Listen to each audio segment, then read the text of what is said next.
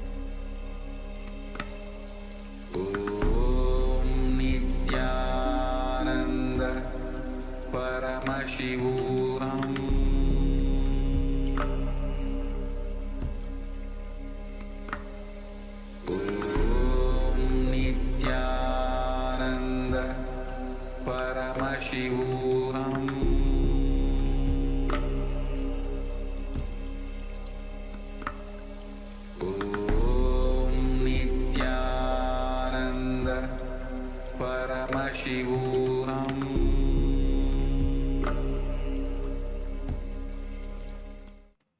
Now, slowly return to your physical body. Start to wiggle your fingers and toes, your wrists and your ankles, your elbows and your knees. Move your arms and legs. Pull your knees up towards your chest and circle them with your arms as you rock your body from side to side. And slowly return to a comfortable seated position. Congratulations, you completed the first 108 asanas of the sequence, which form the Pratama Vinyasa Krama. Let us now get ready to continue the Dvitiya Vinyasa Krama. Have a sip of water and let's get ready. Nithyananda, thank you for watching, and if you found the video enlightening, please give it a like, share it with your loved ones, and subscribe to stay connected with us. don't forget to click the bell icon to receive the notifications.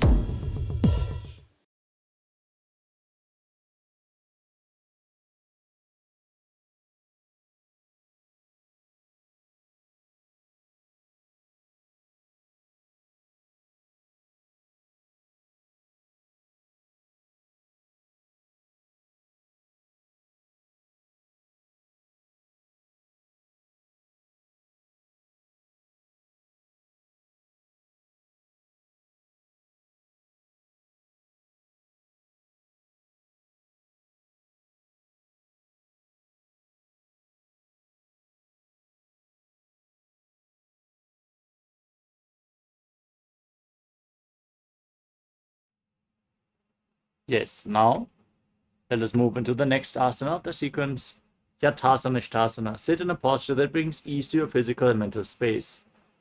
Keep your hands on the knees in Bindu Mudra, index fingers and thumbs together. As you visualize Swamiji in your inner space, breathe in Samana Kumbhaka, inhale deeply into your navel, and visualize a flame being kindled, rising up your spine as you internally chant the Mahavakya Om Nithyananda Paramashivoham. पर्यङ्कं तत्समाख्यातं यत संस्थां यथा स्थितिः. Next up is Samasana. Sitting in a cross-legged position with your hands on the knees in Bindu Mudra. Inhale and exhale as deeply as possible, again and again, as you visualize Swamiji in your inner space. इदानीं गर्भिणीनां योगाभ्यासो यथा लगो सुखप्रसवलाभाय प्रोच्यते प्राक्तनेपति दण्डपद्मभरद्वाज वीरवज्रसमानितो. Now keep your left heel against the perineum and place the right foot on top of the left foot. Keep your hands flat on the knees as you gaze to the tip of the nose and visualize yourself as a sage liberated by the Supreme Pontiff of Hinduism. निपीड्यसीविनीं सूक्ष्मां दक्षिणेतरगुल्पतः वामं याम्येन गुल्पेन मुक्तासनमिदं भवेत्. The next asana is Siddhasana. From the same posture, shift your gaze up towards your third eye and visualize Swamiji in your inner space. स्थाणुसंयमितेन्द्रियोचलदृशा पश्यन् भ्रुवोरन्तरं चैतन्मोक्षकपातभेदजनकं सिद्धासनं प्रोच्यते. Next up is Siddhi Asana, maintaining the posture. Gaze to the ground in front of your body. As you engage all three bandhas, Mahamudra Bandha, contract the perineal floor, pull your stomach in and up, and tuck your chin to the chest, lock the throat. Visualize Swamiji in Siddhi Asana. वामपादके डीजानो शिवनीमदिता सुकोंटानो दचपादकी एडीजो यी मेजो मदिलगा वेसोय.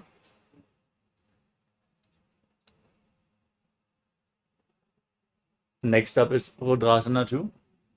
From the same posture, keep your hands on the knees in Bindu Mudra. Gaze to your third eye and visualize yourself as Lord Rudra.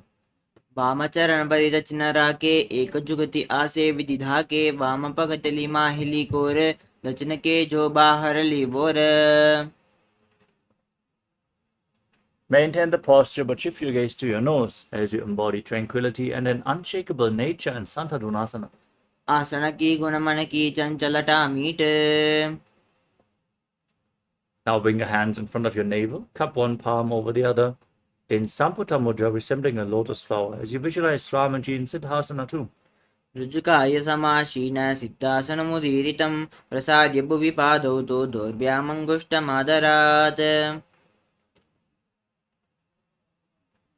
Next up is Bandha Yoni Asana. Now, set the sankalpa to manifest through the womb of creation. As you get ready to enter Shanmukhi Mudra, inhale deeply and hold your breath as you lock your mouth with your little fingers, your nostrils with your ring fingers, your eyes with your middle fingers and index fingers, and your ears with your thumbs. यत्र मध्ये महादेव बन्धयोन्यासने शृणौ यत्र त्वाकेचरो भूत्वा विचरेदीश्वरो यथा कृत्वा योन्यासनं लात लिङ्गुह्यादिनिबन्धनम्. Next up is Virasana. Now place the right foot onto the left thigh and bring the left foot below the right thigh. Keep your hands on the knees in Bindu Mudra as you embody the state and space of bravery. एकं पादमतैकस्मिन् भिन्नस्योरणे संस्थितः इतरस्मिंस्तथा चोरुं वीरासनमुदीरितम्.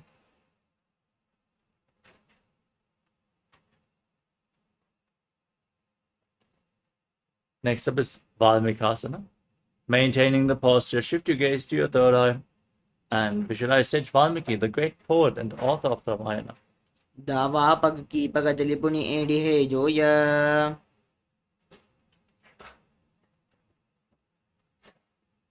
The next asana is Joni Mudrasana. Now keep your hands flat on your knees. Shift your gaze to your nose and visualize the Yoni Mandala, the visual representation of Devi Paramashiva Shakti. वामपाद की पगतले जाहि माहिली core.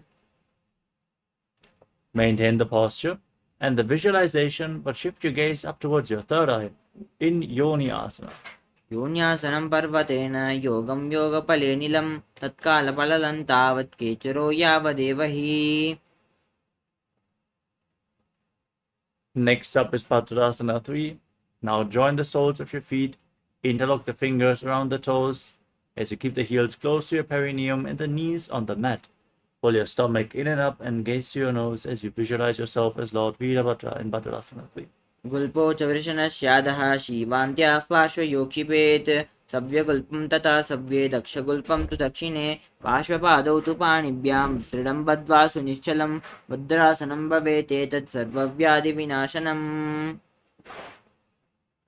From the same posture, place your left hand on the knee and your right hand over top of your mouth. Close your left nostril with the index finger, inhale through the right, then close both nostrils. Hold your breath. Exhale through the left. Then inhale again through the left. Invert the breathing flow in Abhyanta Kumbhaka. As you press your tongue upwards in Kechari Mudra, gaze to your third eye and visualize yourself as an Agori in Agorasana. पूर्वक हो विश्रिका जो ही बाही विधि चो कीजे सोय. Next up is Kanadi Pavasana. As you separate your heels, place your elbows down on the heels and rest your chin on your hands. Gaze to the tip of your nose, pull your stomach in and up, and exhale fully, holding your breath in the exhaled state in Narechaka Kumbhaka as you visualize yourself as a female elephant drinking water in Kanadi Pavasana. ग्वाली पावा आसन कह्यो है जैसे जाहूं में जाने पिति तैसे. Next up is Padasana. As you scoop your hands below the feet, interlock your fingers and lift your feet off the mat. Gaze to the tip of your nose and visualize Swamiji in Padasana. ततोर्ध्वं रेचयेद् वायुं मृडनिश्वास संयुतम्.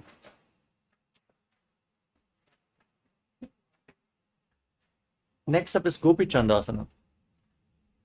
Now, interlock your fingers around the toes from the top and pull your feet against your chest as you rest your chin on the toes. Gaze to the tip of your nose and embody the state and space of a king. पूरब विधि पगा का अंगूठा कंटको परासे. Next up is Udarasana. Now scoop your hands below the feet and interlock your fingers around the toes from below. As you raise your feet against your chest, gaze to your nose and visualize your body free from any defects. दोवो पगतलि संपुटटाने उभय हस्तकरि ऊर्ध हिटाने अंगुष्ठ दोवु समतः रावे चिबुको नीचे ताही लगावे. Now raise your feet even higher in front of your face. Keep the interlocked fingers in front of your forehead as you visualize yourself excelling in everything in Vishishtasana. दोऊ पग चली जोड़ी संपुट करे. The next asana is Bhujasana. Now lift your legs over top of your shoulders and bend your elbows up to interlock your fingers around your neck. Visualize yourself as a cobra in Bhujasana. शिरासनं तु विज्ञेयं कक्षासनमतः परं ग्रीवासनं च परमं भुजासनमिहोच्यते.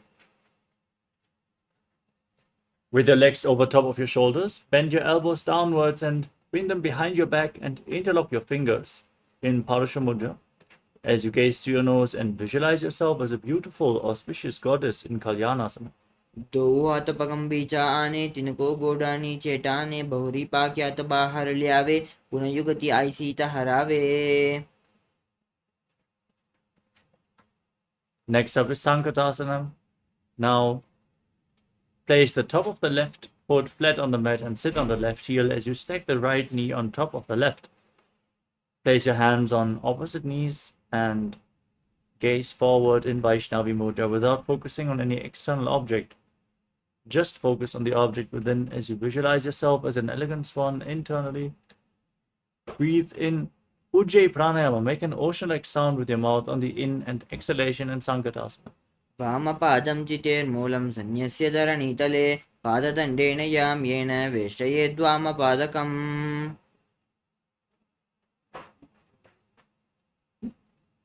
Now slide the left foot outside the hip and sit in between the heels. Keep your hands on the top knee. Pull your stomach in and up and visualize a cow in Dhenukasana. अंशागिनगर पञ्चदं वृषीरं दगल्यम्नि. Next up is Machandrasana. Now place the right foot onto the left thigh and the left foot onto the right knee. Bring the left arm behind your back and twist your spine to hold on to opposite thighs. Gaze up towards your third eye and visualize Swamiji in Machandrasana. वामजङ्गपरिदचनटाने वामहस्तभिष्टिदिश आने बहुरोदचनपादकी जोयी ताकी नाली जो पकरे सोया. Now hold on to the feet and lean forward and down. Place your forehead on the ground as you visualize Swamiji in Machandrasana too. प्रथमजी मनोचरण जो जोई वामजंगपरिरा के सोई ताकि एडी कड़ी चोल्यावे बहुरी जुगति है और करावे. Now rise up, interlock your fingers and place them on the top knee. Engage all the bandhas, Mahamudra Bandha, and visualize your Guru, Swamiji, in Guru Asana. गुरुमूले तरपादस्य कनिष्ठिका प्रदेशगुल्पं संस्थाप्य. Now sit on the right heel as you keep the top of the right foot flat on the ground and stack the left knee over top, holding on to opposite knees with your hands as you visualize yourself as an elegant swan in Sankatasana on the other side. वामपादं चितेर्मूलं सन्न्यस्य धरणीतले पाददण्डेन याम्येन वेष्टयेद्वामपादकम्.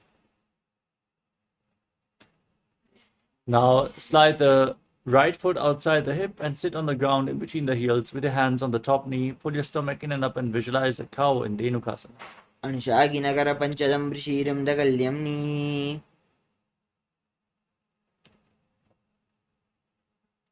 Now repeat Machandrasana. Place the left foot on the right thigh and the right foot on the left knee. Twist your right arm behind your back. Hold on to opposite thighs as you gaze to your third eye and visualize Swamiji in your inner space. वामजङ्गपरिदचनटाने वामहस्तभिष्टिदिश आने बहुरोदचनपादकी जोयी ताकि नाली जो पकरे सोया. Now hold onto the feet and lean forward and down. Place your forehead on the ground as you visualize Swamiji in Machandrasana too. प्रथमजी मनोचरण जोई वामजङ्गपरिरा के सोई ताकि AD कड़ी चोल्यावे बहुरी जुगते है और करावे. Now interlock your fingers and place them on the top knee as you engage all the bandhas and visualize Swamiji, your Guru, in Guru Asana. ऊर्मूले तरपादस्य कनिष्ठिका प्रदेशगुल्पं संस्थाप्य. Now place your feet flat on the ground and raise your knees against your chest. Hold your knees close with your hands as you press your tongue upwards in Kechari Mudra. Gaze to your third eye and visualize Swamiji in Pashasana. पादतले भूमौ निधाय जानुनि वरसि निधाय विपरीतहस्ताभ्याम् ऊरुसहितजङ्गे निबध्य तिष्ठेत् पाशासनं भवति. Now hold on to opposite wrists with your hands as you keep your knees against your chest. Rest your chin on the knees. Press your tongue upwards in Kechari Mudra as you gaze to your nose and visualize yourself residing in an abode of bliss in Bodha Shukasana. धूपगतलि भूपरिजरे कोरुमाहिरि ऐसे करे कोरुमिलाई उकड़बे से जंगा चाटी अग्रनिवेशे. Next up is Kudakatasana. Now bring your hands underneath the knees and hold on to opposite elbows. Gaze to the tip of your nose as you press your tongue up and visualize Swamiji in Kudakatasana. धोवु हुआ तपक बाहर लियावे गोडा नीचे लेता हरावे आमाम स्वामामई से करे आपस में को हानि पकड़े.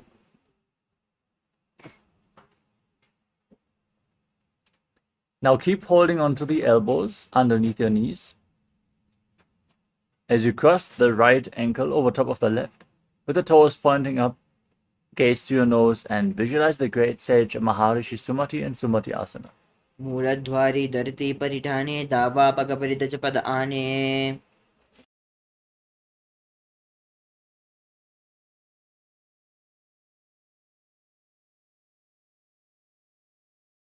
The next asana is Dandasana.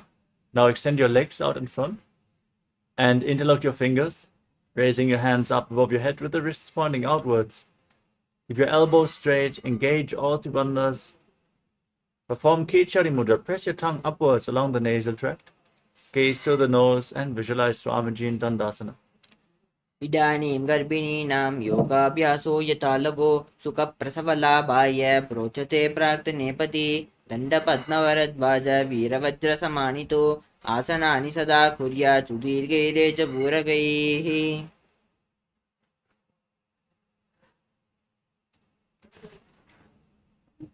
Now lean forward and down. Hold on to the big toes in Prana Mudra as you perform Nadi Shodhana without the support of your fingers. Inhale through one nostril and exhale through the other alternatingly, cleansing Ida and Pingala Nadi, the main energy channels along your spine. Visualize Swamiji in Arambhasana. धोवु पग मिलवा पसारी पगा का अंगूठा पकड़ी लीलाट गोड़ा लगावे.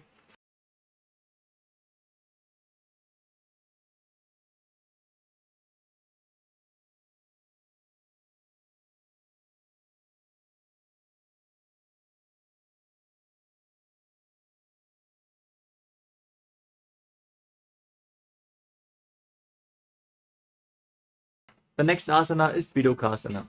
Now separate your feet and slightly raise your knees. Bring your hands below the shins and hold onto the soles of your feet from the outside as you lean forward and down as low as you can. Gaze up towards your third eye and visualize Swamiji in your inner space. प्रथम वैसी धोवु पाव पसारी कचुक ऊर्धको कुरुडो डारे. Now join your heels together and keep your hands underneath the shins with the palms facing up, elbows on the ground, and rest your face on your heels. Gaze to the tip of the nose and visualize Swamiji in Jalandhari Pavasana. धोवु एडी मैलिके डीजे हाथ पसारी.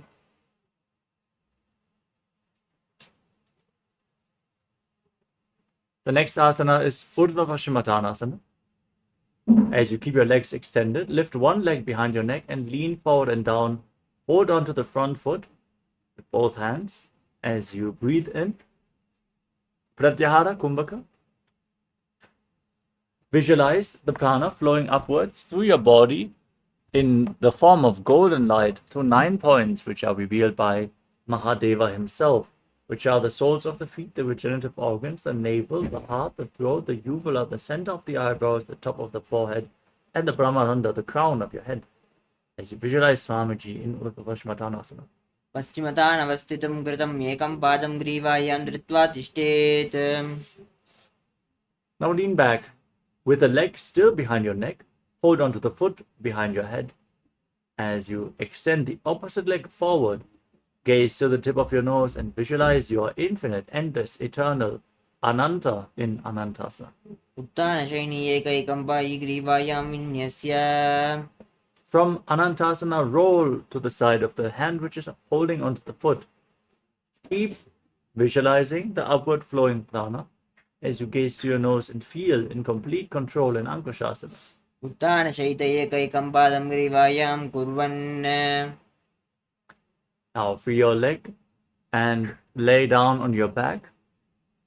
Pull your knees up towards your chest and encircle your legs with your arms as you rock your body from side to side. Visualize Swamiji in your inner space in Drishasana. उत्तानशयनं जानुने हृदये वष्टम्ब जङ्घासहित ऊर्णीकरद्वये बद्ध्वा सव्यापसव्यं लोडयेत् दृशासनं भवति. Next up is Urdhva Paschimottanasana on the other side. Extend your legs, lift the other leg behind your neck. As you lean forward and down, hold on to the front foot. Visualize Swamiji and breathe in Pratyahara Pranayama with the prana flowing up along your spine. पश्चिमतानवस्थितं कृतम् एकं पादं ग्रीवायां धृत्वा तिष्ठेत् ऊर्ध्वपश्चिमतानं भवति. Now lean back with a leg behind your neck, hold onto the foot. Extend the opposite leg, gaze to your nose, and visualize yourself being infinite, endless, eternal, Ananta. उत्तानशयनी एकैकं पायी ग्रीवायां विन्यस्य इतरहस्तेन पावाग्रं गृहीत्वा.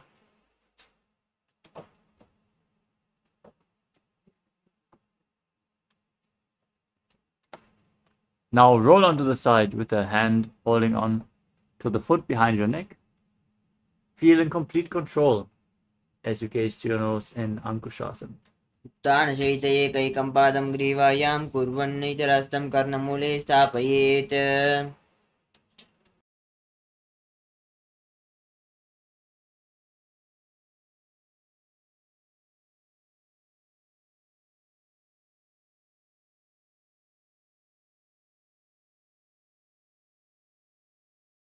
The next asana is Yoga Nidrasana.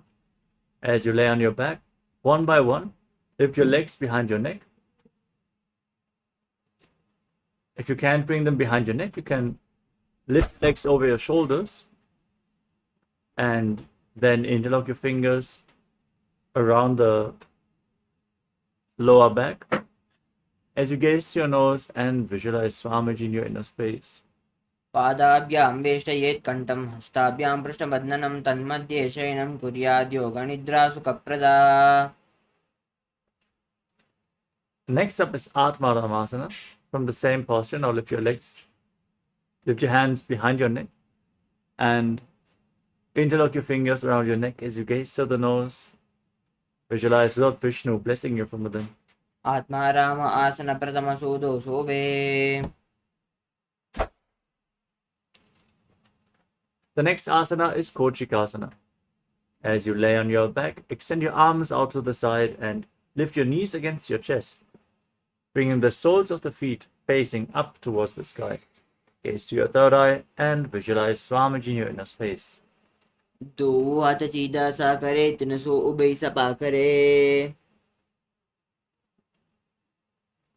From the same posture, now drop one knee to the side and extend the opposite leg down. This is Chatara Parivriti 1. Now bend both knees to the side. This is step 2.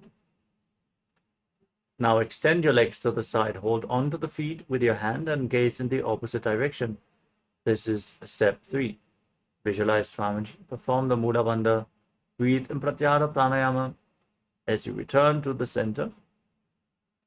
And let us repeat all the 3 steps on the other side. Drop the knee to the side, extend the opposite leg down. Bend both knees to the side. Extend your legs to the side and hold onto the feet as you gaze in the opposite direction. परिवृत्ति कुक्षि भागे त्रिदाहि परिकीर्तितः बद्धकोणं सुप्तकोणं ऊर्ध्वकोणमतापि च. Next up is the Dviparapitam. As you lay on your back with your feet flat, hold onto your ankles and push your hips up. As you lock your throat and breathe in Mocha Kumbhaka, gaze to your nose and visualize yourself as sturdy as a bridge in the Dviparapita. प्रतिक्रियायुतं द्वन्द्वपीठः सर्वबलप्रदं गर्भिणीनां दुर्बलानाम् इति Gargi जगादनु. Next up is Paryankasana. Now bring your hands over your shoulders with the fingers pointing towards your feet. Raise your entire body off the mat. Push your hips up high. Walk your feet and hands closer together. As you visualize yourself as sturdy as stone furniture, breathe calmly through your nose in Sahadra Kumbhaka. उत्थानशयनमस्ततलाभ्यां भूमिं वष्टभ्य. Now lay down on your back. Pull your knees against your chest and hold onto the respective shoulders with your hands as you move your hips in a circular motion. Visualize yourself as a dog, playfully rolling around on its back in Shvutanasana. शवच्चरीरं संस्थाप्य जानुनी सम्मील्य नाभो आनीय. Next up is the Viparita Karani. As you lay on your back, your arms flat, raise your legs up. Point the toes to the sky and move your hips in a circular motion as you visualize Swamiji in your inner space. भूतदेश्वशिरो दत्वा केन ये चरणद्वयं विपरीतकृतैः सैसा सर्वतन्त्रेषु गोपिता. Now stop the movement of your legs. Point the toes to the sky as you visualize Swamiji in the Viparita Karani too. Karni विपरीताख्या सर्वादिव्यादिनाशिनी नित्यमभ्यासयुक्तस्य जाठराग्निविवर्धनी. Now drop your feet down over top of your head. Bring the toes to the mat and interlock your fingers behind your back as you press your hands on the ground. Visualize yourself as a plow in Langalasana. ग्रीवाकण्ठेन भूमिं विष्टम्ब पादाग्रद्वयमूर्धमुन्नयेत्. Next up is Shaita Paschimottanasana. Hold on to your feet over top of your head. Keep the toes on the mat. As you visualize Paramashiva in your inner space, internally chant Om Nithyananda Paramashivoham. In one of the 84 asanas, we feel directly by Lord Paramashiva himself. तानं शयित्वात् कुर्वीत शैतपश्चिमतानकम्. Now, holding onto the feet, separate your legs and bring the hips above the shoulder level. As you breathe in Mocha Kumbhaka, visualize Swamiji in Supta Konasana. परिवृत्तिकुक्षिभागे त्रिधा हि परिकीर्तितः मध्यकोणं सुप्तकोणम् ऊर्ध्वकोणमथापि च. Join your feet back together and hold onto your ankles. As you roll onto your back, keep your arms and legs straight, visualizing yourself as a chakra, a wheel in Chakrasana. शवासनस्तत्त्वो पादो कुर्यान्मस्तकतः परो विक्रमेण ततः शीघ्रम् एतत् सर्वस्य साधनम्. Now lay down on your back and hold onto the big toes in Prana Mudra as you extend your legs up vertically. And then separate your legs wide to the side, visualizing Swamiji and breathing in Ujjayi Pranayama in Supta Prasalita Parangushtasana. उत्तानपादं क्रौञ्चं च मरीचिं वीरभद्रकं नटराजं त्रिकोणं च सुप्ताङ्गष्टप्रसारणे. Now join your feet back together. Hold on to the big toes as you visualize Swamiji in Supta Parangushtasana. उत्तानपादं क्रौञ्चं च मरीचिं वीरभद्रकं नटराजं त्रिकोणं च सुप्ताङ्गष्टप्रसारणे.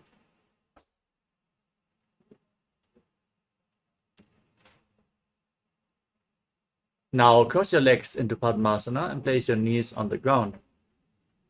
Lay on your back and bring your hands over top of your head, holding up to opposite elbows over top of your head.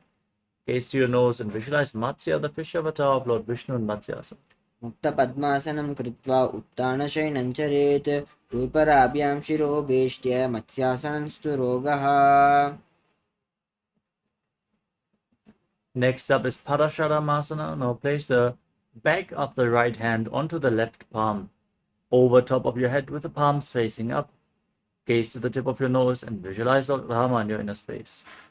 प्रथमकरे पद्मासन आचे सूदोसो वे भूपरिपाचे गोडा आरु जंगे एदो भूसो लगटारा सेसो ये. Next up is Sarvangasana. Now, with your legs in Padmasana, raise your knees off the ground and raise your hip, supporting your lower back with your hands.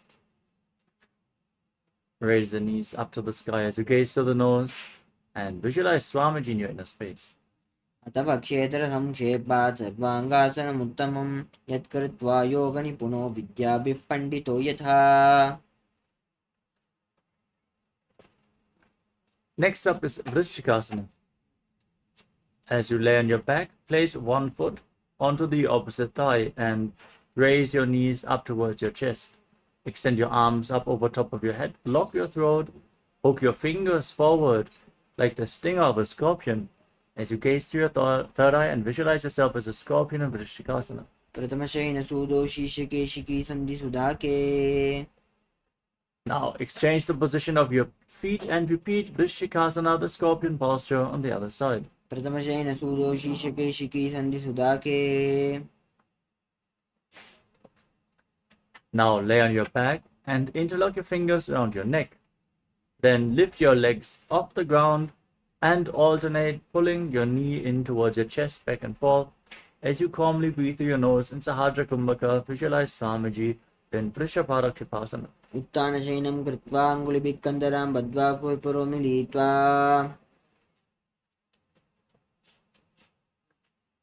Next up is Maruttanasana.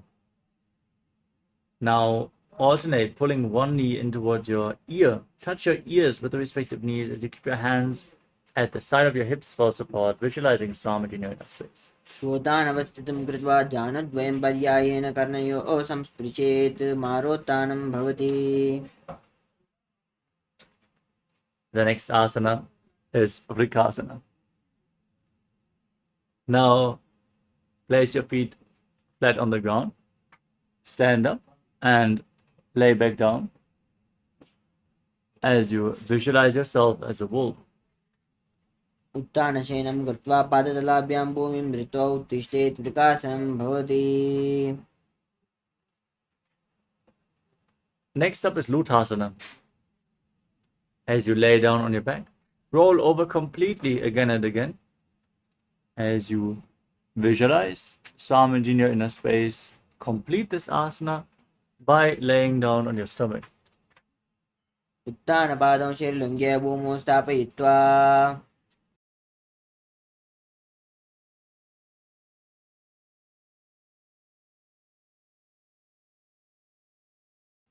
Now, as you lay on your stomach, keep your hands at the side of your shoulders and contract your lips, make a whistling sound like a flute on the inhalation. Visualizing yourself as a chariot carrying warriors into a battle for Dharma on your chariot back in Saratasana. निम्नशयनं कृत्वा नाभिं भूमौ निधाय संवध्यस्ताभ्यां भूमिम् अष्टम्भ तिष्ठेत् शरतासनं भवति. Next up is Dehalyulanganasana. Now, with your hands flat, push your body up into a plank position and alternate jumping your feet in between the hands back and forth, visualizing yourself transcend body and mind in Dehalyulanganasana. हस्तद्वयं बद्ध्वा तन्मध्यचरणद्वयम् उड्डानेव भैरानीय. Now rise up and lean forward and down. Place your hands on the mat and walk around on hands and feet as you visualize yourself as a wise 60-year-old elephant in Jatyas. अथ जाट्यासनं वक्ष्ये येन जाटिस्मरो भवेत्. हस्तां त्रिभूमौ च गमनम् आगमनं ततः. Next up is Lolitika Karanam. From Arimandi posture, heels together, toes pointing outwards and knees bent. Raise your arms to the shoulder level and rotate your arms around your body as you move your head in all directions. Open up your chest widely.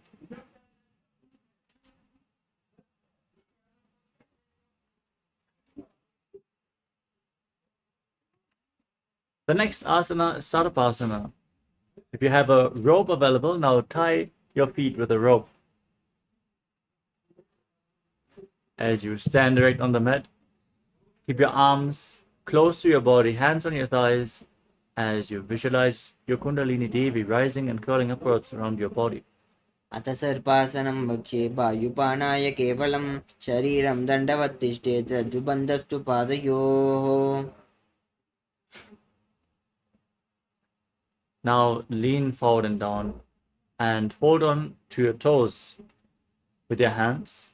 Keep your hands in a fist and visualize and walk around on the mat like a camel as you breathe through your nose in Ushtrasaranasana. वृष्टिकनिष्ठिकाप्रदेशेन भूमौ निधाय उपरि पाततले संस्थाप्य उष्ट्रावतुष्ट्रासाडनं भवति. From the same posture, now hold the toes from the outside. Walk around as you visualize yourself as a horse in Ashvasana. वृष्टिकनिष्ठिकाप्रदेशेन भूमौ निधाय उपरि पादतले संस्थाप्य अश्वावच्छरीरं चलनीयम् अश्वासनं भवति. Next up is Kapota Nitakasana. As you bring the heels together, interlock your fingers behind your back and pull your hands down towards your calves. Open up your chest, breathe deeply through your nose, and visualize yourself as a soaring bird diving in Kapota Nitakasana. पादतले भूमौ निधाय पृष्ठभागेन हस्तौ जङ्घापर्यन्तं नीत्वा कपोटनिटकं भवति. Next up is the Tala Pushpaputam Karana. Now, stand in Arimandi. Join your hands in Namaskara Mudra. Bow down to one side, raise the respective heel, and open up your palms on both sides again and again as you visualize yourself holding a bouquet of flowers and offering it to Paramashivoham.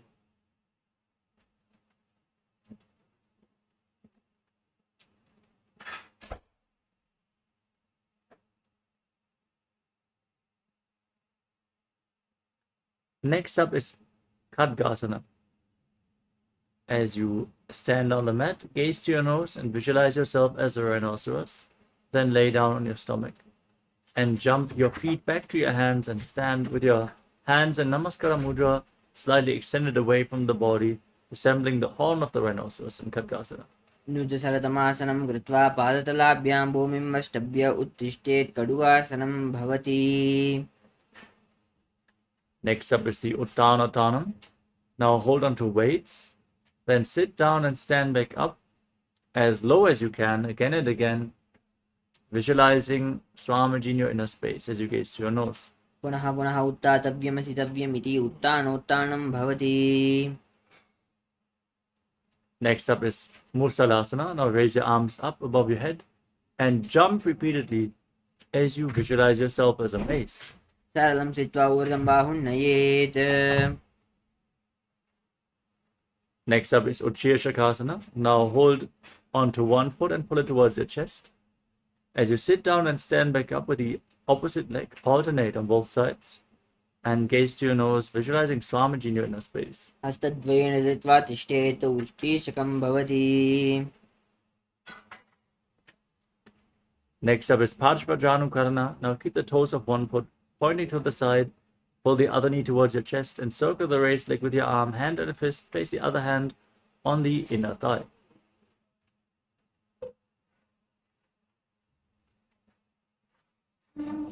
Next up is Tandavasana.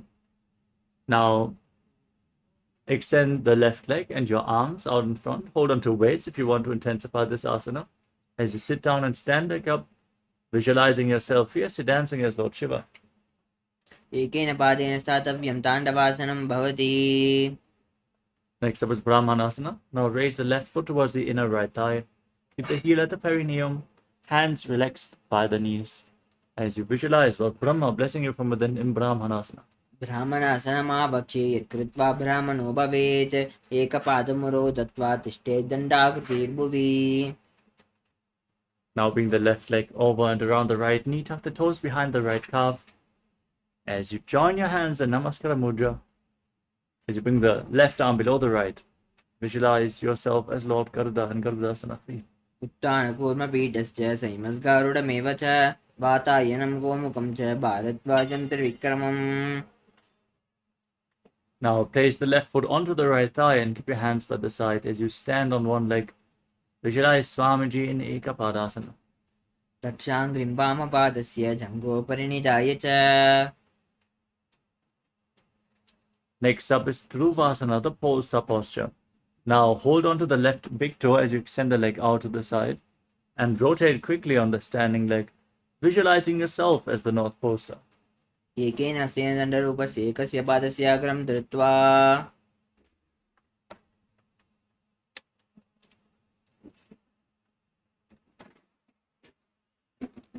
Next up is Trivikramasana. As you stand on the mat, lift the left leg behind your neck. Stand tall, sit down, and stand back up. As you perform the 3 steps of Lord Vishnu, visualize Lord Vishnu blessing you from within. ग्रीवायं पादं संस्थाप्य स्थातव्यम् उत्थातव्यं त्रिविक्रमासनं भवति.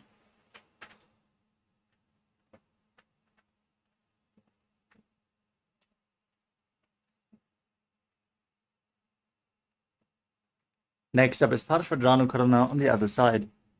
Now keep the toes of the left foot pointing out and lift the right knee against your chest and circle it with your hand on a fist, the other hand on the inner thigh.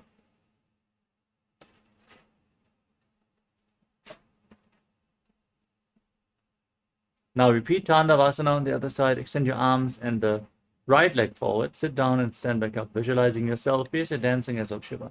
एकेन पादेन स्थातव्यं ताण्डवासनं भवति. Now repeat Brahmanasana. Lift the right foot towards the inner left thigh with the heel against the perineum. Hands by the side. Visualize Lord Brahma blessing you from within. ब्राह्मणासनमावक्ष्ये यत् कृत्वा ब्राह्मणो भवेत्. एकपादमुरो दत्त्वा तिष्ठेत् दण्डाकृतिर्भुवि. Now bring the right leg over top of the left knee and tuck the toes behind the left calf. Bring the right arm below the left. Join your hands in Namaskara Mudra and visualize yourself as Lord Garuda in Garudasana 3. उत्तानकूर्मपीठश्च सैमस्गारुडमेव च वातायनं गोमुखं च भारद्वाजं त्रिविक्रमम्. Now place the right foot onto the left thigh and keep your hands by the side as you visualize Swamiji in Ekapadasana. दक्षाङ्घ्रिं वामपादस्य जङ्घोपरिणिताय च. Next up is Dhruvasana, the poster posture. Hold onto the right big toe as you extend the leg out to the side and visualize yourself as the North Pole star rotating quickly on the standing leg. एकेन हस्तेन दण्डरूपस्य एकस्य पादस्य अग्रं धृत्वा. Now repeat Trivikramasana on the other side. Lift the right leg behind your neck. Stand tall, sit down, stand back up. Perform the 3 steps of Lord Vishnu. ग्रीवायं पादं संस्थाप्य स्थातव्यम् उत्थातव्यं त्रिविक्रमासनं भवति.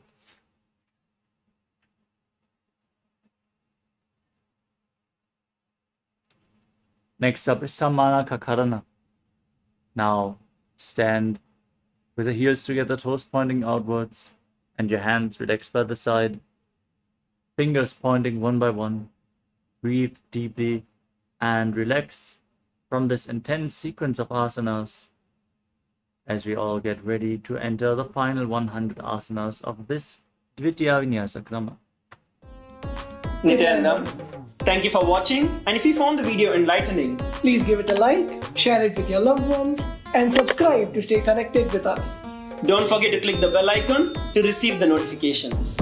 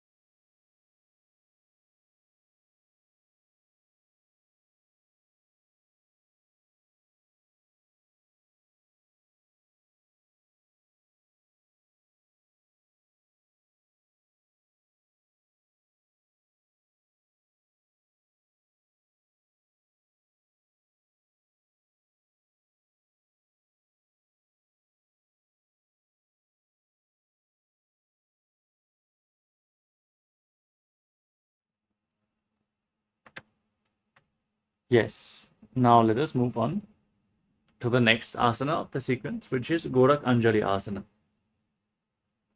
Now, from a standing position, squat down and bring your hands from the outside in between the legs, interlocking your fingers in front of your navel as you visualize the great sage Goraknath, the founder of the Natha Yoga Hindu Sampradaya. Breathe in Jivachala Kumbhaka. Inhale deeply into your navel region and hold the breath. Then freely move the prana in your system just by the force of your will alone. प्रथम ही उबो हो ये बाहुरी नीचे पुनि होवे. Next up is Kanchi Asana. Now squat down and interlock your fingers around your lower back as you visualize Swamiji in your inner space. ऊरुमध्यातस्थो निवेश्य नितम्बं धृत्वा पादतलाभ्यां भूमिं वष्टभ्य तिष्ठेत् काञ्च्यासनं भवति. Next up is Bhairo Asana. Now, with the heels together, close to your perineum, squat down and interlock your fingers around your lower back. As you gaze towards your navel, visualize Bhagavan Kala Bhairava, the Lord of Time, in Bhairo Asana. धूपक की तल्या की माहिली कौर मिलाये पना पाने उकड़ मडवे से. Next up is Varahasana. As you squat down with the toes separated, join your hands in Anjali Mudra behind your head with the fingers pointing towards the ground. Gaze to your nose and visualize yourself as Varaha, the boar avatar of Lord Vishnu. पकतली की माहिली core मिलाई पना पानी उकड़ बेसे AD मूल द्वार नीचे रही से. Now hold on to your big toes in Prana Mudra as you raise your hips to the same level as your knees. Visualize Swamiji in Pilpitasana. पार्ष्णिद्वय सम्मील्य स्थित्वा नितम्बं जानुप्रदेश आनीय तिष्ठेत् कृपयासनं भवति. The next asana is Bakasana. Now place your hands on the ground and bring your knees onto your arms towards your armpits. Lean forward and lift your legs off the mat as you visualize yourself as a crow in Bakasana. हस्ताभ्यां मम निवष्टम्ब जानुद्वयनाभो सम्मील्य. The next asana is Sushtanga Kapali Asana, another inverted posture. Now place your head on the mat and lift your legs up. Then cross them into Padmasana as you gaze to the tip of the nose and visualize Swamiji in your inner space. आसन को गुण कपाल आचो होये. Now come to a kneeling posture with your heels outside the hips, the toes touching behind your back. Place your hands on your knees, gaze to the tip of the nose, and visualize you're sitting in the secret seat with Paramashiva and Guru in Guptasana. जानुर्वोरन्तरे पादौ कृत्वा पादौ च गोपयेत् पादौ परिच संस्थाप्य गुडं गुप्तासनं विदुः.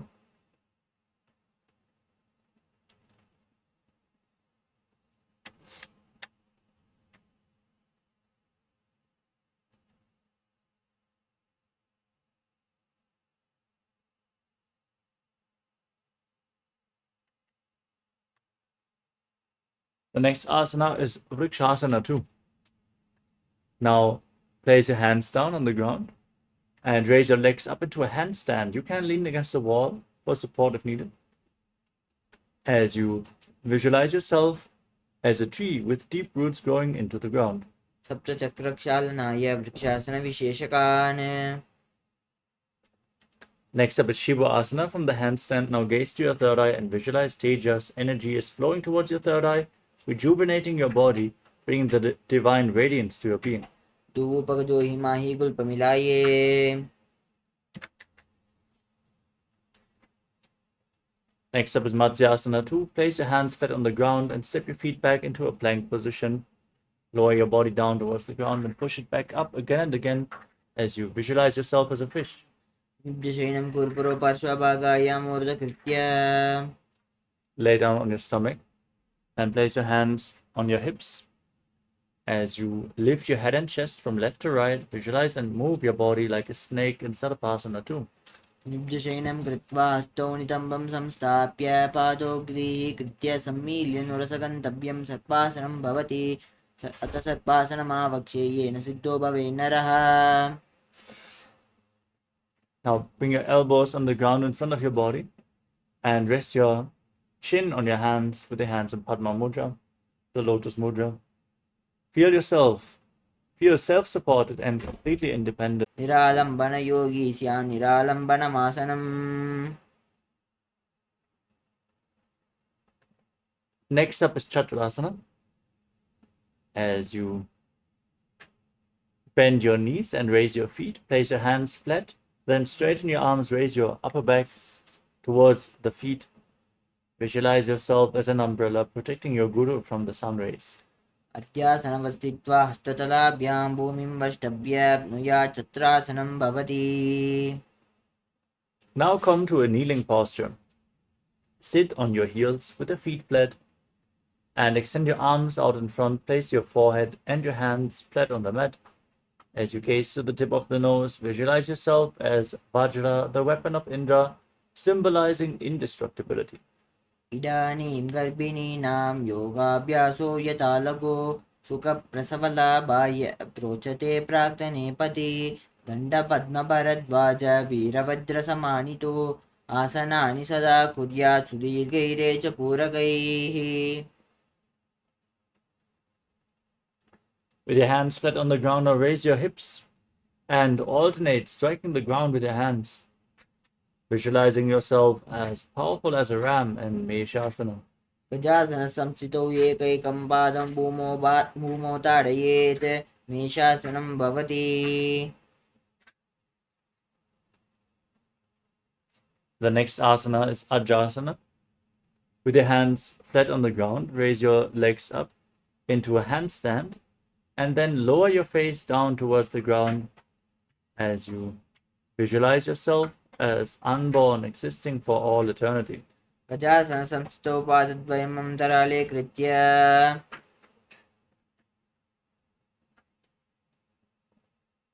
Next up is Dhanantalasana. Now come to a kneeling posture. Hold on to your toes as you pull them towards your perineum. Then place your hands on the knees. Gaze to your nose and visualize Swamiji as you breathe in Ujjayi Pranayama. Make an ocean-like sound with your mouth.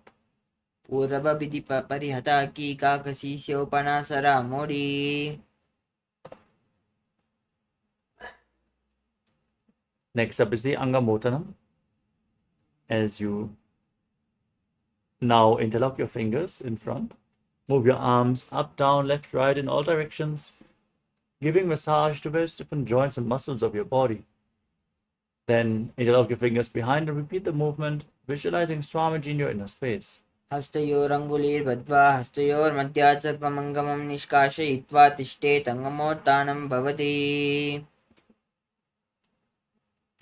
Now turn your feet to the side and sit in between the heels with the thighs and calves on the mat. Visualize yourself as Lord Garuda flying Lord Vishnu and Lakshmi on his back with your hands on the knees in Garudasana form.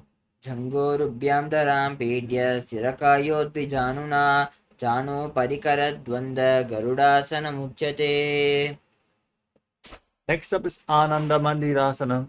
Now join the soles of your feet behind with the toes pointing back. Keep your knees separated and on the ground.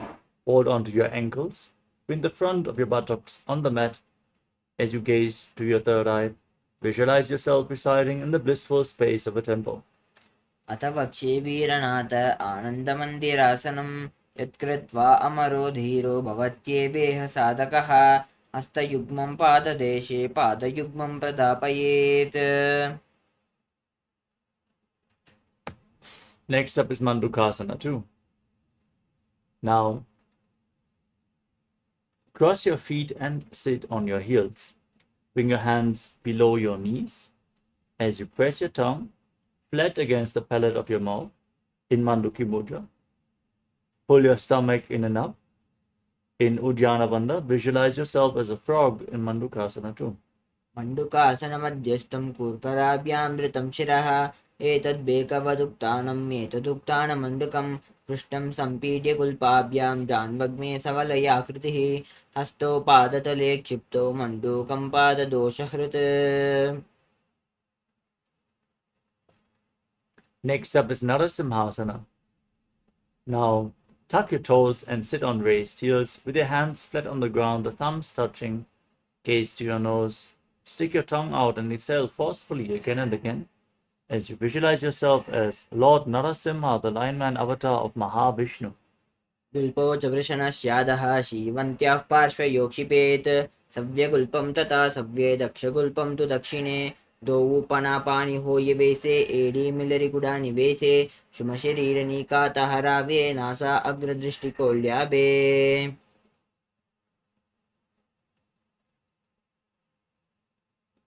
Next up is Pishtakasana. Now sit on the raised heels with the knees on the ground and cover your mouth with your hands as you bring your thumbs underneath the teeth. Close your mouth, inhale through the right nostril and exhale through your mouth in Vishlaka Pranayama.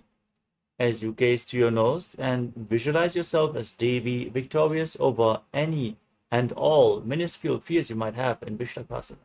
दुवु पकांकी येडी जोई गोडाम पनवान कुनि होई गोडा जंग other करी रखे आडे बाह इशी बिधि सके.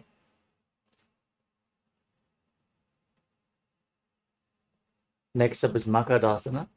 Now bring the soles of the feet together and the toes pointing back. Sit on the heels and bring your hands to your armpits as you imitate as if you are a monkey stretching yourself. Gaze to your third eye and visualize yourself as a playful monkey. दुवु पगतलि संपुट आने तिनकी पिष्टि भूमि परिठाने मूलद्वार एड्याम परिल्यावे मूढ़ा हाथा ऊंचाता हरावे दुवु करकी अंगुर जो ही बदकम आनी लगावे सोवु मजकुजवा की जो करे तिरकी दिष्टया चल्या की दे रही. Next up is Vajrasangarasana. As you bring the soles of the feet together, your knee is raised off the mat, separated. Hold on to opposite elbows behind your back. As you gaze to your nose, embody diamond-like strength for you and your Sangha, your spiritual community. प्रथम पना पानी हो ये बेसे दुवु AD गुडानी वेशे गोडा उबारा के तिया आड़े वाय पसारे धीरा वृष्टि दिशी दोवु करी आने तिनकी जुगति आसे विदिताने.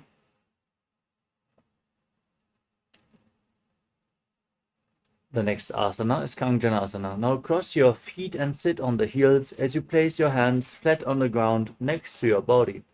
Gaze to the tip of your nose and visualize perfect health beyond any and all physical or mental ailments. Put your stomach in and up in Kanjanasana.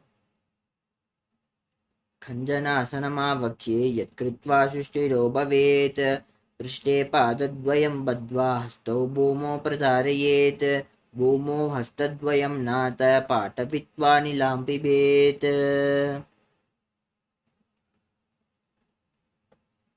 From Kanjanasana, now place your hands on the knees. Now make your upper back and neck stiff like the shell of a turtle as you embody a turtle with a stable body and mind to live for centuries. And gaze to your nose in Kurmasana.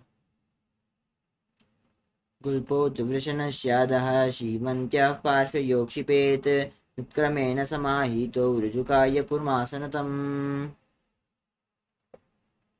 Maintain the posture but relax your upper back and neck. Gaze to your nose and visualize Swamiji in Yogasana. गुडं नियम्य गुल्पाभ्यां व्युत्क्रमेण समाहितः योगासनं भवेत् एतत्तिति योगविदो विदुः.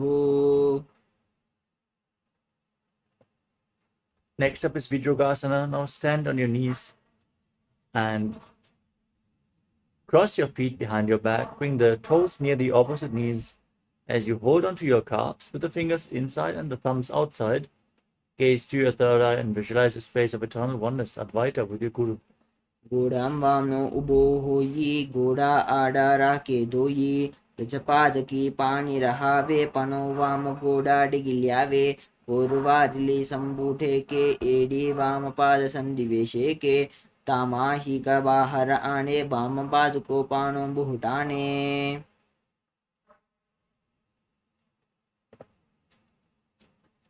Next up is Ushtrasana 2. Now, standing on your knees, place your top of the feet flat on the mat and lean back. Hold onto your heels and tilt your head back all the way, visualizing yourself as a camel. मुष्टिकनिष्ठिका प्रदेशेन भूमौ निधाय उपरि पादतले संस्थाप्य उष्ट्रावतुष्ट्रासाडनं भवति मेरुदण्डग्रन्थिदाढ्या सम्पिपाद इषुः पुमान् कपोतोष्ट्रासनाभ्यास कुर्यान्मितहिताशनः. Now lean back further. Place your elbows and the back of your head on the ground as you gaze to your nose and visualize yourself as a blooming lotus in Jatyasana.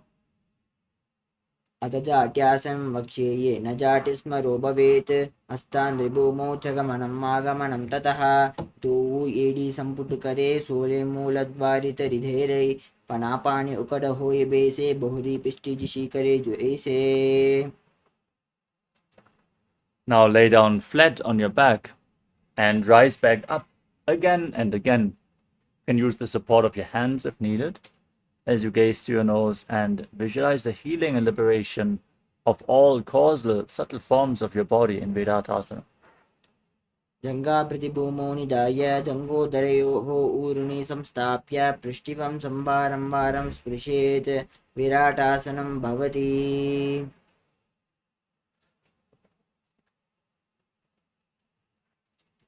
Next up is the shoulders and reach of in Kapotasana.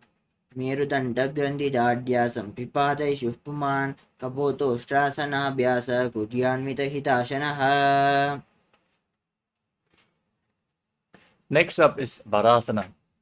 Rising up on the knees, keep the toes tucked behind and hold on to opposite arms in front of your chest. As you gaze to the tip of your nose, visualize Paramashiva in your inner space, internally chanting Om Nithyananda Paramashivoham. In the boon-fulfilling posture, receive your boon from Paramashiva in Varasana. जाननी भूमौ संस्थाप्य हस्ताभ्यां बाहु परस्परं धृत्वा सरलं तिष्ठेत् वारासनं भवति.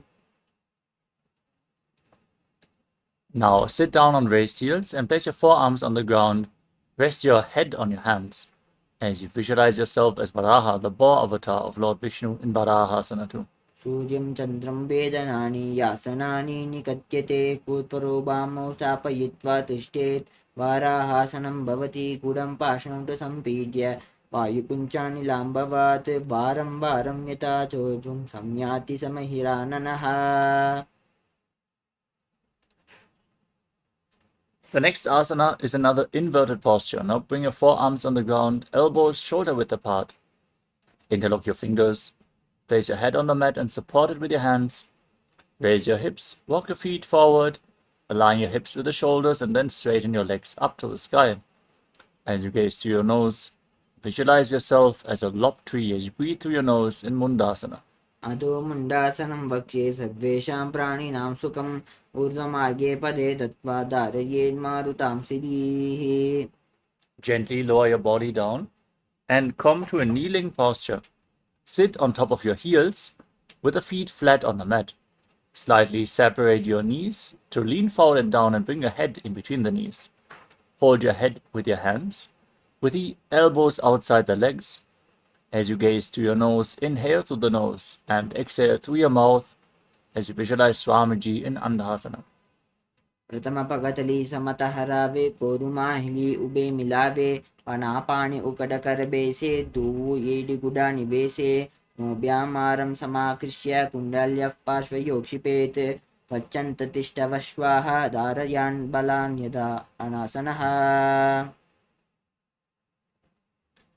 Next up is Viparita Shalabhasana. Now lay down on your stomach and extend your legs and your arms over top of your head. Hold on to weights, then lift your arms, your chest, and your legs off the ground completely, visualizing yourself as a locust. सलभासन भेदाश्च नटभेरुण्ड नामके मण्डभेरुण्ड सहिते शीर्षदण्डासनं तथा. The next asana is Kapalasana. As you lay on your stomach, place your forehead on the mat and keep your hands at the side of your hips. Then lift your legs up together. Visualize a skull representing the mind with purified thoughts and the strong will to attain enlightenment in Kapalasana, the skull posture. कपालं भूमौ निधाय ऊर्ध्वं पादौ नयेत् कपालासनं भवति.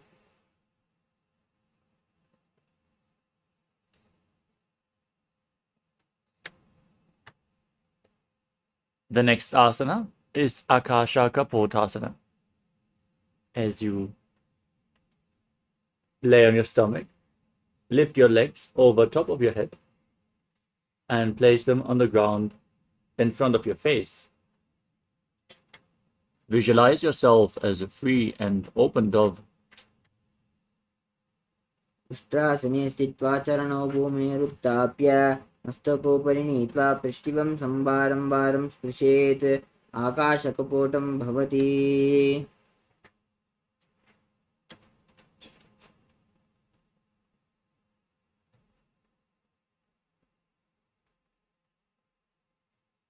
Next up is Chatakasana. As you sit in a kneeling posture, place your forearms on the ground and rest your navel onto your thighs as you visualize yourself as a sparrow. चटकासन भेदाश्च नटभेरुण्ड नामके घण्टभेरुण्ड सहिते शीर्षदण्डासनं तथा.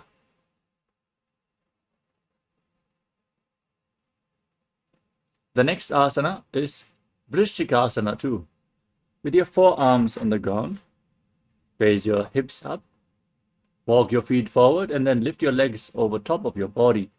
Bend your knees and try to touch the back of your head with your feet as you visualize yourself as a scorpion.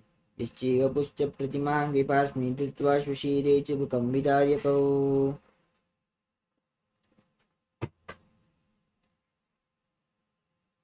Lower your legs down and now place your perineum onto the right heel. Now keep your hands in front of the knees and gaze forward in Vaishnavi Mudra without focusing on any external objects. Visualize yourself as a bull as you inhale forcefully through the nose. Hold your breath for a short while and then again exhale through the nose in Antarangaka Kumbhaka in Vrishasana. याम्यगुल्पे पादमूले वामभागे पदेतरं विपरीतं स्पृशेत् भूमिं वृषासनमिदं भवेत्. Now keep your hands on the ground and lift your entire body off the mat. Cross the toes of the left foot over the right as you balance on your arms and visualize Swamiji in Lolasana. लोलासनं सदा कुर्यात् वायुलोलापघातनात्. Now sit down on the left heel as you bring the right foot outside the hip, hands in front of the knees, visualizing yourself as a bull in Vrishasana, the bull posture on the other side. याम्यगुल्पे पादमूले वामभागे पदेतरं विपरीतं स्पृशेत् भूमिं वृषासनमिदं भवेत्.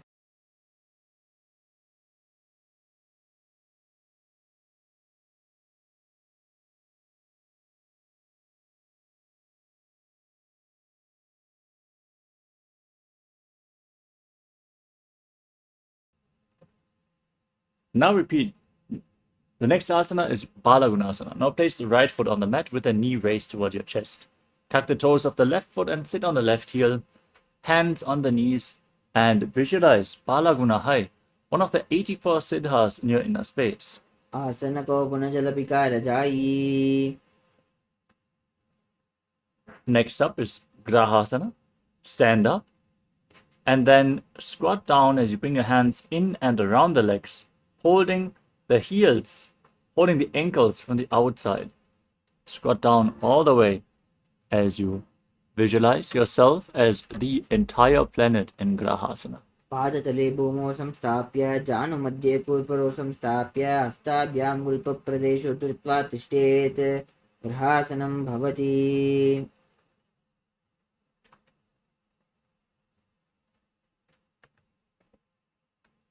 Now repeat Balagunasana on the other side. Now sit down on the right heel and keep the left knee raised against your chest with the hands on the knees, visualizing Balagunahai. आसनको गुणजलपिकारजायी.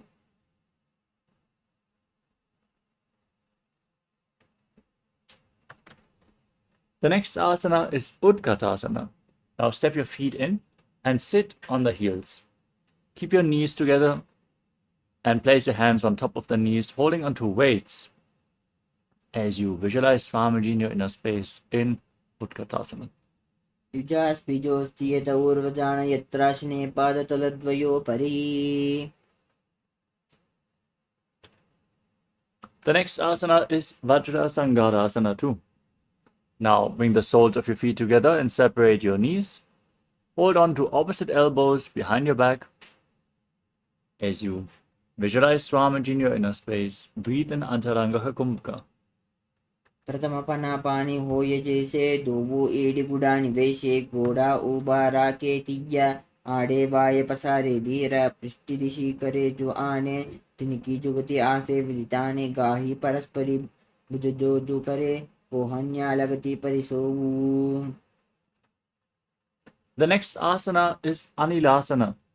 Squat down or sit down and place your hands flat on the ground.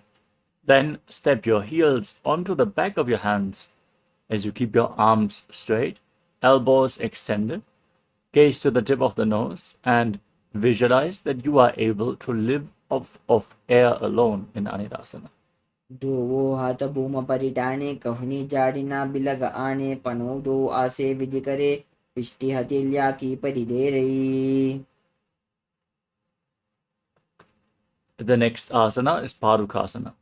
Now place the back of your hands on the mat, step your feet onto your upturned palms, and wrap your hands around the feet like shoes. Walk around on the mat, visualizing yourself wearing padukas and walking across India. हस्ततलयोः पादतले कृत्वा तिष्ठेत् गच्छेत् पादुकासनं भवति. Next up is Kukutodhanasana. Now place your hands flat on the ground, shoulder width apart. Kick your legs up. Let them fall back down again and again. Now visualize yourself as a rooster and keep breathing in Antaranga Kumbhaka. हस्ततले भूमौ कृत्वा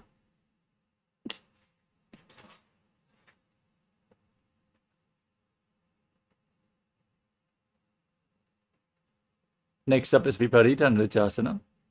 With your hands flat on the ground, kick your legs up into a handstand and then move your feet around, dancing on two hands as you feel yourself become free of all inhibitions. हस्ततले भूमौ वष्टाभ्य ऊर्ध्वं पादाग्रे कुर्वन्. Next up is Kunjarasana. Separate your feet and place one hand on the mat. Place the other hand on your ear as you keep the arm straight with the hand on the ground. Breathe through your nose in Sahaja Kumbhaka and visualize Swamiji in your inner space in Kunjarasana. अथ वक्षे महादेव कुञ्जरासनमुत्तमं करेण एकेन पादाभ्यां भूमौ तिष्ठेत् चिरकरः. Exchange the position of your hands. Place the other hand on your ear as you maintain this posture. Kunjarasana on the other side. Visualize Swamiji in your inner space. अथ वक्षे महादेव कुञ्जरासनमुत्तमं करेण एकेन पादाभ्यां भूमौ तिष्ठेत् चिरकरः. The next asana is Kadambasana. As you squat down all the way with the heels close to the perineum, hold onto your ankles and lift your feet off the ground, balance on your heels, visualizing yourself as a Kadamba tree, a pious tree that promotes a long life in Kadambasana. पार्श्वेभ्यां भूमिमवष्टभ्य हस्तद्वयेन गुल्पो धृत्वा तिष्ठेत् काडम्ब भवति. Now with your feet flat, your knees raised against your chest, your hands on the knees, breathe against your thighs, feel your lower back expand as you inhale and exhale deeply through your nose. Visualize that any excess vata is being released from or balanced within your system in Pavanamuktasana. द्वयोस्तु पादयोः पाणिं लात्वा स्वस्थनितम्बके जानुनि वक्षसि साधुर्बभ्रति करबन्धनैः एवं विदास्थितिर् यत्र वायुमुक्तासनम्.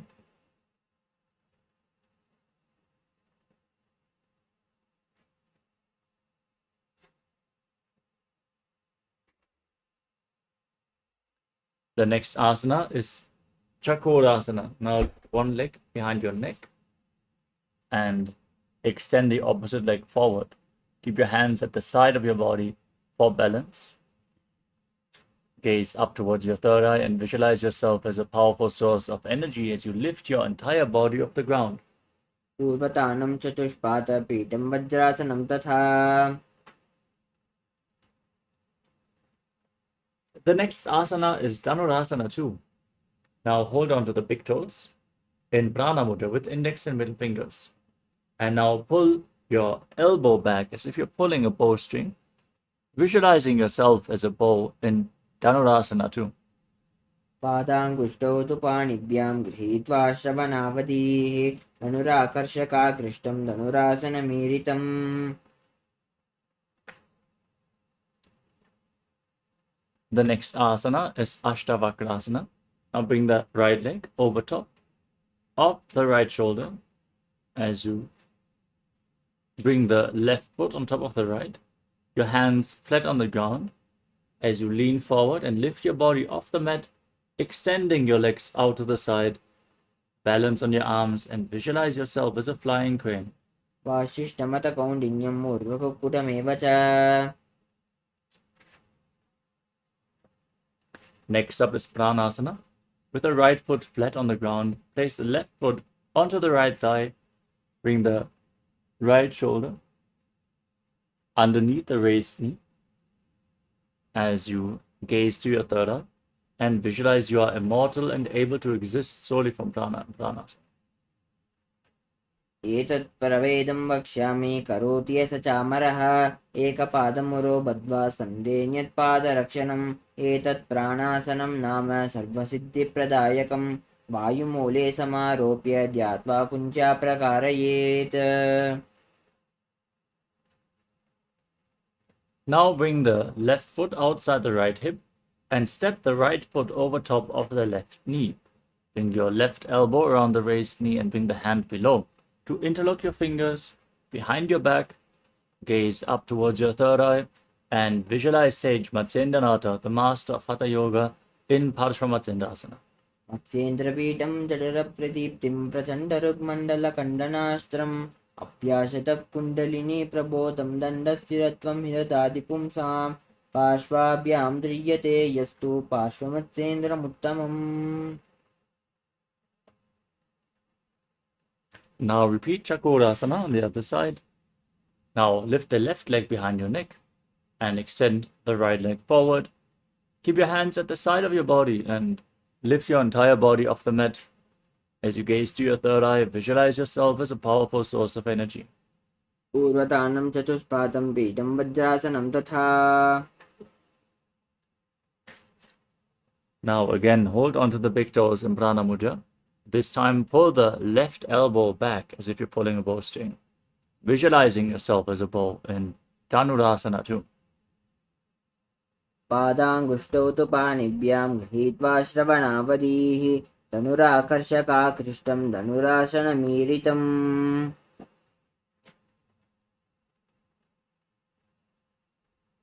Now bring the left leg over your left shoulder and hook the right foot on top of the left foot.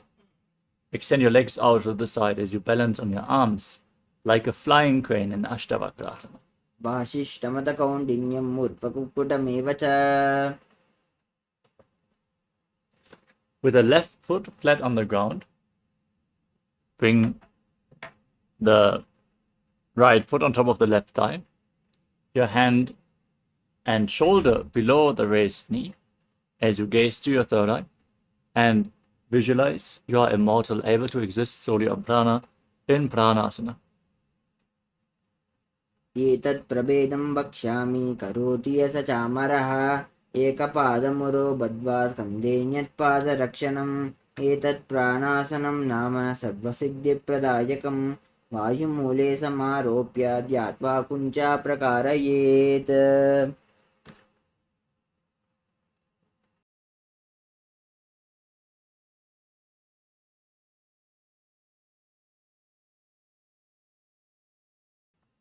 Next up is Parshvamatsyendrasana on the other side. Now bring the right foot outside the left hip and step the left foot over the right knee, bringing your right elbow outside the raised knee, the hand below.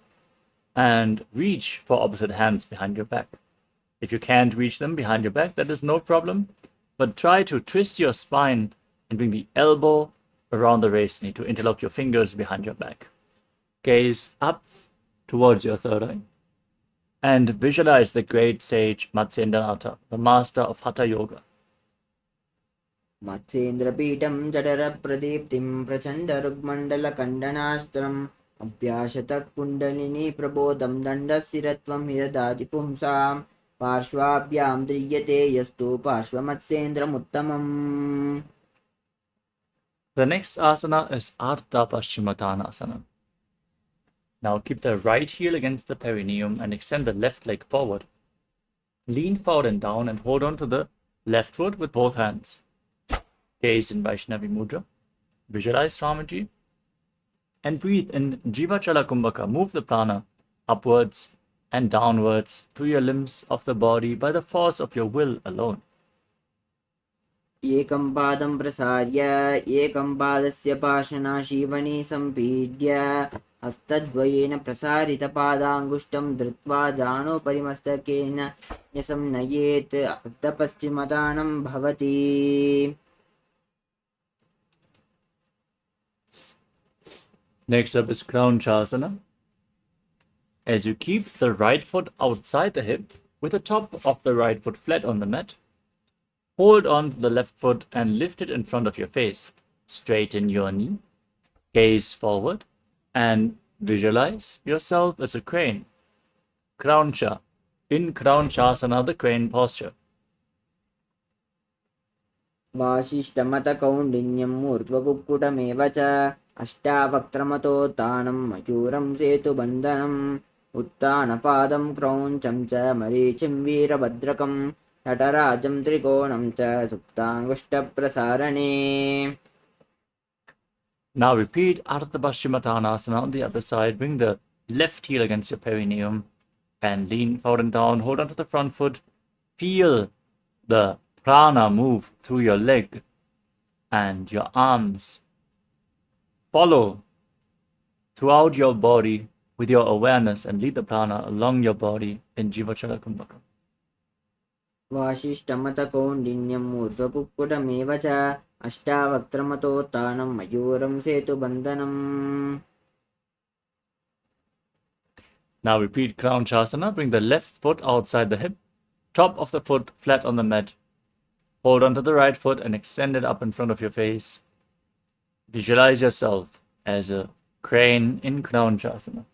वासिष्ठमतकौण्डिन्यम् ऊर्ध्वकुक्कुटमेव च अष्टावक्त्रमतोत्थानं मयूरं सेतुबन्धनम् उत्थानपादं क्रौञ्चं च मरीचिं वीरभद्रकं नटराजं त्रिकोणं च सुप्ताङ्गष्ठप्रसारणे.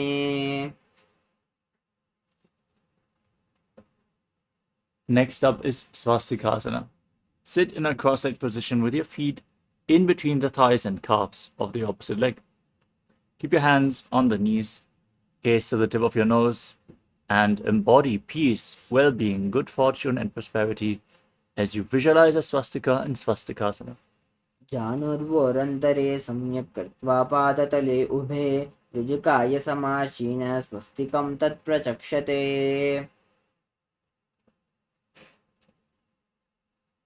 Next up is Gorakshasana. As you maintain the same posture, cover your heels with your hands, tuck your chin to the chest, gaze to the nose, and visualize the great sage Goraknath, the founder of the Natha Yoga Hindu Sampradaya. जानुर्वोरन्तरे पादौ उत्थानो व्यक्तसंस्थितौ गुल्पौ चाचाद्यहस्ताभ्यामुत्थानाभ्यां प्रयत्नतः कण्ठसङ्कोचनं कृत्वा नासाग्रम् अवलोकयेत्. गोरक्षासनमित्याहुः योगिनां सिद्धिकारणम्. The next asana is Bhagasana. Now keep the left heel against the perineum and place the right foot on top of the left thigh. Visualize Swamiji in your inner space as you gaze to your third eye and meditate on Arihanta, the Lord, the Enlightened One, the Avatar.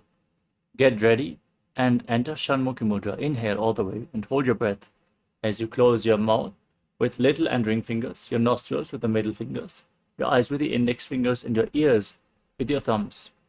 वामपार्श्वगुणो संस्थाप्य दक्षाङ्घ्रिं वामजगणे एवं विदासनं यत्र तत्र साधोपगासनम्. Next up is Yogasana 2. Now place your feet onto opposite knees. Keep your hands at the side of your body with the palms facing up. Gaze to the tip of the nose and visualize Swamiji in your inner space as you perform the Kakachantra Kumbhaka. Keep your mouth in the shape of the beak of a crow. Inhale through your mouth and then exhale through your nose again and again in Yogasana 2.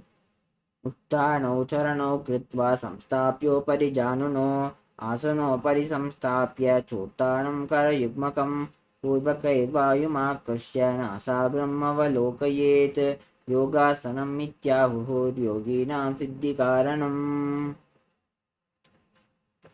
Now place your palms on the ground next to your body as you sit in Padmasana and lift your entire body off the mat.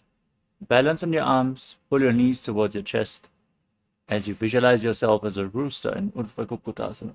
वासिष्ठमतकौण्डिन्यम् ऊर्ध्वकुक्कुटमेव च.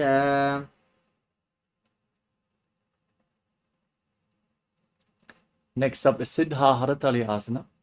Now bring your hands between the legs and place your palms on the ground as you gaze to the tip of your nose. Don't lift your body up, stay seated on the ground and visualize Swamiji in your inner space. प्रथम पद्मासनकोपरे हस्तदो वा गोडासन्दिदेरे उभे हते लियुभूधरे टेचे पोचगोडासन्दिदाके. The next asana is Hamsasana. Now straighten your arms and lift your entire body off the ground with your hands between the legs. Pull your knees towards your chest. Gaze to your nose and visualize yourself as an elegant swan. कुक्कुटासनं स्थित्वा स्कन्धपर्यन्तं ऊर्णीत्वा तिष्ठेदं सासनं भवति. Next up is Karmukasana. Now bring your hands through the legs and push them behind your body as you lift your hips, bring your forehead to the mat and interlock your fingers behind your back in Parasha Mudra. Visualize yourself as Pinaka, Lord Shiva's bow in Karmukasana. प्रथम पद्मासनकोपरे गोडासन्धिमाहि करिदेरे तरपदुसरि करे दो आने कोहन्य उपरि सन्धिले Thane. The next asana is Kurmasana 2. With your legs in Padmasana, bring your hands through the legs and bend the elbows upwards to hold on to your shoulders as you visualize yourself as a turtle having a stable body and mind to live for hundreds of years in Kurmasana 2. वामी जंग परिदक्षिण पावा दाहिनी जंग परिपामिल्या वा. Maintain the posture, tuck your chin to the chest and gaze to the tip of your nose. Rejoice knowing you're sitting in Shiva's secret knot posture, Granthi Bedasana. अथ वक्ष्ये नीलकण्ठ ग्रन्थिभेदासनं शुभं ज्ञात्वा रुद्रो भवेत् क्षिप्रं सूक्ष्मवायुनिषेवनात् कृत्वा पद्मासनं मन्त्री जङ्गो हृदयकरो. From the same posture, now roll onto your back. Keep holding onto your shoulders as you gaze to your nose and embody a turtle laying on its back in Uttana Kurmasana. कुक्कुटासनबन्धस्थं कराभ्यां धृतकन्दरं पीतं कूर्मवदुत्थानम् एतदुत्थानकूर्मकम्. Now rock yourself back up, sitting in Padmasana. Bring your hands through the legs. Place one palm on the ground and hold its wrist with the other hand. Lift your body off the ground on one arm as you visualize yourself as a rooster in Pangu Kukkutasana. कुक्कुटासनवस्थित्वा एकेन हस्तेन न्यसिमणिबन्धं धृत्वा. Maintain the posture. Shift the palm which is on the ground as you repeat Pangu Kukkutasana on the other side. कुक्कुटासनवस्थित्वा एकेन हस्तेन न्यसिमणिबन्धं धृत्वा. The next asana is Gridasana.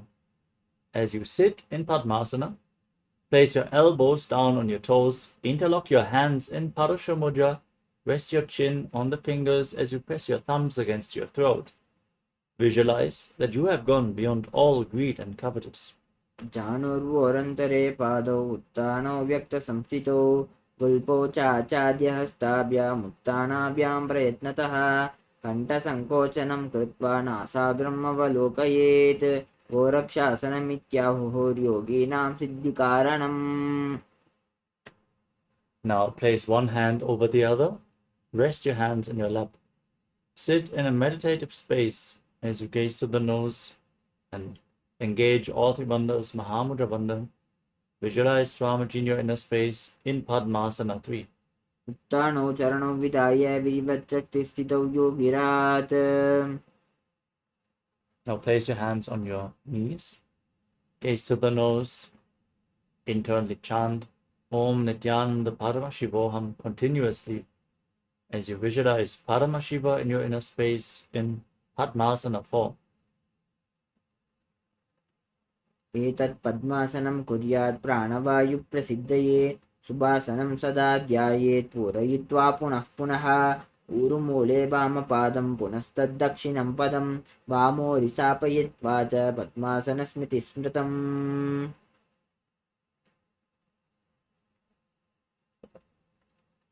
The next asana is Karmakasana 2. Keep your left hand on the knee and keep your right hand in Prana Mudra, holding on to the big toe as you pull the elbow back as if you're pulling a bowstring. Move the big toe round and round. Then repeat the movement on the other side as you visualize yourself as Lord Shiva's bow in Karmakasana 2.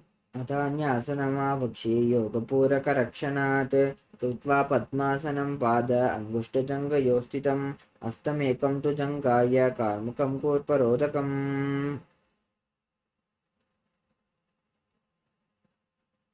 Next up is Karmakasana 3. Bring your hands behind your back, cross your arms, and hold on to the big toes in Prana Mudra as you remain seated in Padmasana. Gaze to the tip of your nose as you engage all three bandhas, Mahamudra Bandha, and visualize yourself as Pinaka, Lord Shiva's bow. कार्मुकासनमाक्षित्य उदरे पूरयेत् सुखं तदवायुर्वसो याति कालेन सूक्ष्मवायुना कृत्वा पद्मासनं मन्त्री वेष्टयित्वा प्रधारयेत्.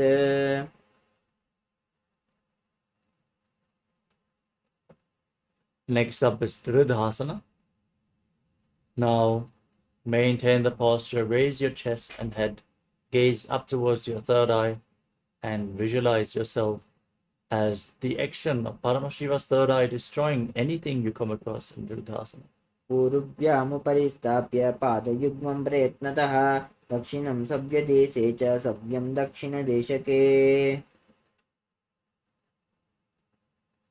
Now roll back. Keep your arms crossed behind the back, holding onto the big toes in Prana Mudra if you can. Gaze to the tip of the nose.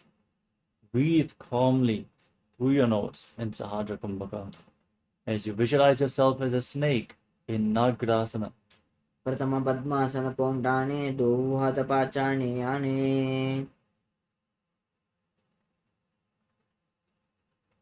Now free your arms and your legs. Pull your knees up towards your chest and circle your legs with your hands interlocked in Parasha Mudra. Bring your chin to the knees. Squeeze your body into a ball. Relax your spine. Breathe deeply in Sahadra Kumbhaka. Feel the expansion of your chest as you push the air against your thighs and the ground in Kandukasana. वेतरासने स्थित्वा हस्तपादान् निष्कुष्य ऊर्ध्वं नयेत्. Now place your feet flat on the ground. Keep your knees raised and interlock your fingers around your neck. Let the elbows fall to the side. Gaze to the tip of your nose and breathe deeply in Sahadra Kumbhaka. Feel the chest opening up as you breathe deeply. And visualize Swamiji in your inner space in Urdhva Bhavanasana. प्रथमसो दोषै न करावे घोड़ा उबारा से मिलावे. Now bring your hands underneath the heels with the palms facing upwards. Push your body off the ground. Raise your hips up high. as you push the air upwards against the throat lock in Mocha Kumbhaka. Try to not let the air escape. Hold it with a throat lock as you force the air to the higher energy centers. Visualize yourself as a powerful alpha ape in Marakata Pithasana. उत्तानशयनं पादतले उत्तानहस्तयोः स्थापयेत्. Now support your lower back with your hands. Keep your hips raised and extend your legs straight. Point the toes. Rest your entire body weight on your elbows, resting on the ground. Gaze to the tip of your nose and visualize Swamiji in your inner space in Uttana Shikipitakasana. जन्मोर्बलहीनस्तेत् उत्तानशिखिपीठकम् अप्रमत्तः प्रकुर्वीता भुक्तेः प्राग्विजितेन्द्रियः. Now raise your legs up, point your toes to the sky, and place your arms flat on the ground for support. Visualize yourself blissfully traversing through Naraka Loka unscathed in Narakasana. ग्रीवाखण्डेन भूमिं विष्टम्भ पादाग्रद्वयमूर्धमुन्नयेत्. Now support your lower back with your hands. Keep your body completely straight as you lower your legs down. Engage your core intensely as you visualize yourself as a boat crossing the ocean of samsara in Nithyananda. नौकावस्थित्वा ऊर्ध्वं पादाग्रद्वयं नयेत्. Now raise your legs back up. Point the toes to the sky. Be completely straight and sturdy like a flagpole as you rest your arms on the ground. Visualize yourself as the KAILASA flag respected across all nations in Dvajasana. तिर्यन्नौकावद्ग्रीवा पृष्ठकोत्तरैः भूमिं वष्टभ्य मस्तकलाक्षेण पादाग्रद्वयं नयेत्. Now lower your legs down. Lay down flat on your back with your hands at the side of your hips, palms facing up in the final asana of this sequence, Mritasana. Relax completely. Sink into this posture. Unclutch from any micro movement of the body and mind as you pull the Kundalini Shakti up along your spine in Shakti Chalan Mudra. Visualize your body is dead and Swamiji is liberating you as you internally chant Om Nithyananda Paramashivoham in Vritasana. अतशवासनम् उत्तानं शववद्भूमौ शयनं तु शवासनं शवासनं श्रमहरं चित्तविश्रान्तिकारणम्.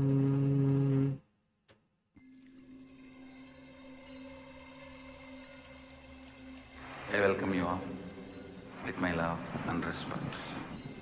Let you all open all your three eyes. Om Nithyananda Paramashivoham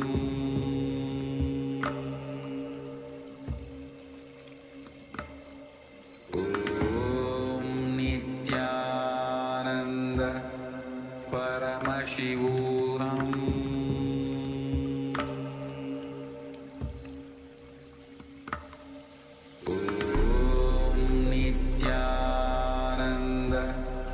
Paramashivoham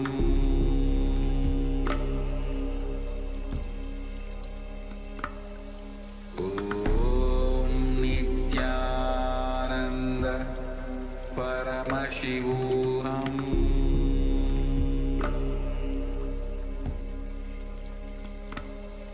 Om Nithyananda Paramashivoham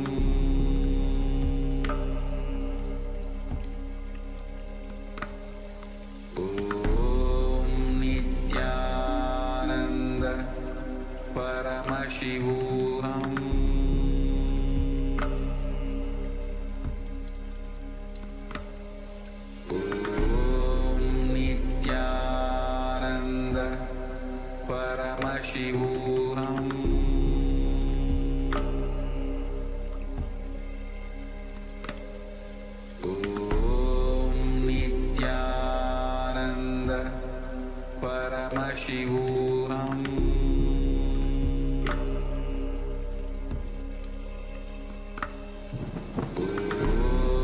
Nithyananda Paramashivoham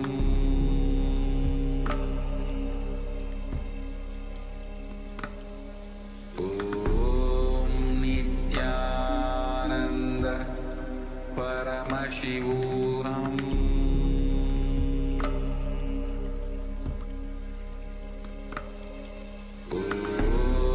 Nithyananda Paramashivoham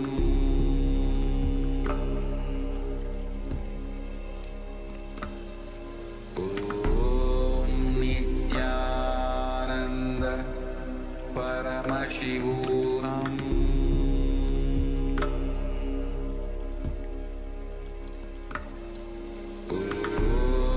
Nithyananda Paramashivoham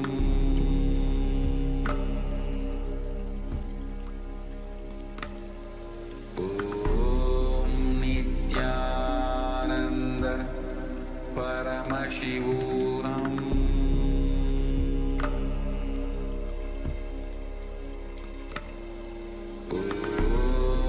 Nithyananda Paramashivoham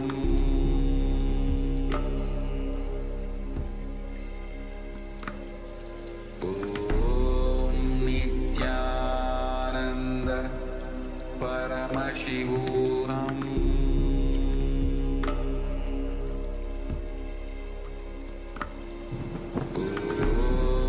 Nithyananda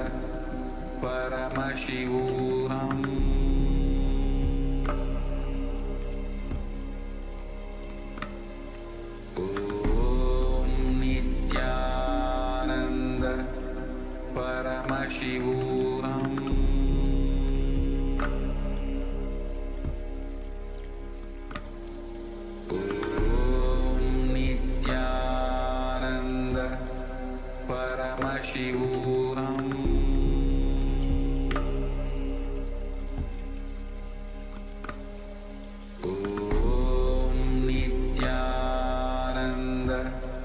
Paramashivoham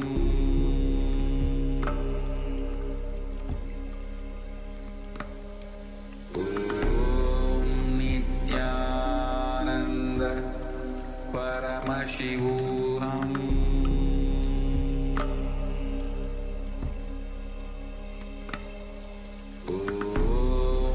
Nithyananda Paramashivoham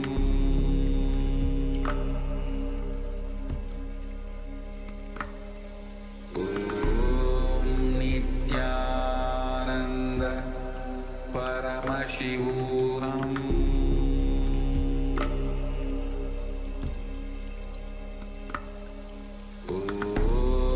Nithyananda Paramashivoham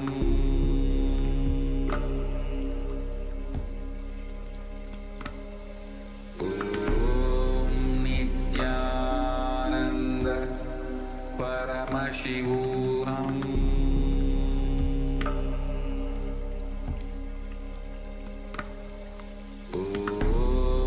Nithyananda Paramashivoham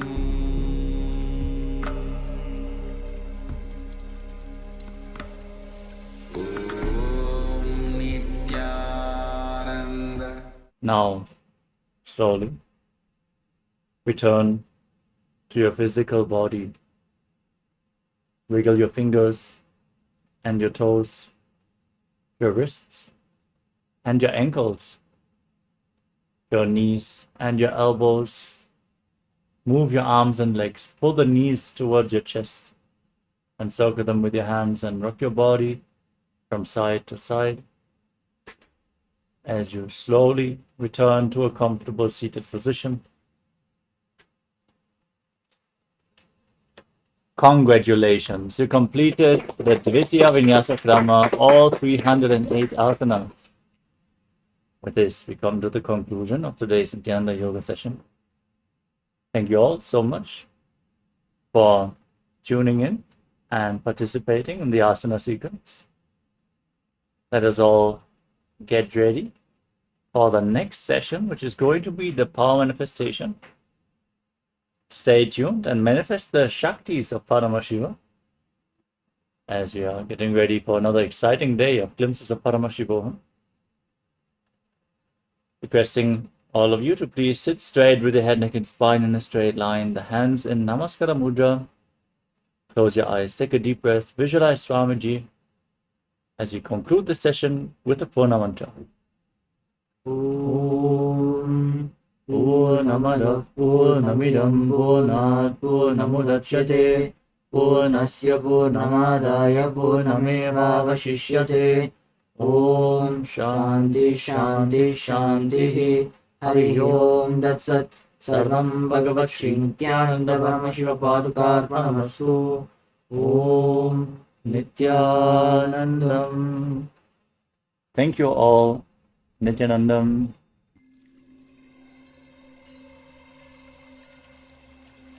I welcome you all with my love and respect. Let you all open all your three eyes. Om Nithyananda Paramashivoham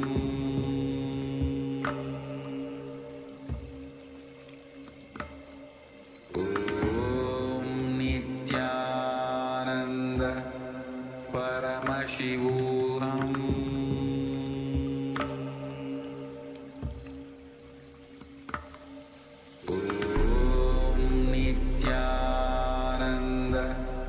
Paramashivoham Om Nithyananda Paramashivoham Om Nithyananda Paramashivoham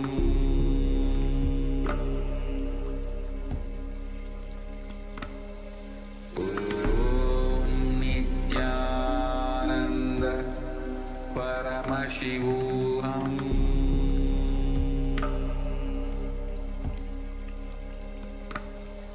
Om Nithyananda Paramashivoham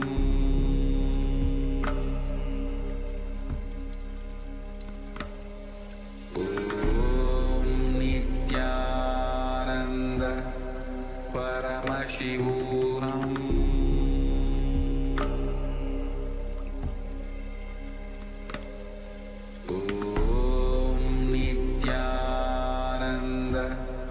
Paramashivoham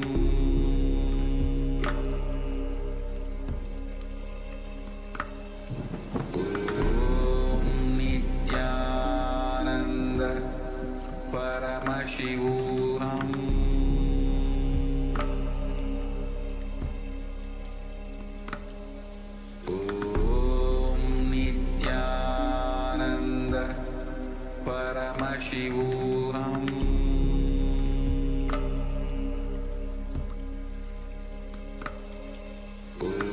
Om Nithyananda Paramashivoham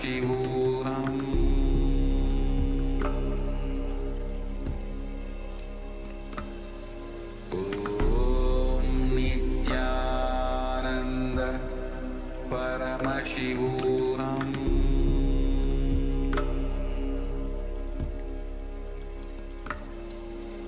Om Nithyananda Paramashivoham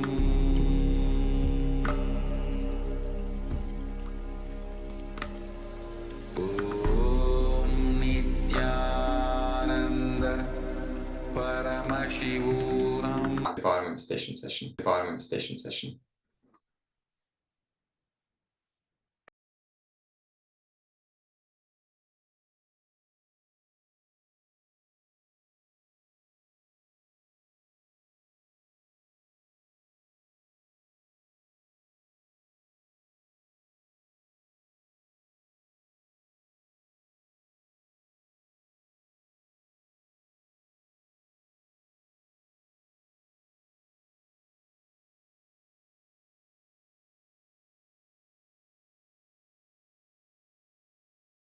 Yes, so we'll be manifesting the power of the third eye.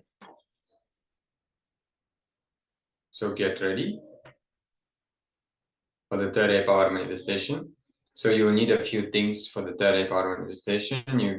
Is a pen and the paper and the eye bands, or anything to cover your eyes, because we are going to be reading through the third eye, so we're not going to be using our two physical eyes. So for that reason, you will need something to cover your eyes to make sure that you are not able to see anything through that.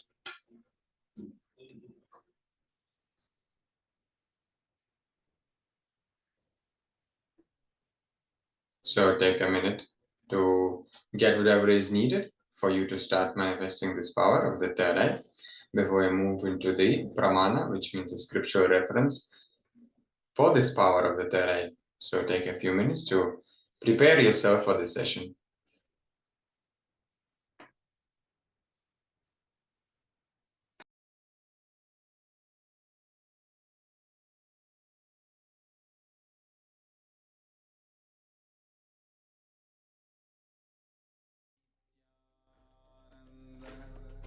Paramashivoham Om Nithyananda Paramashivoham Om Nithyananda.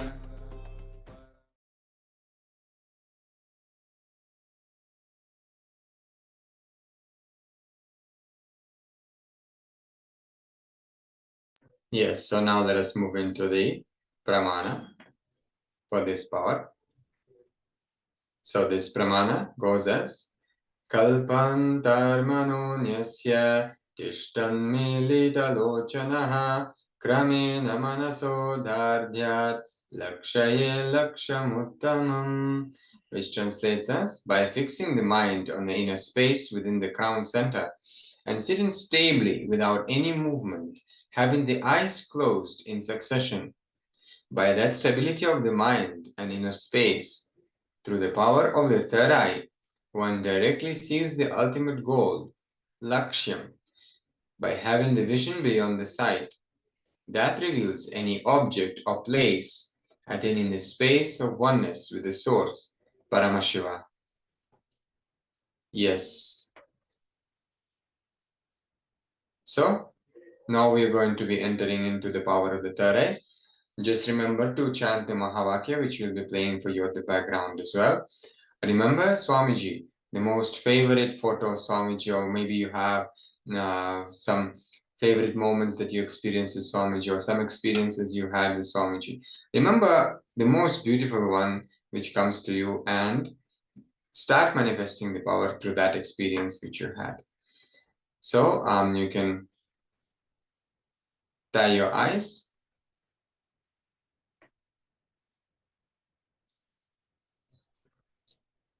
So this power manifestation will start with the shapes. We always start with shapes, and I will move to numbers as well. So now you can close your eyes. We'll be projecting the photo of a certain shape in just a moment. So make sure your eyes are tied.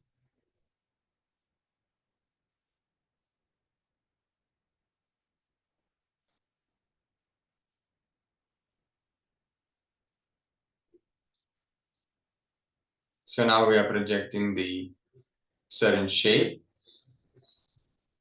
You can start scanning through the third eye.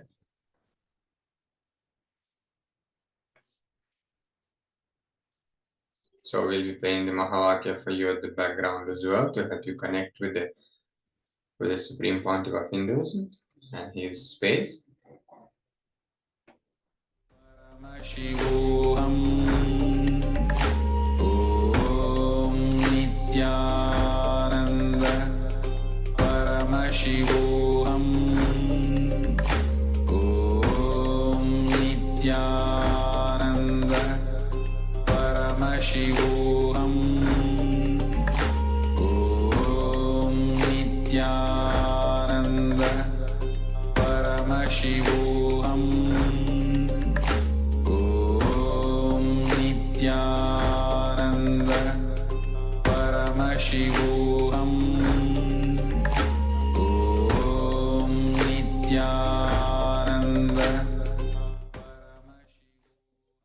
whatever Swamiji is revealing to you, do not have any doubt. Whatever he is revealing to the third eye, just write it down. You can pen it down. Whatever shapes you see, whatever colors you see, just continue seeing it. And we'll move to the next round where you can pen it down. Paramashivoham Om Nithyananda Paramashivoham Om Nithyananda Paramashivoham Om Nithyananda Paramashivoham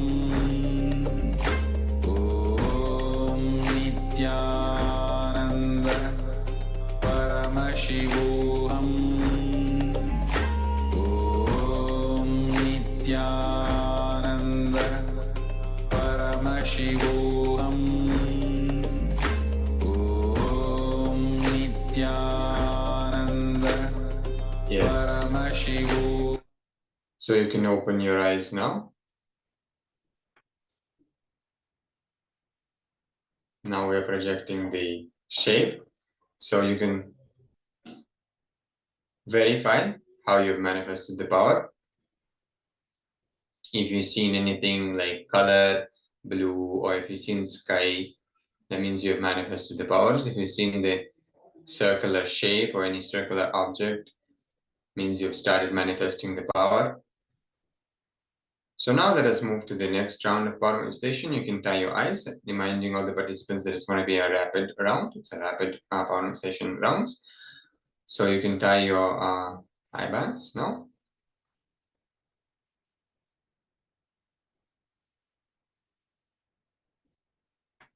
So now we are projecting the number.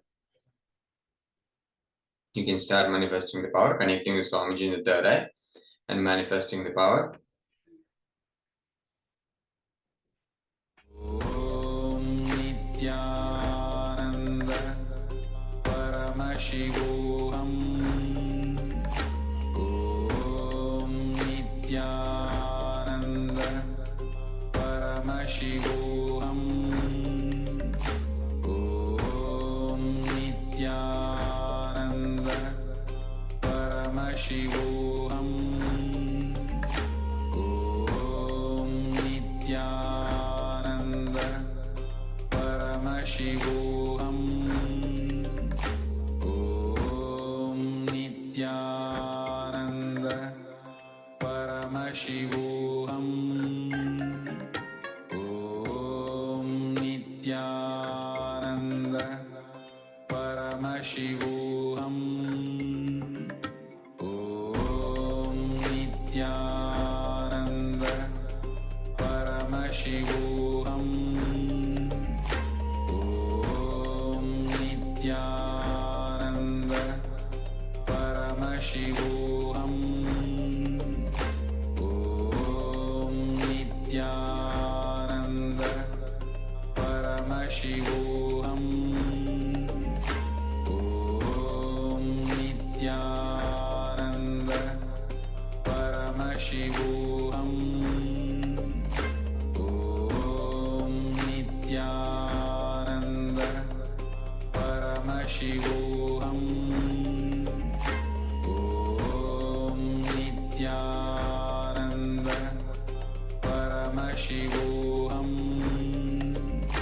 Om Nithyananda Paramashivoham Om Nithyananda Paramashivoham Om Nithyananda Paramashivoham Om Nithyananda Paramashivoham Om Nithyananda Paramashivoham Om Nithyananda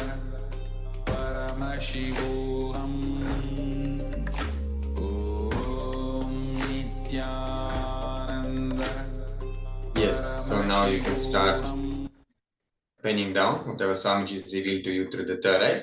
Please let us know in a comment section in Zoom or any other social media you are attending this program from. So let us know what Swamiji has revealed to you through the third eye before we project the slide for you so you can see and verify your power manifestation. Just make sure that you don't need to worry whether it is right or whether it is wrong. Swamiji gives us a very beautiful technique to put the whole responsibility for power manifestation on him. If you manifest it, it's his glory and his success. If it is not manifested, it's also just put it on Swamiji. So you completely kind of drop all the fears and incompletions, doubts, hatred that you might have in manifesting the power. Just put everything on Swamiji and see how he is beautifully manifesting the powers through you. So now we'll be projecting this slide.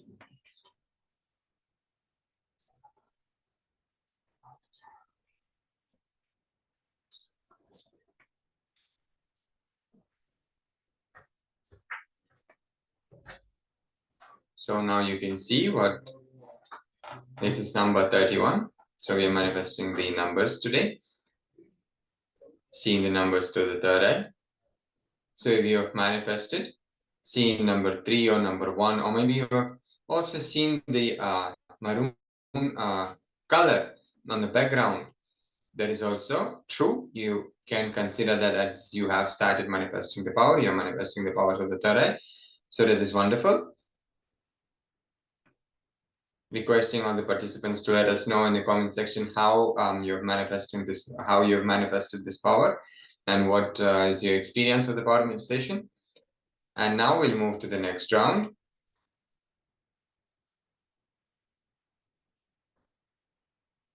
So please tie your eyes with an eye band. We'll be projecting the next number we'll be projecting right now. So please tie your eye bands.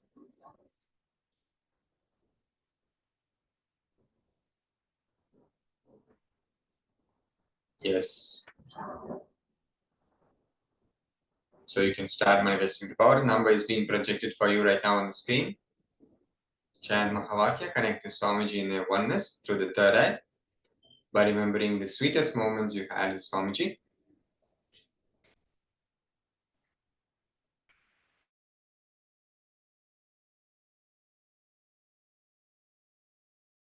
Paramashivoham Om Nithyananda Paramashivoham Om Nithyananda Paramashivoham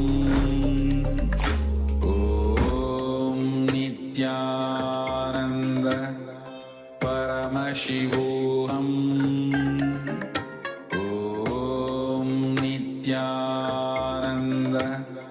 Paramashivoham Om Nithyananda Paramashivoham Om Nithyananda Paramashivoham Om Nithyananda Paramashivoham Nithyananda Paramashivoham Om Nithyananda Paramashivoham Om Nithyananda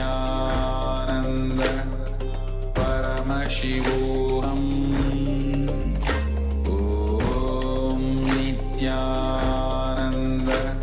Yes, so now you can start penning down what Swamiji has revealed to you through the third eye. You can let us know in the comment section also, in the YouTube, Facebook, or in the Zoom chat if you're attending through the Zoom.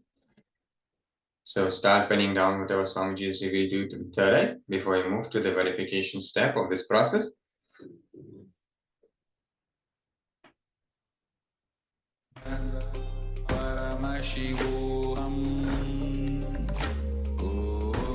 So now we will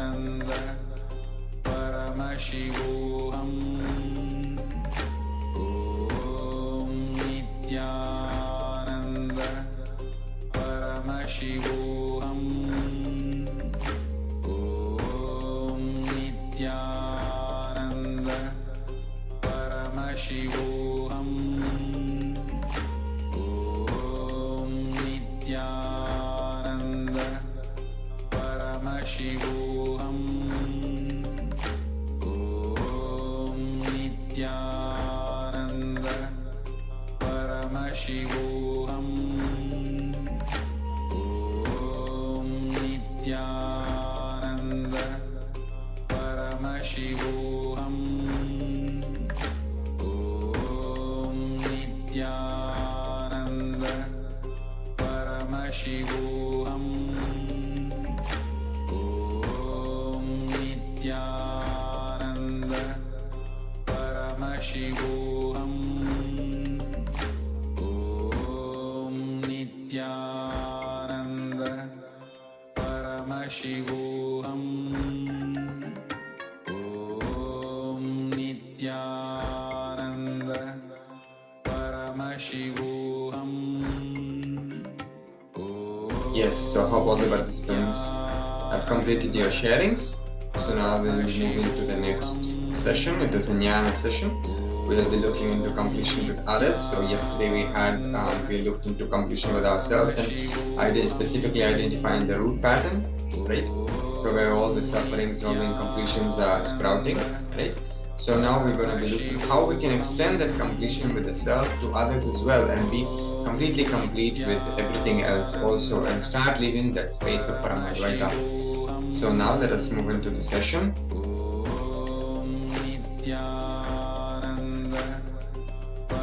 Okay.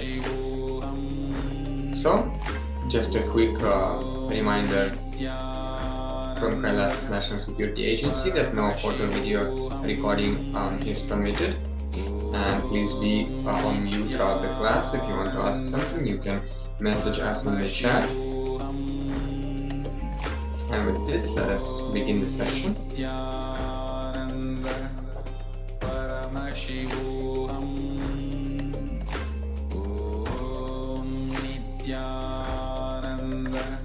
Yes, so this session is all about completion with others.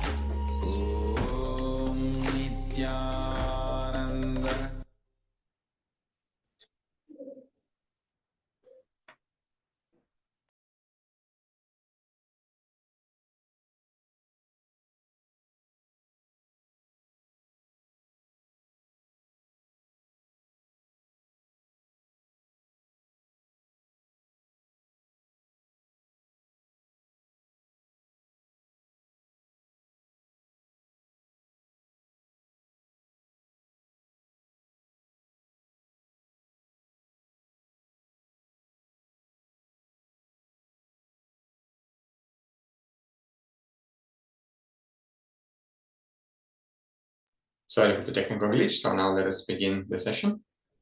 So here Swamiji is telling that first thing that we all need to do is to decide, I have to bring completion with others, with whom I'm living. So this decision, with this we even be able to start our journey towards completion with others, is to decide that we want to be complete. We want to bring completion with whoever our life is related.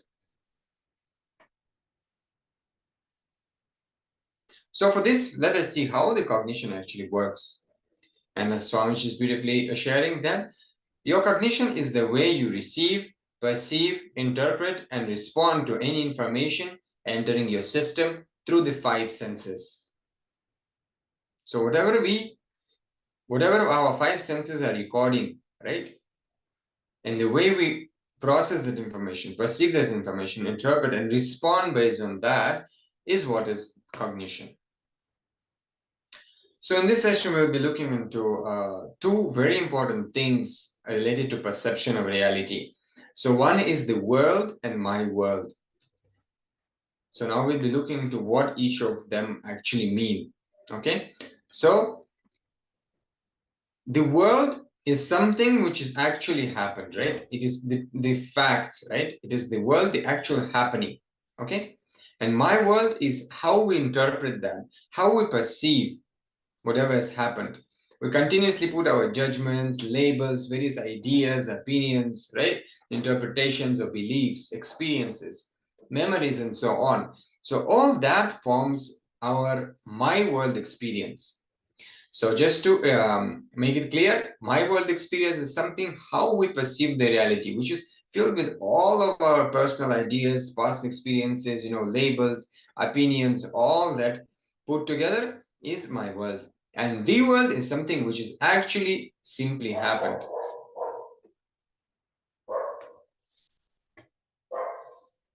Yes.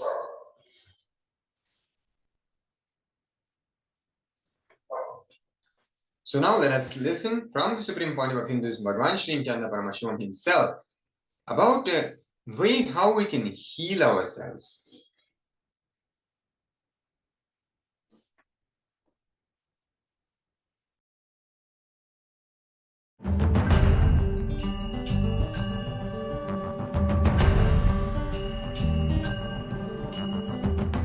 Start with a simple introduction.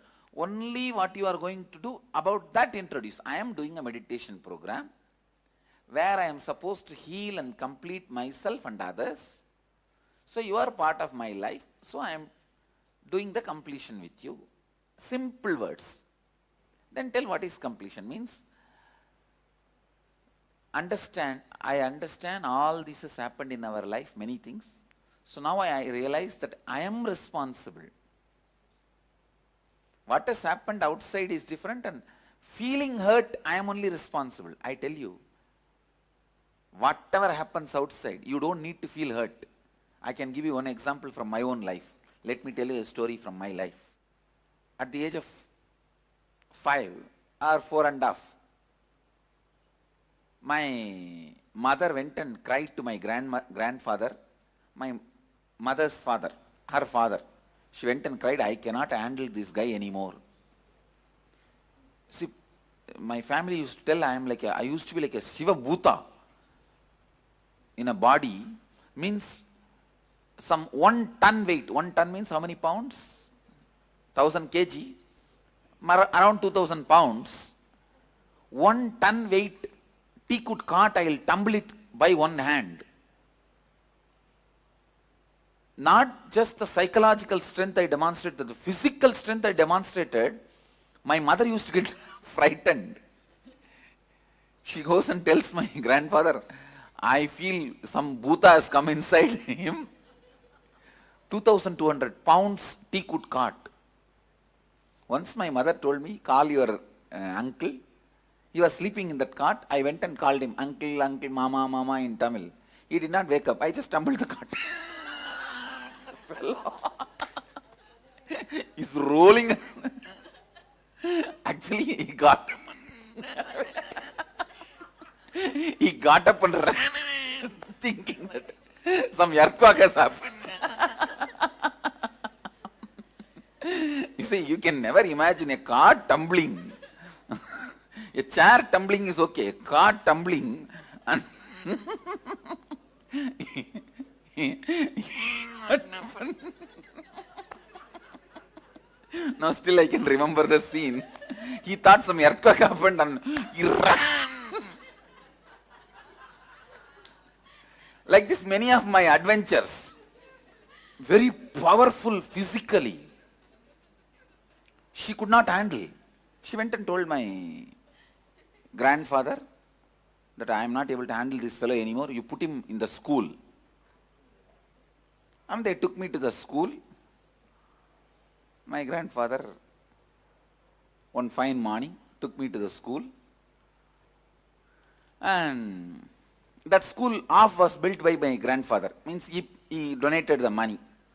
So he took me to school, and the whole school is literally respects him and under him. In the front itself there will be a big stone wall. Money donated by my grandfather's name and all will be there. The stone plaque. So he walked into the school and told the school, hey, admit this fellow. The headmaster said, no, age is not there. You have to have a minimum age. My grandfather said, no, you, whatever age you want, you put. No, that is the way in my certificate I am older than original. Originally I am born in 1978, January 1st. The certificate, 1 year before I am born. And anyway, we don't have a problem in India, it is normal. How many of you have the same problem in India? In India it is normal. So, my grandfather said, you put whatever date you want. So I was finally got into the school. Then headmaster told, go to that classroom where I am supposed to go, the first level or whatever. I don't know whether it's a kindergarten or remember, class 1, whatever. The moment I went, the teacher, even as a kid, my grandfather nicely put up all the sacred ash. If you see our Gurukul kids, how they are, exactly the same makeup. I am going and standing, but in white dress. This fellow could not handle. He said, what is this? Like a whitewashing, how they do whitewashing for the wall and the house. Like a whitewashing you have done and came. Tomorrow you should come without all this whitewashing. I did not answer. I just looked him up.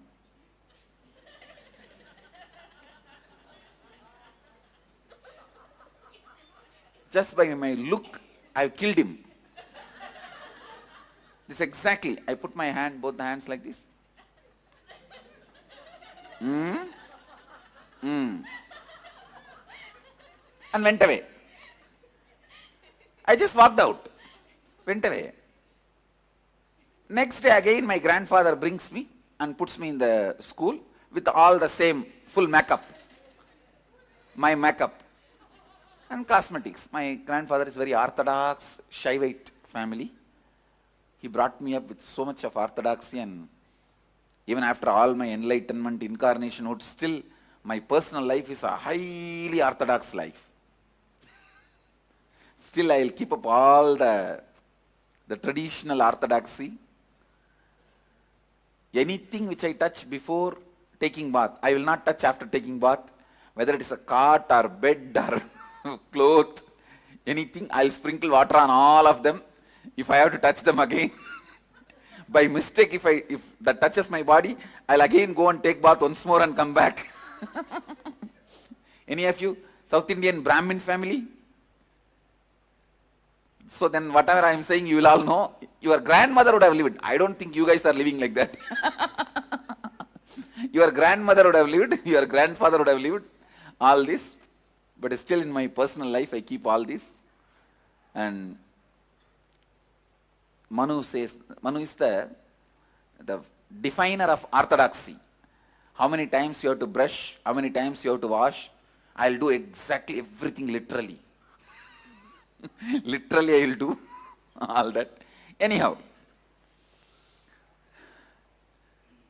So second day I went to the school, again with that whole makeup.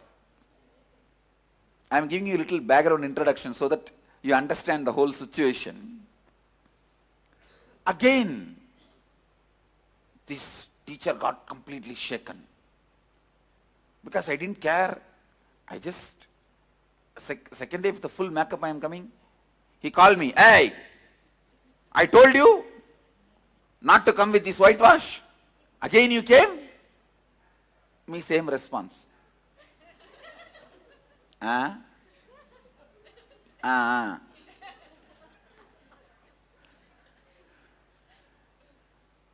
No agitation, no perturbed, no desperation, completely ignoring him, not caring, not bothered. That only irritated him. Immediately threw the chalk piece in the hand. That chalk piece they will have to write on the blackboard. He threw that and said, come to the teacher's room. In every school there will be one small room where these teachers will sit and have tea and smoke and flirt with the lady teachers. There will be one room. And this fellow said, come to the teacher's room. And he went away to the teacher's room. I didn't bother. I slowly walked. When I reached the teacher's room, I am supposed to stand outside and ask, excuse me sir, take the permission and go inside. That's Class leader, he told me, this is the way you have to do and all that. I went, but I straight walked into the room. The moment he saw me, he got up and he rushed towards me to hit or to tell, how dare I walked inside the room without asking, excuse me, sir. May I come in, sir? He got up actually to hit me. How I responded, I was responding as if he got up seeing me. I said, please be seated.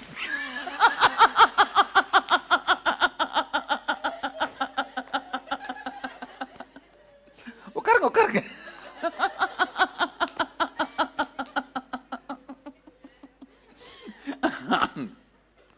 That's it, that fellow's Kundalini has gone up. And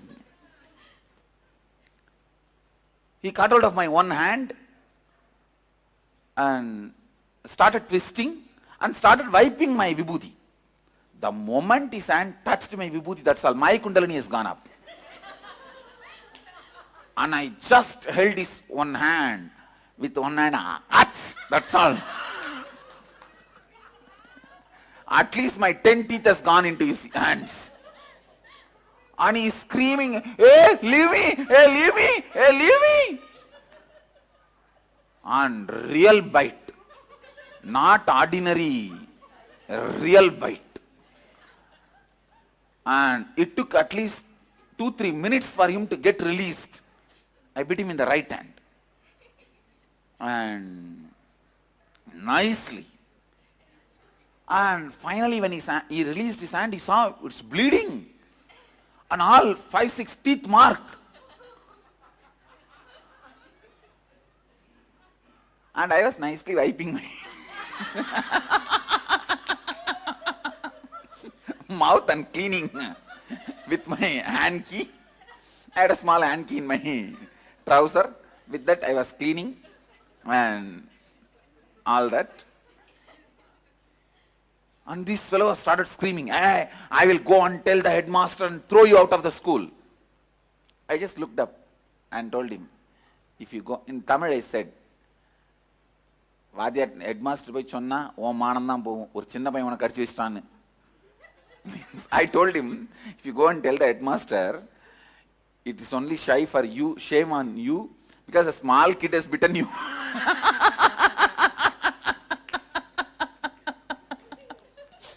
And that fellow was so angry. He said, even if it is shame on me, it's okay, I'll go and tell the headmaster.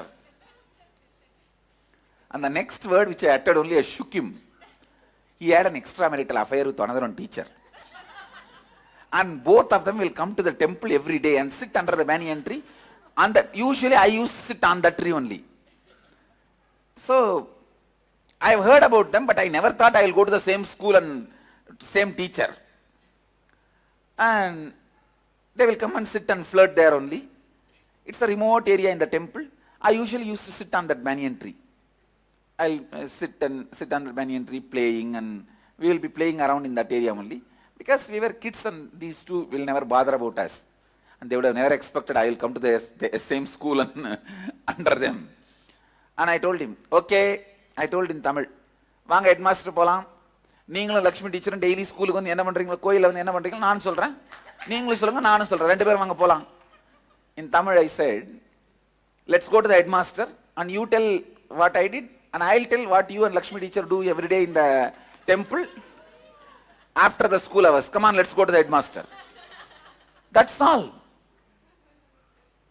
That's all. That fellow took his kerchief and wiped his hand and he told me in Tamil, Sari po, nee sollada naanu sollala. Means, all right, go. You also don't tell, I also won't tell.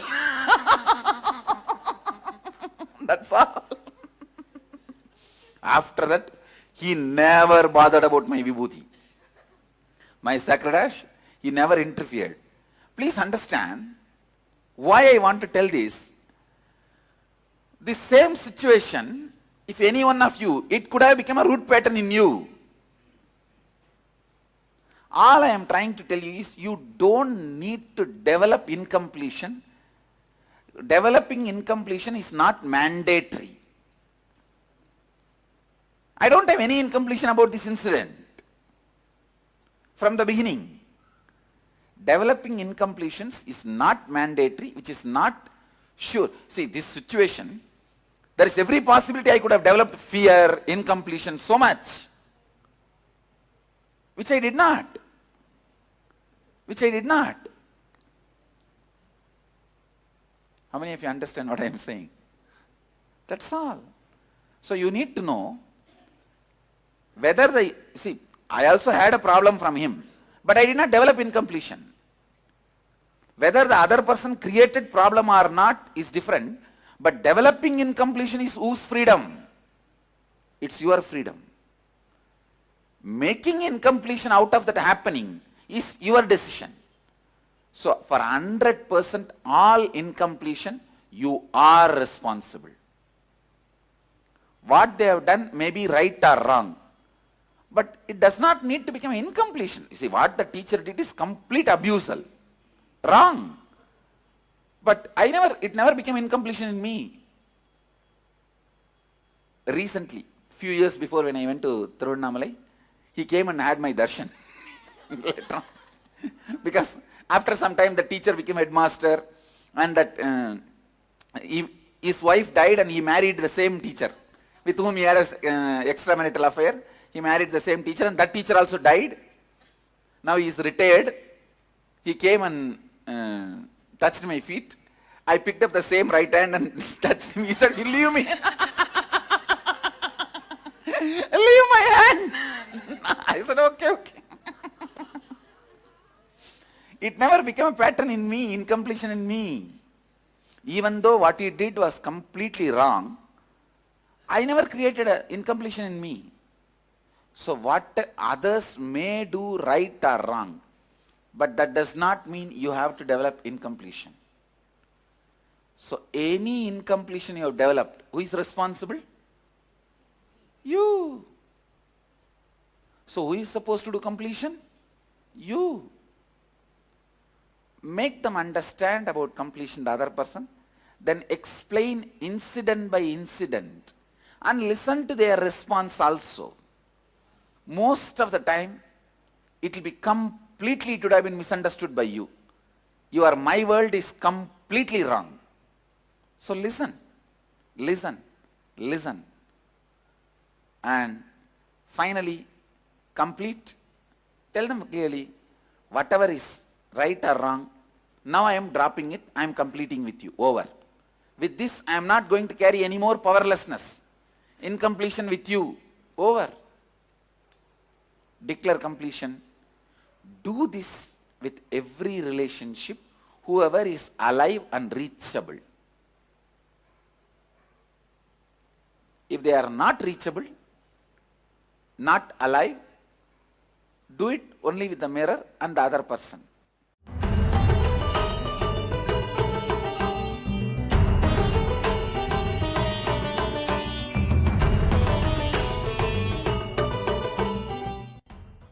Yes, what a beautiful revelations from Swamiji, and how we do not know, regardless of what is happening, we do not need to develop an incompletion, whether another person is right or wrong, whatever it is, we don't need to develop an incompletion. And how beautifully Bhagavan is demonstrating his very own life, to teach us all this wonderful lessons, so we can actually pick it up and raise ourselves. So now let us continue with our session. We'll continue with the world and my world. And here, very beautiful example Swamiji is. He's told it so many times, so we are going to revisit this one again. Perception versus happening. So I'm just trying to do a quick transition so all of you can also see, so you don't miss, and if any translation is also happening, so it will be easier for translators as well. So yes.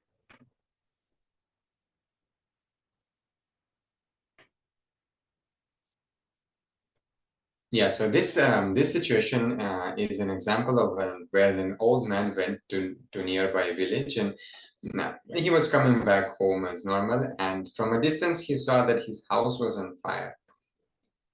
At that time, he literally started rolling on the ground. He could not believe that the house is on fire. He had so much attachment for that house, so he just started crying and rolling on the ground like anything.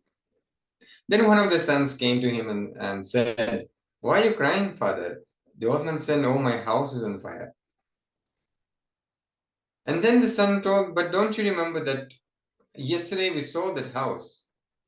Immediately when the son told this, the old man got up and became completely all right. He was totally okay. All the suffering, pain, everything just disappeared. Everything became all right. Then the second son came and told, "Father, yes, we sold the house, that's true. But the money has still not come to us. We have not still, received the money. That's all." That very moment, again, the old man started rolling on the ground, crying, "Oh, my house is on fire. My God, my house is on fire."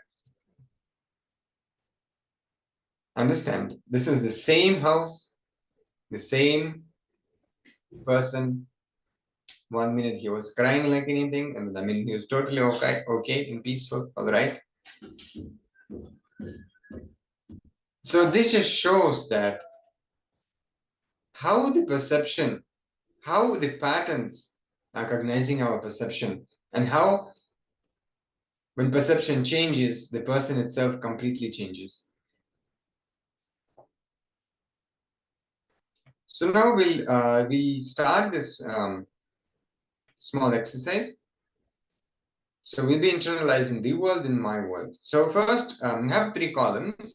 Then in the first column, you can write different situations and incompletions. It can be either situation or an incompletion which you develop during that situation. Then you write the world, which means the actual facts. Like, for example, my father spoke to me, right? My father spoke to me. That is the fact, okay? Then the way you perceived it, oh, he was angry at me, he spoke to me in a certain way, or he hates me, he judges me, whatever. The way you perceive is different, the way reality is different. So now clearly let us distinguish between what is reality and what is our perception. And let us just internalizing this exercise, this truth by doing this exercise. So let's spend just a few minutes before we move to the next slide.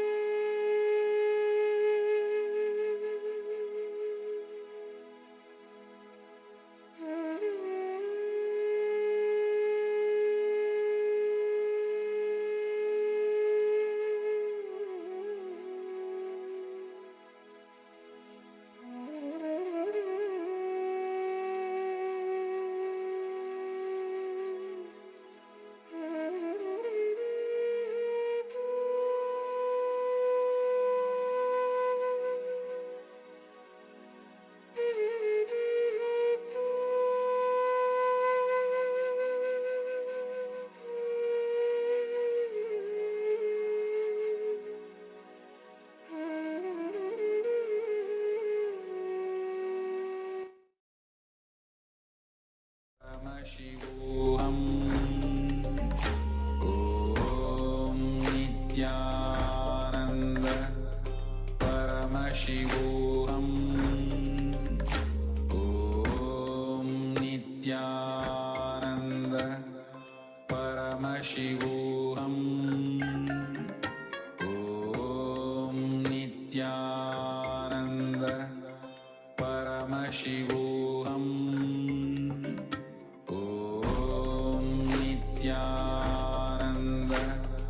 Paramashivoham Om Nithyananda Paramashivoham Om Nithyananda Paramashivoham Om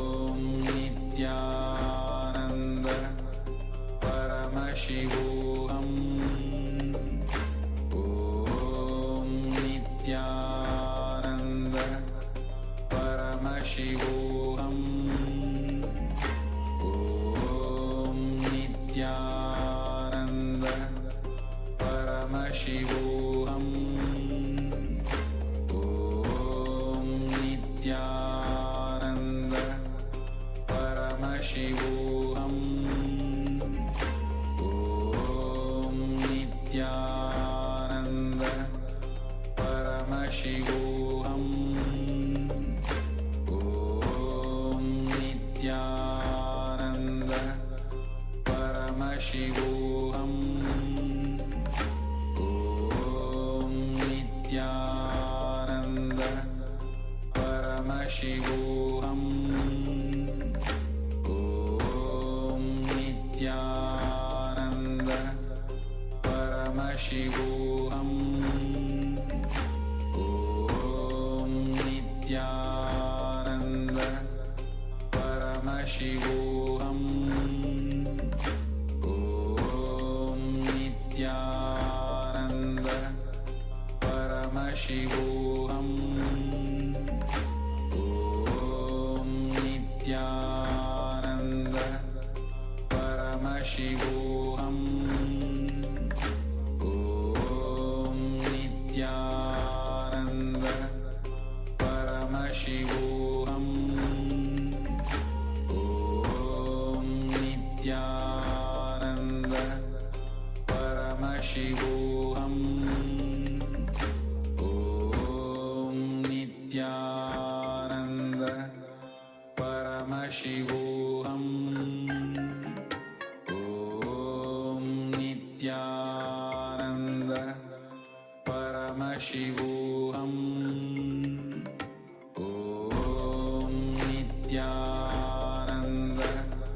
Paramashivoham. Om Nithyananda.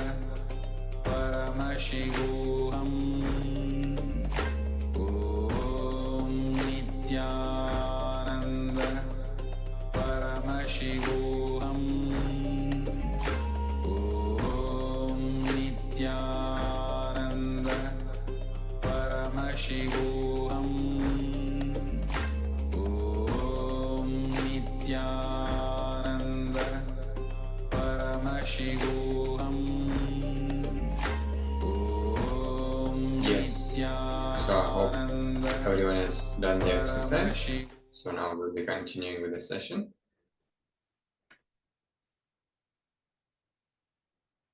So here Swamiji wants us to understand that the first we have to take responsibility for everything happening inside and outside also.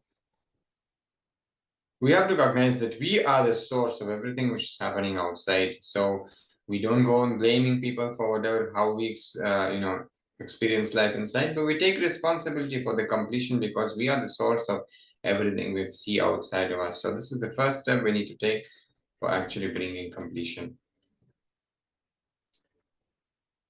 And another thing Bhagavan wants us to understand here, that saying sorry is not a completion. It's not apologizing. It is not about, being right or wrong.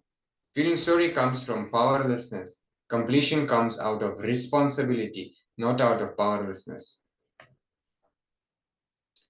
Anything you consciously build stays with you and makes you more and more powerful. So we'll be working today on how to build that completion consciously so it is eternal in us. And here Swamiji is sharing that true love and fulfilling relationship is our birthright. Fulfilling relationship means every relationship reminds you again and again and gives you the experience of oneness. So for example, that of a guru-disciple relationship.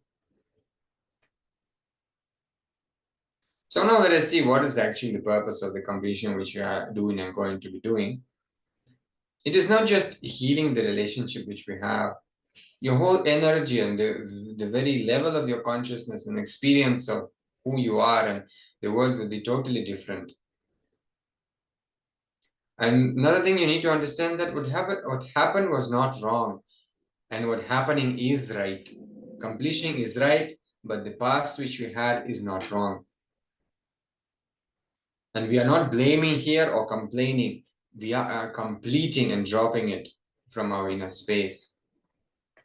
So now let's continue listening from the Supreme Pontiff of Hinduism himself about the science of completion.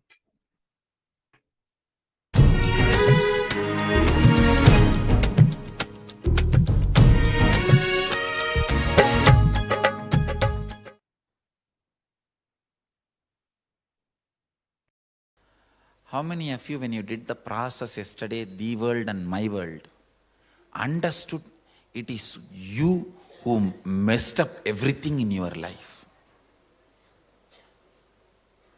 It is you who is supposed to repair everything in the life. How many of you understood that? All right. How many of you think we should really repair it? Very seriously, sincerely, you want to repair it. I'll give you step by step. How many of you think you don't need to repair it? You are not responsible. Raise your hand. No, really, I want to see. Maybe somebody will be thinking, why should I? No, I want you to understand, unless you decide, repairing cannot be done. Unless you decide, repairing cannot be done. Repairing cannot be done. Listen. Today we start completing with others. Others means not just only your father, mother, husband, wife, brother, sister. The human beings around you. We will start the completion with everything with which you are living. Your wealth, your health, your bag, your seat, your pets, your car, your house. Please understand, all these are living part of your life. They may be dead objects, but they are living part of your life. See, a house may be a dead object, but it is a living part of your life. How many of you understand what I am saying? It's a very important component of your life.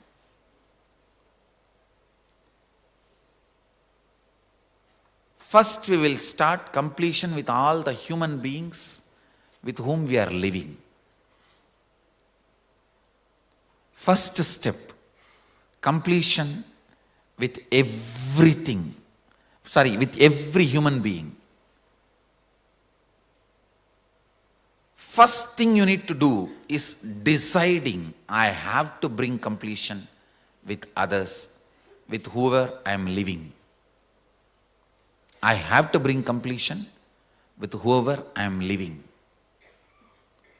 Even if they don't want, I will stretch my best and I will decide I am in the space of completion. Whenever they want, I am open to have them. I am open. I am going to be in the space of completion. Whenever they are also ready, it will become completely complete. Understand? Completion with others does not mean you are going to apologize to them. No. Apologizing is not completion. Asking sorry is not. So many people were saying, I want to apologize, I am sorry. No. I am sorry is not completion. I am deciding to drop hurting pattern in my life. Or any incompletion, misunderstanding, anything, I am deciding to drop and I am deciding not to bring them, not to give life to it again. See, past, you can't say you are wrong or you are right. No one can say you are wrong, you are right. It is not apologizing. It is not feeling sorry for the past. No. Deciding, I am dropping this incompletion, hangover of the past, and I will not allow this to happen once more. Completion is actually responsibility, not apologizing. See, apologizing or feeling sorry comes out of powerlessness, but completion comes out of responsibility. Understand the difference. Please listen, see the difference. Now when I am saying you need to complete with your mother, with your father, with your brother, with others, I am not asking you to apologize. I am not asking you to call them and say, oh sorry, oh sorry, oh sorry, bus bus. No. No. Feeling sorry comes from powerlessness. That is not completion. When you call, you explain, this is what has been perceived by me. Here, I am not interested in looking into you are wrong or I am wrong. That will only create more and more anger, hatred and suppressed violence. I am only saying one thing. I am ready to drop the past and its powerlessness, incompletion. I am declaring, I am dropping the past and I am complete. I don't have incompletion. And I will not create any incompletion anymore. Your decision and declaration, when it reaches them, you will suddenly see they also open up and start coming towards completion. But first you need to be prepared. The first step, preparation for you. Sit with any one person in the hall. First invoke your mother in that person and complete. Then go to the another participant and invoke the father in the person and complete. Don't invoke everybody in one person. No. One person, and with whoever you need to complete. Here, complete. Then, without the person, sit with the mirror and invoke that person in the mirror. Invoke your mother in the mirror. Talk loudly, not silent completion. No. Talk loudly as you are talking to your mother and complete. Invoke your father. Talk loudly as you are talking to your father and complete. Listen. First step. With the participants, you will sit and do completion. Second step, with the mirror, you will sit and talk and do the completion. Third, only you are going to call them and start talking to them. How many of you understand? First, do the first step and second step. If they are dead, by invoking in the mirror, if you do completion, that's enough. And if there is a legal problem, calling them, they may record and create a problem. You don't need to call them. Yes.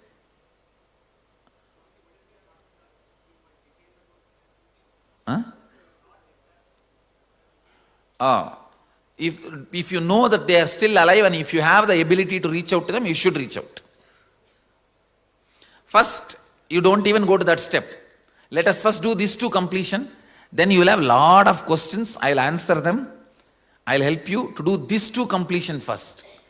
That will take away the anger and vengeance and misunderstandings and suppressions you have.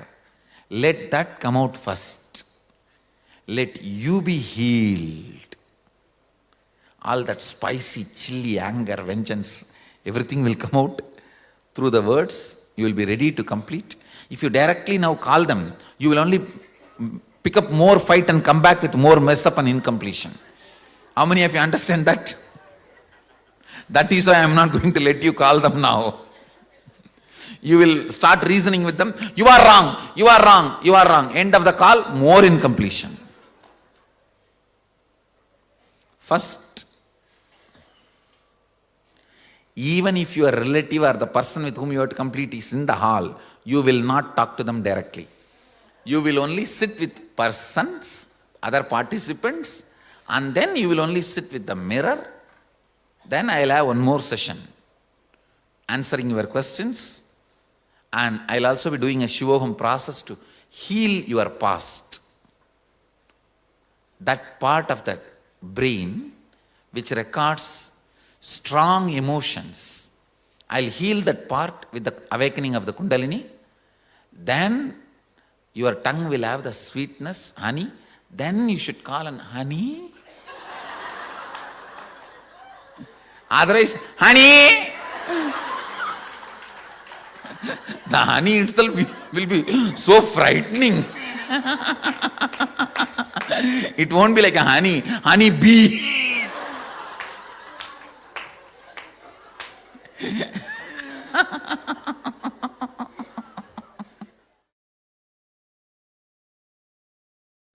Yes, go ahead.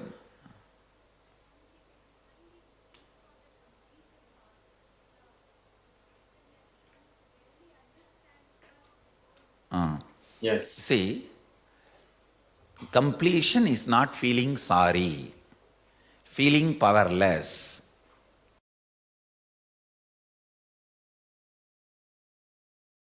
Continuing with our session.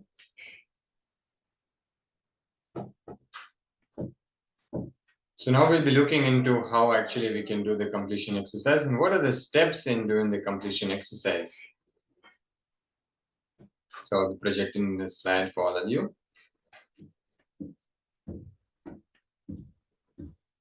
So there are two steps for completion with the mirror. Step one is to invoke the relationship in Swamiji's Atmamurti, for example, or you can do that in the mirror as well.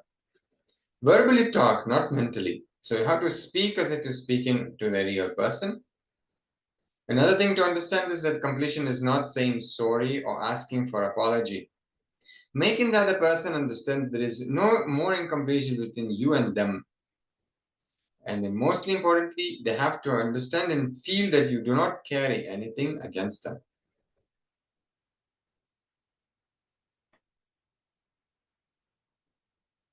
So first we'll be speaking to Swamiji's Atmamurti or the Swamiji's photo. If you have, as you know, Swamiji is a Divya Sharira, is available through all his photographs or Atmamurti. So he's there, he's alive. So it will help you a lot when you do completion through the Atmamurti or the photo of Swamiji. And second will be to invoking and doing the same process with the mirror. Do it at least twice, completing with others, and make them understand and feel that you're not carrying anything against them. So now we'll be moving to the actual completion process.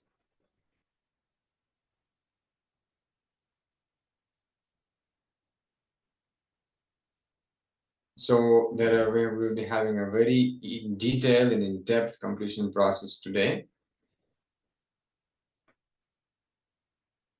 Now we'll be making a list of all the relationships that were a part of our life at some point. Start with the most intimate relationship like your mother, your father, siblings, friends, spouse, children, guru, God, etc. You can even include pets, plants, those who already left the body now, if they were a significant part of you. So spend a few minutes doing this exercise before you move to the next.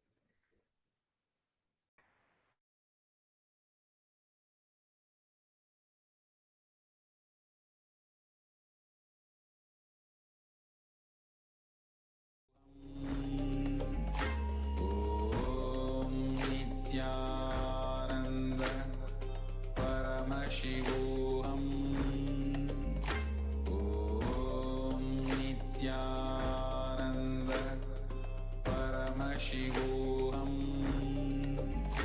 Om Nithyananda Paramashivoham.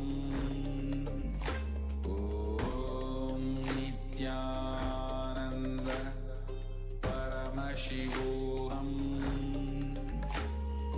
Om Nithyananda Paramashivoham. Om Nithyananda Paramashivoham. Om Nithyananda Paramashivoham. Om Nithyananda Paramashivoham. Om Nithyananda Paramashivoham. Om Nithyananda Paramashivoham. Om Nithyananda Paramashivoham. Om Nithyananda Paramashivoham. Om Nithyananda. Paramashivoham. Om Nithyananda. Paramashivoham. Om Nithyananda. Paramashivoham. Om Nithyananda. Paramashivoham. Om Nithyananda. Yes. Paramashivoham. So describe the relationship you have with yourself. Recollect and write down all the incidents where you judged yourself, your incompletions with yourself. Describe what actually happened, the world, and how you perceived yourself as my world. Pen down all the incidents you remember. So we will be doing this for all of the relationship which you started penning down, like mother, father, all the siblings, spouse, all the other people as well. So we have a column as my incompletions, where you can write all the incompletions you had with that person, starting with you. So you will write whatever incompletions you have, then you write the world and my world, and also write it as if you're speaking to Swamiji. Write it in that way, so if you are asked to just read it out to him, you will be able just to read it out from your paper. So this intra, we will be creating these tables. You can have multiple tables for each person as well. So spend some time writing down each relationship which you have, starting from yourself, and then the most intimate and near and dear relationships you have in your life, like of the mother, father, a guru if you have a guru. Now Swamiji will be initiating all of us in Paramashivoham level 1, 2, and 3 programs, which is happening on 17th of February, and you can join for the program. This is a glimpses of Paramashivoham, just to give you that experience of Paramashivoham, and then in Paramashivoham program you will actually be initiated directly into guru disciple relationship and so many various other initiations as well. So if you would like to experience that, you can join for the program. So now let's start the exercise.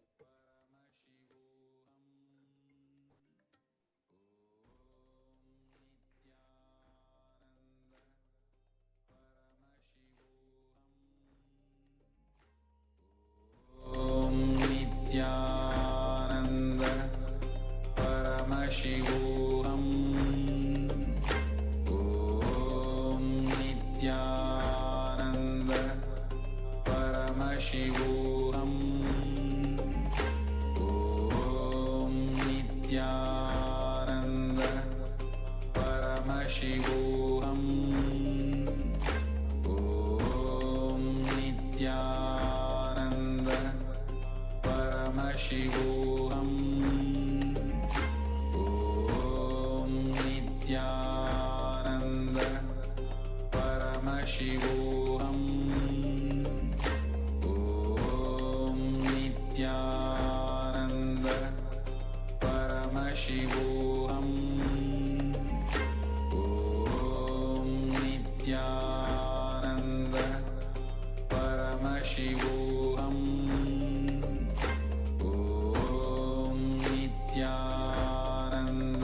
Nithyananda.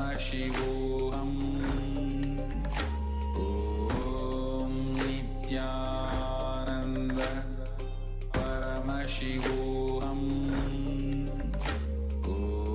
Om Nithyananda. Paramashivoham. Om Nithyananda. Paramashivoham. Om Nithyananda. Paramashivoham. Om Nithyananda. Paramashivoham. Om Nithyananda.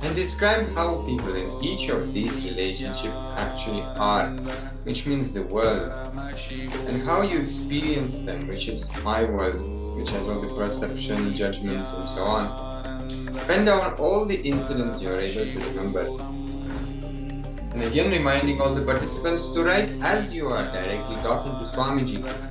You should write in a way that if you choose to share, you should be able to just directly read out from your book what you wrote. So let's spend a few more minutes on this before we move to the power manifestation session.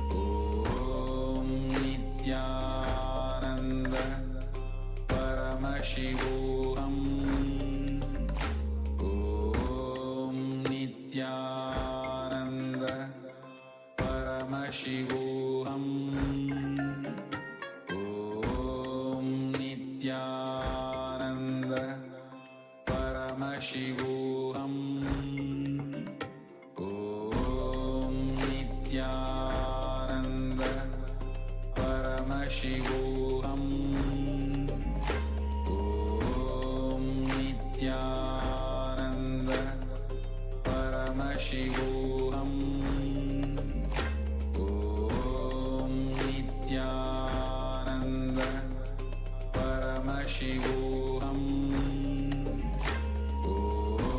Nithyananda Paramashivoham Om Nithyananda Paramashivoham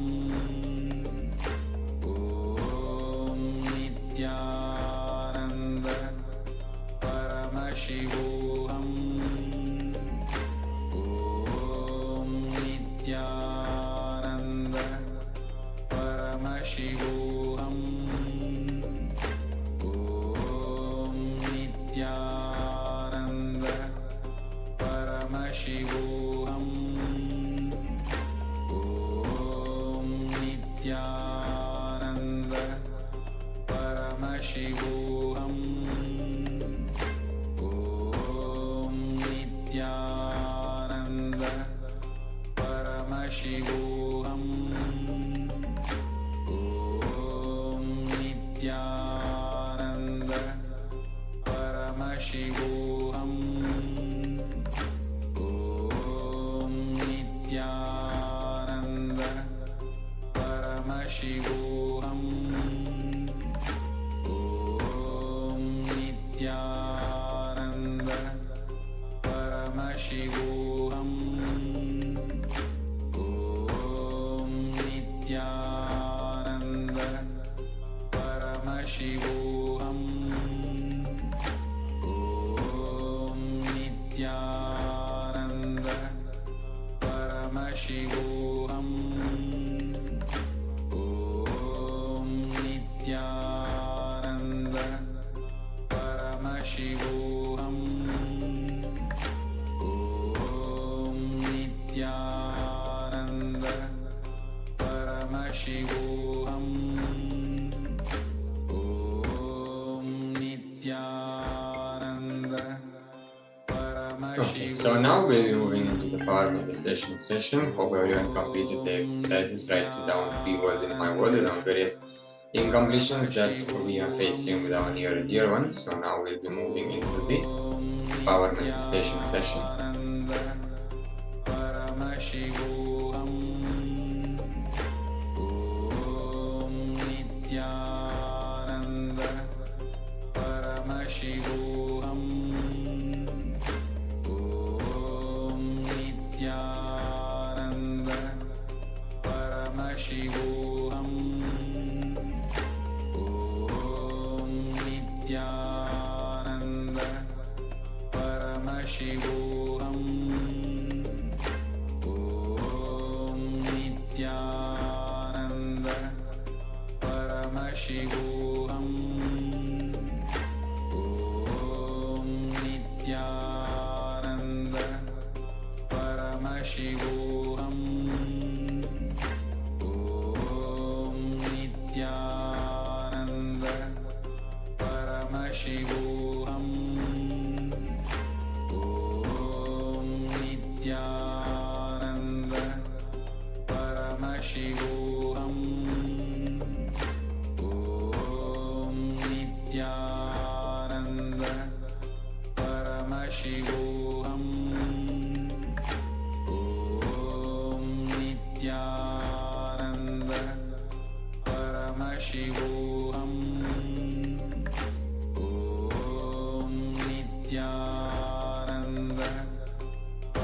Paramashivoham. Om Nithyananda. Paramashivoham. Om Nithyananda. Paramashivoham. Yes. So now we'll be entering the power manifestation session. Today we are manifesting the power of Vak Shakti. And for that, we need to first bring completion into our Vak, which is the intra organ in our throat center. And it has the power to manifest anything that we want into reality. So first, we will be manifesting such power that will allow us to heal that intra organ and unlock that power in us. So the first thing we will be doing is Vak Shakti, scanning. So seeing what is that slipper cell inside of us, something which is sitting inside of us and working against us. What is that in our throat center which is doing that in our life? So we'll be scanning that using the power of the third eye.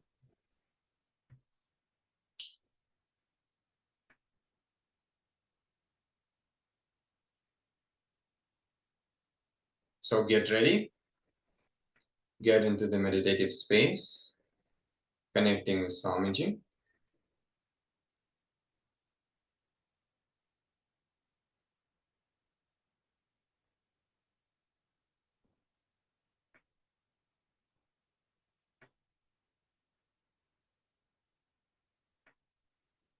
Nithyananda. Paramashivoham. Om Nithyananda.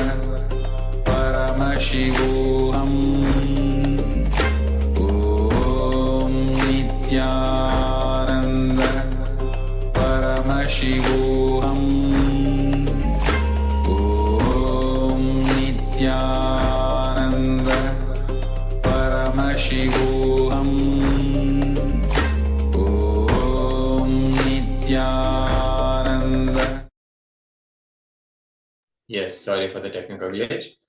So now we'll be beginning this power manifestation. So there are steps that we all need to take to manifest this power properly. So you can use Nyalanjana, which is the powerfully energized alchemy product. If you have, you can place it on your third eye. If you don't have, that's fine. So then bring awareness to in between your eyebrows, the center between your eyebrows, known as Anya Chakra, and connect with Swamiji through that center by chanting Mahavakya. Then scan your throat center for all the unfulfilled promises you have given to yourself and write it down. And then consciously complete with all these promises. So these are all preparatory steps to heal our Vak center. So now let us begin doing this power manifestation.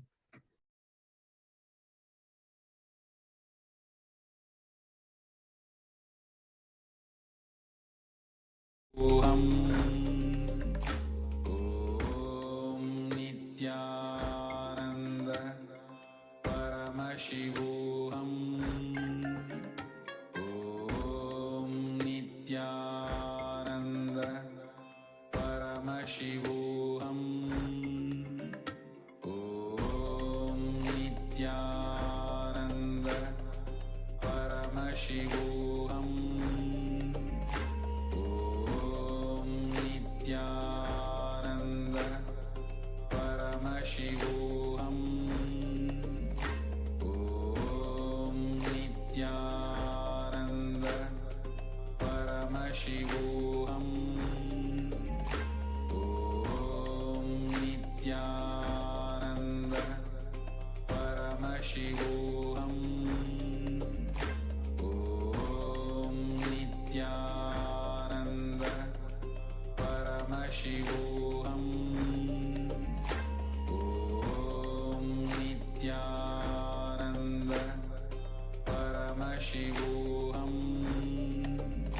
Om Nithyananda. Paramashivoham.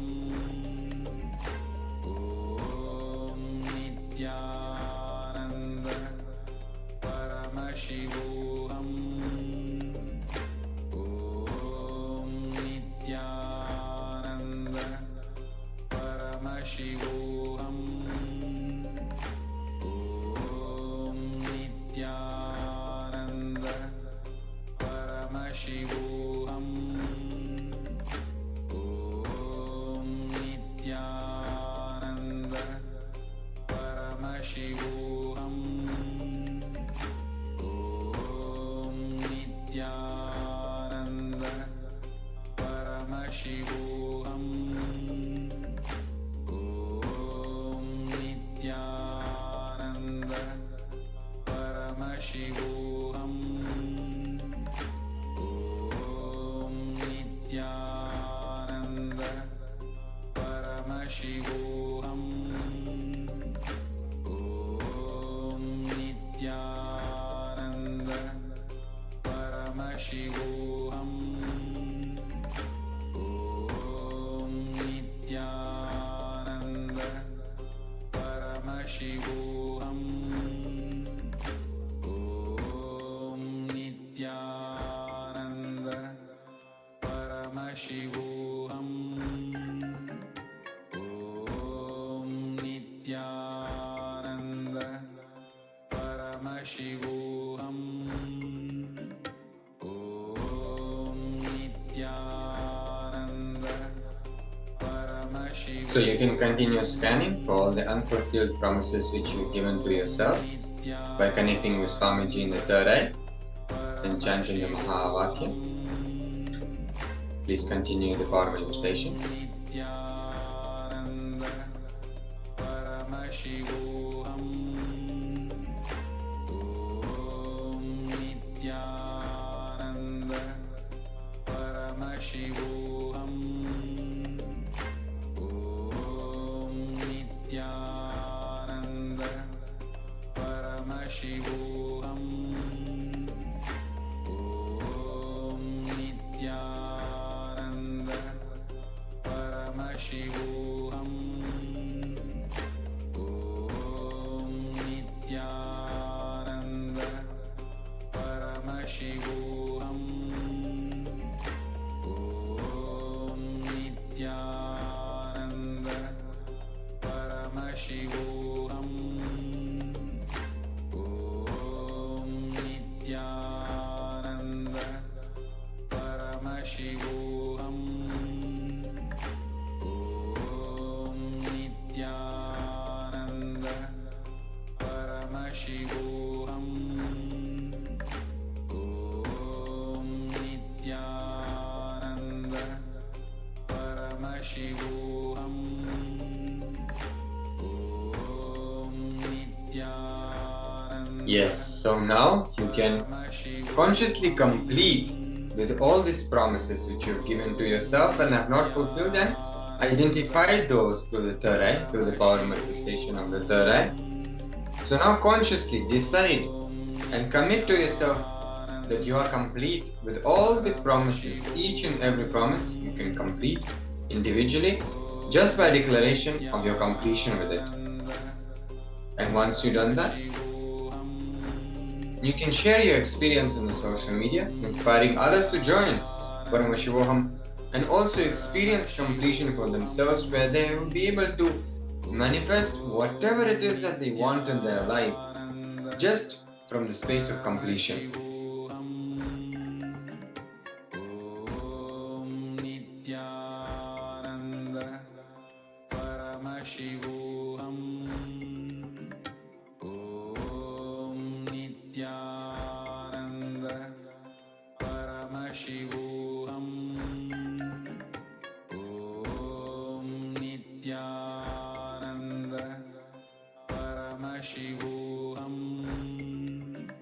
Om Nithyananda. Paramashivoham. Om Nithyananda. Paramashivoham. Om Nithyananda. Paramashivoham. Om Nithyananda. Paramashivoham.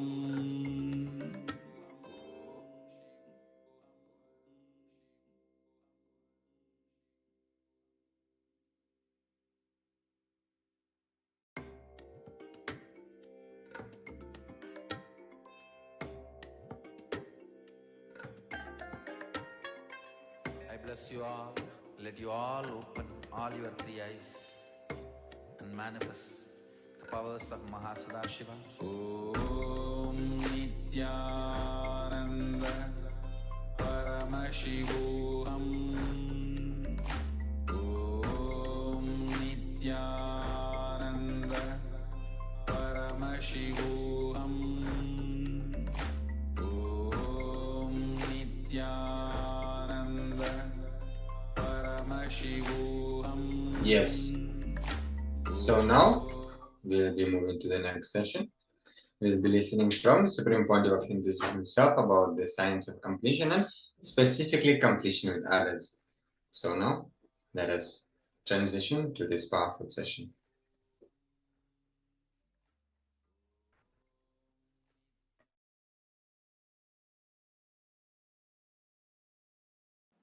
Once Ganesha and Subramanya, both of them have decided to Paramashivoham. Om Nithyananda Paramashivoham. Om Nithyananda Paramashivoham. Nithyananda Paramashivoham. Om Nithyananda Paramashivoham. Om Nithyananda Paramashivoham. Om Nithyananda Paramashivoham.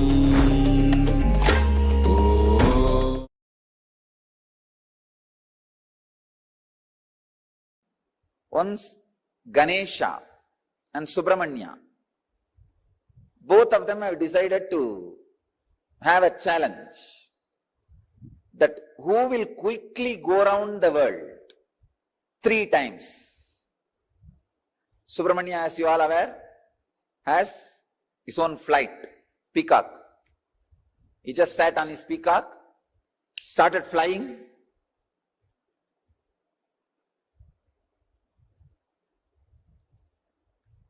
crossing the continents, crossing the oceans, hills, once, twice, thrice. He completed and came back.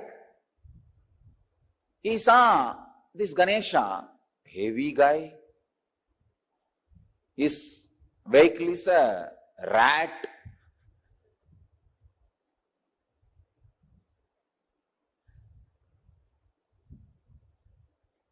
But this fellow claims he won the game by going around Shiva and Parvati 3 times. He says, I won the game. I went around Shiva and Parvati 3 times. With this rat, what else can be done? Yanayai eliyiluttu kondu pogum adisayam. Tamil I described, the rat is dragging the elephant. What will happen? That much is the capacity. But finally, Ganesha declares, I won the game. I went around the Shiva and Parvati 3 times. Subramanya asks, how can that be? Very beautifully Ganesha says, you went round your world, I went round my world. Understand, you went around your world, I went around my world.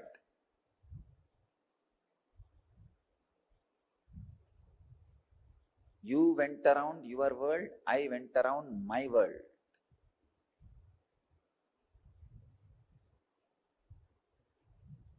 You need to catch this truth. The world, my world. This is the sacred secret. The world is binary, logical, arithmetic, scientific, universal. My world is emotional, based on faith, beliefs, experiences of individual perceptions, realization of individual identity's expression in its fullest form. My world is totally different from the world.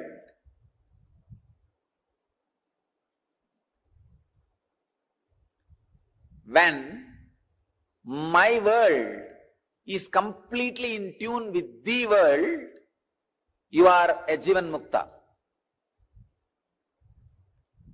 When there is no conflict between my world and the world, please understand, people who are always going around the world are caught in agitation, anger, stress, rajas. People who are completely caught in my world sometimes can miss the world. Here, Ganesha is successful not just because he was centered on my world, he was centered on my world which was in tune with the world. He was completely experiencing my world, the Ganesha's my world and the world is one and the same.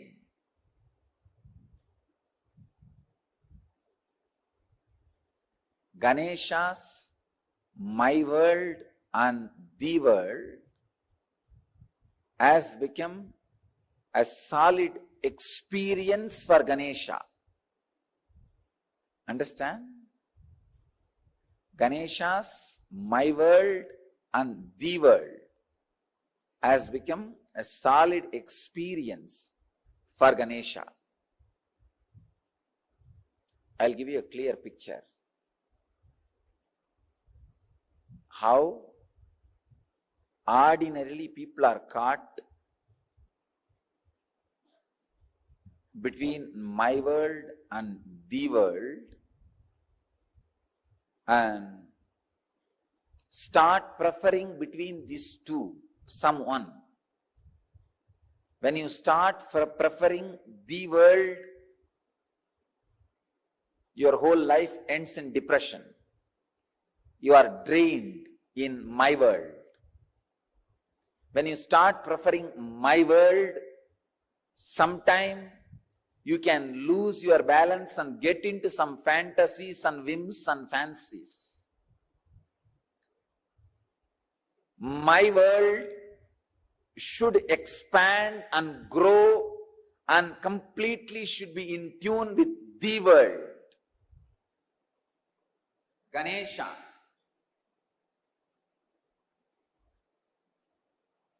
Is my world.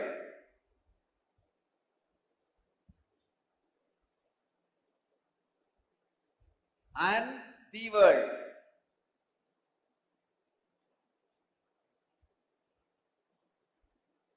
Both are in tune because Mahadeva, Shiva, and Devi.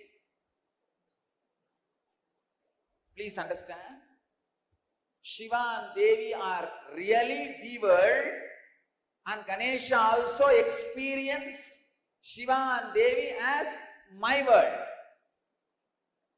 Please understand, they were really cosmos, and he is also experienced them as cosmos. So the my world and the world has fallen in tune as the experience of Ganesha. So he going around Shiva and Devi is literally going around the world. Even though he said he went around my world, in his case the my world is the world. Usually human beings who give preference only for the world, become extraordinary materialist, but end up in spiritual poverty. Spiritual poverty, depression, utter depression. Same way, people who prefer only my world sometimes end up in hallucinations without falling in tune with the world. Understand, the world can't be rejected as you think. Misunderstandings about the world should be rejected. For example, fire is the world. Your fears and misunderstandings about fire should be rejected, not fire itself. You can't reject it. Its existence cannot be denied.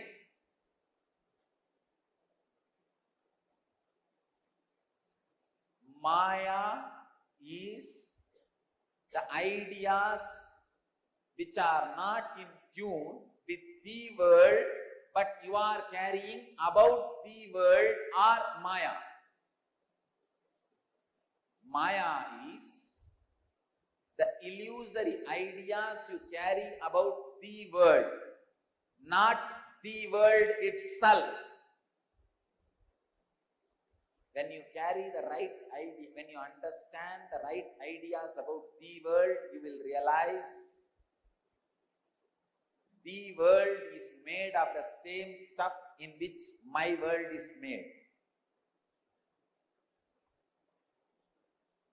Understand? I am giving a new twist.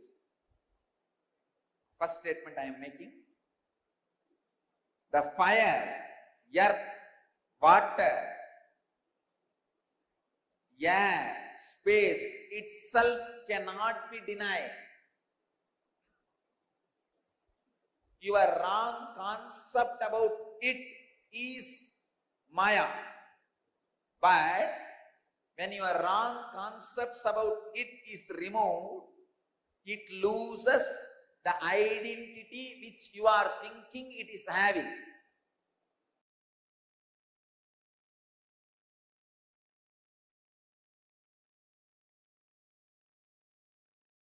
One example.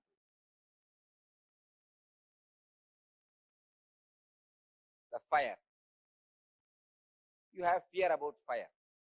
That fear is called Maya. But fire itself is not Maya.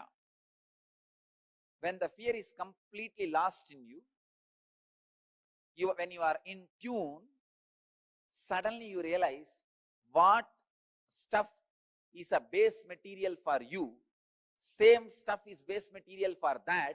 You are in tune already. You can play with it, conquer it, go beyond it.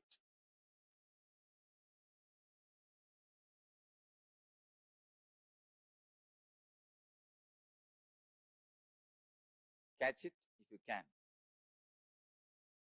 It's one of the very, very, very subtlest truths.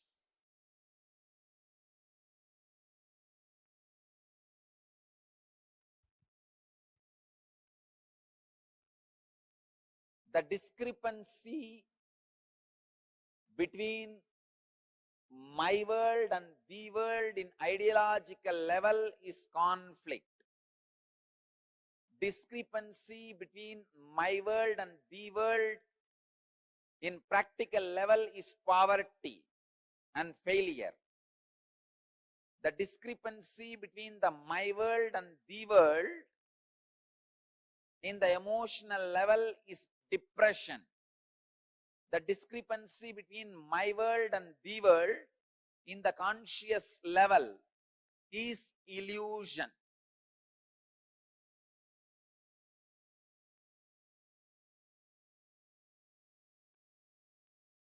Next, Subramanyas. Muruga.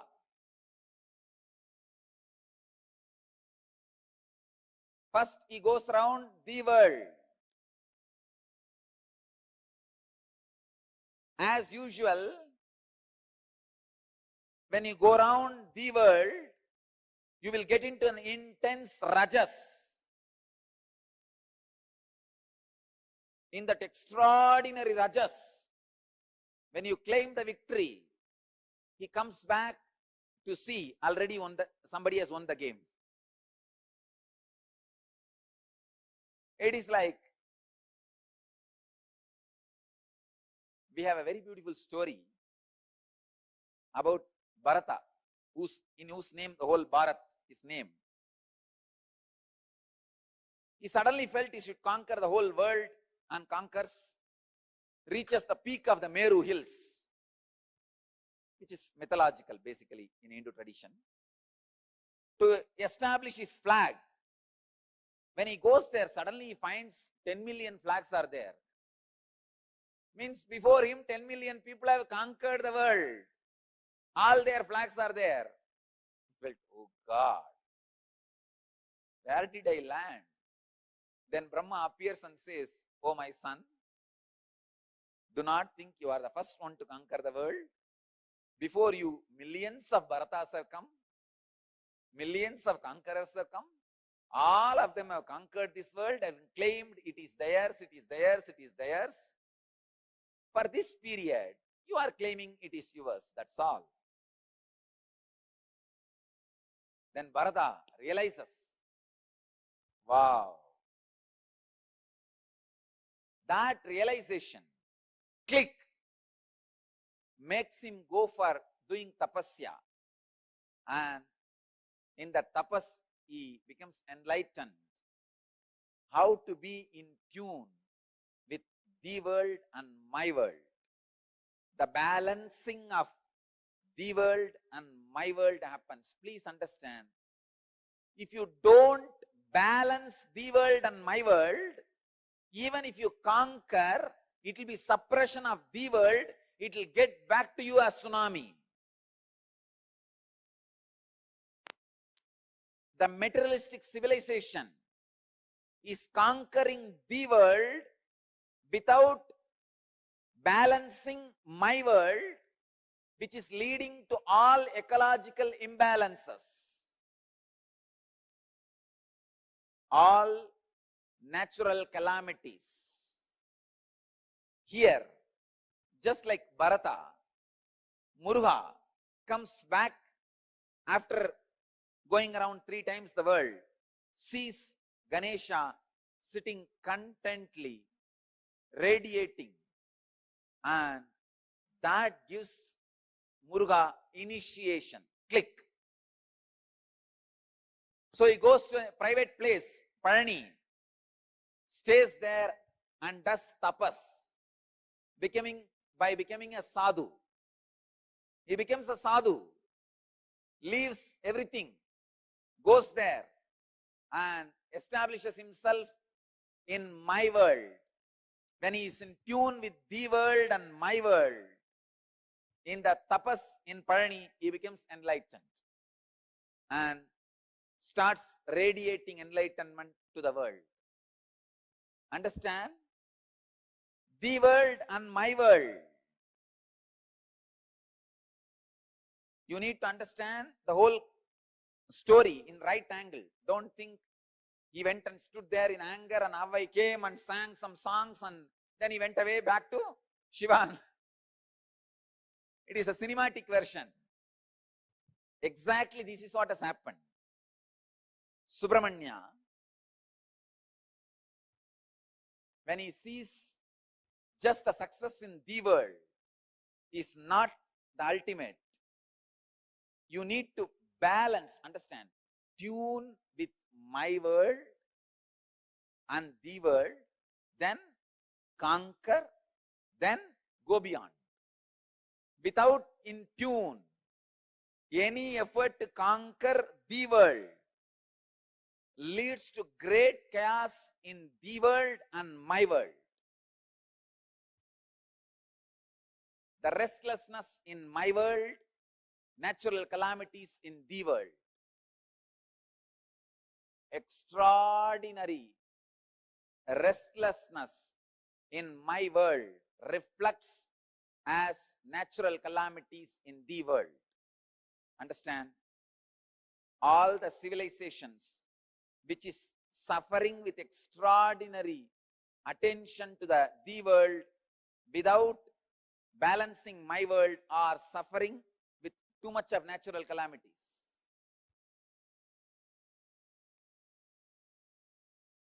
If you study, you will understand this truth. Natural calamity means the whole civilization is too much about the world. The balancing of my world is not happening. History should be in tune with mythology. Logic should be in tune with emotion. Facts should be in tune with truth. Binary should be in tune with zero. Understand? The binary logic, linear movement should be in tune with circular movement, logic based on zero. The Indian rishis were able to discover zero just because they were able to understand the secret connection between the world and my world. Only a person who can comprehend the deepest secrets of the world and my world can comprehend the power of zero.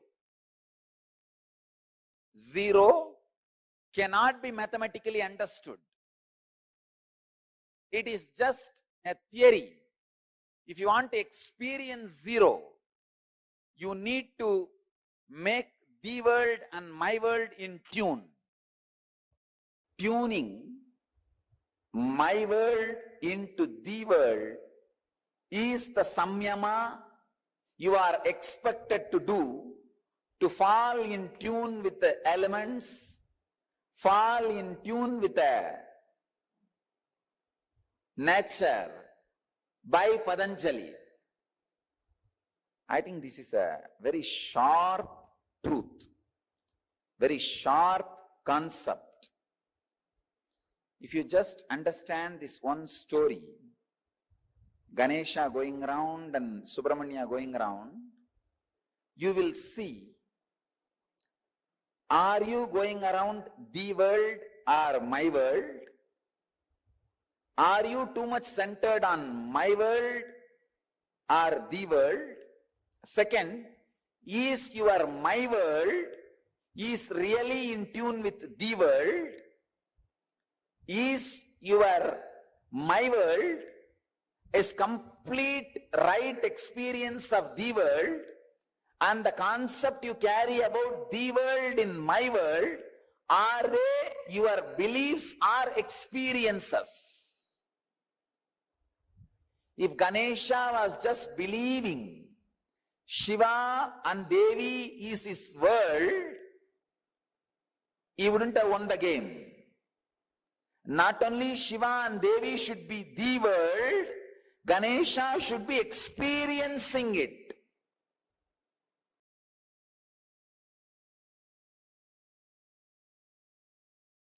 Listen, completion with yourself is more like a spiritual practice. It is with completion with others, the life itself starts. Listen, it is from the completion with others, life starts. The completion with others, I can say, this was the greatest contribution of Vivekananda. Swami Vivekananda's greatest contribution to Hinduism. He brought this idea of completion with others to the front. Completion with others is a spiritual quality, that's all. It is necessary for enlightenment. Unfortunately, we always got the idea if you have incompletion with others, run away to the higher planes where less people are there. No, that is not a solution. That is not a solution.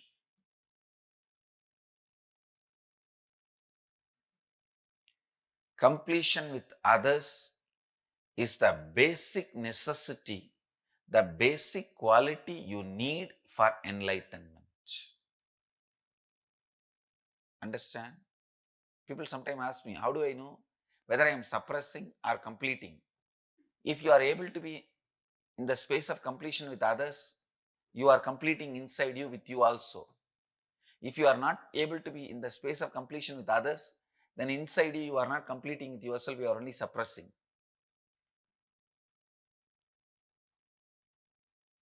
So the scale to find whether you are completing or suppressing, completing or brooding over, completing or waiting for a chance to take revenge. I have seen many people. The name of completion, now I am completing, but I am not going to keep quiet. I will wait for time. When my time comes, I will tell you what to do. I will do what needs to be done. Completion with others is a spiritual practice. Completion with yourself is like Mahadeva. Completion with others is like Devi. Devi is required for the life to happen. That is why in all our temples, I have put Devi along with Mahadeva. I have not put Devi as a separate deity.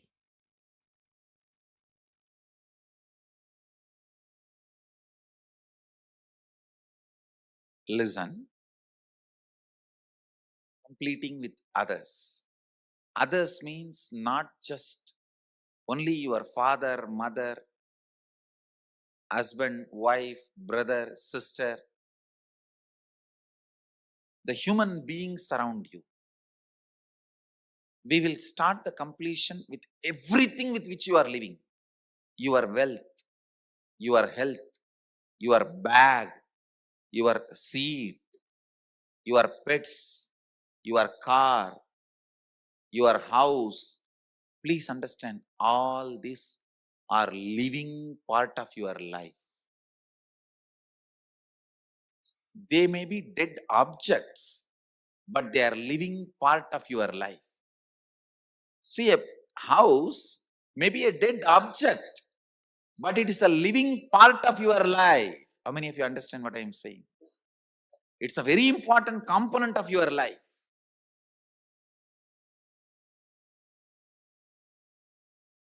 First, we will start completion with all the human beings with whom we are living.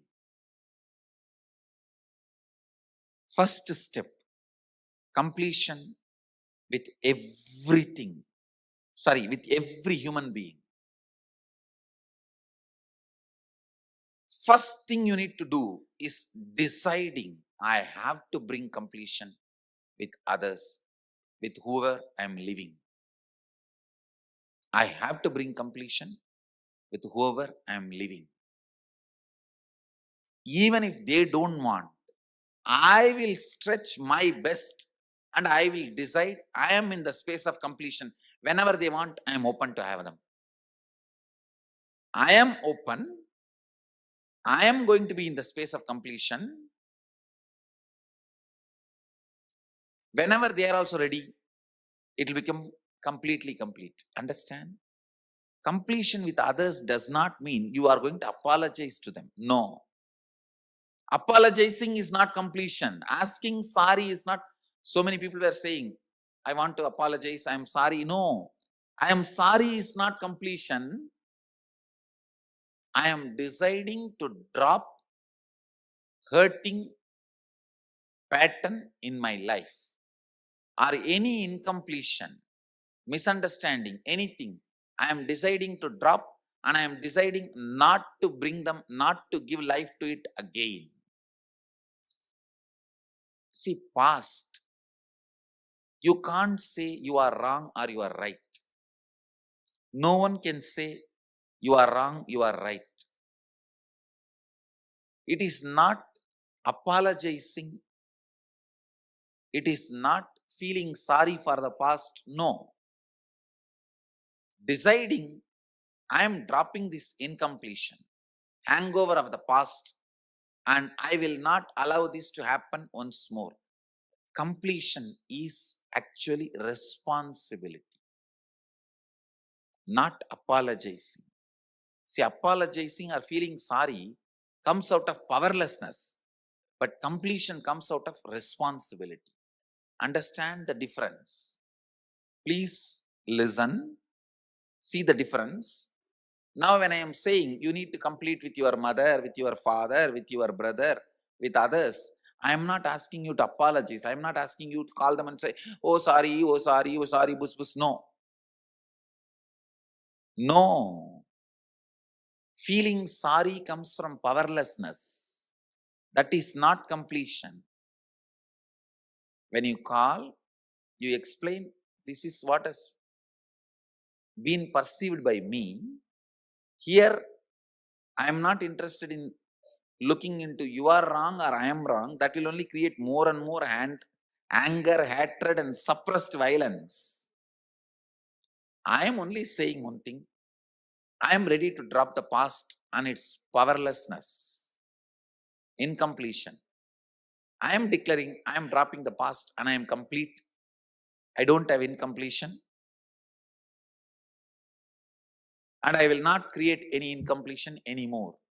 Your decision and declaration, when it reaches them, you will suddenly see they also open up and start coming towards completion. But first, you need to be prepared.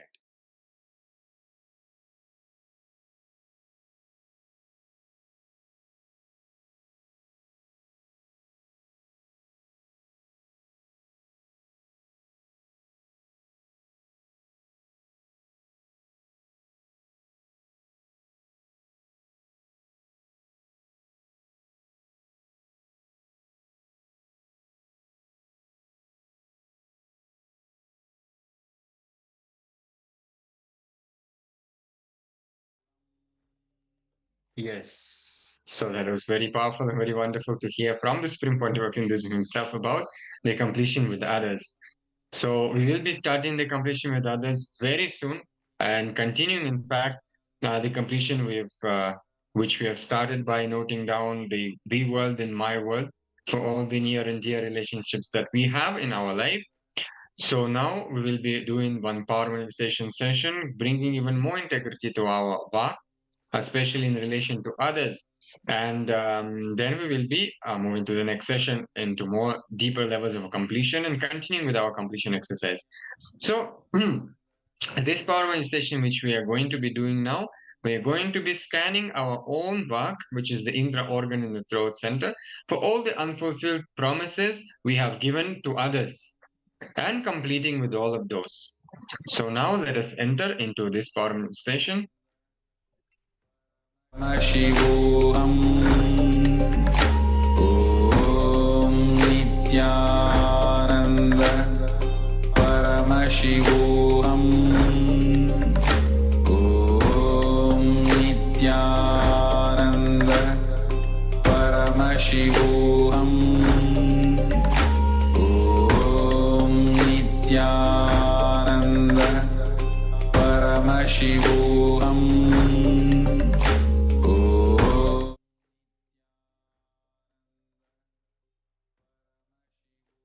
Yes. So there are some guidelines which we're going to be following for this power manifestation. So if you have Jnananjana, you can use Jnananjana. If you don't have that, it's fine.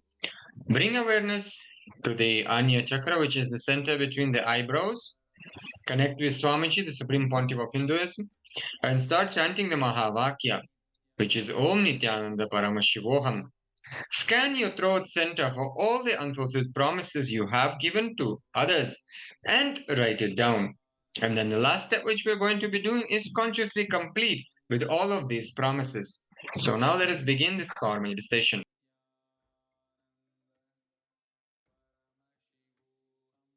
Om Nithyananda Paramashivoham Om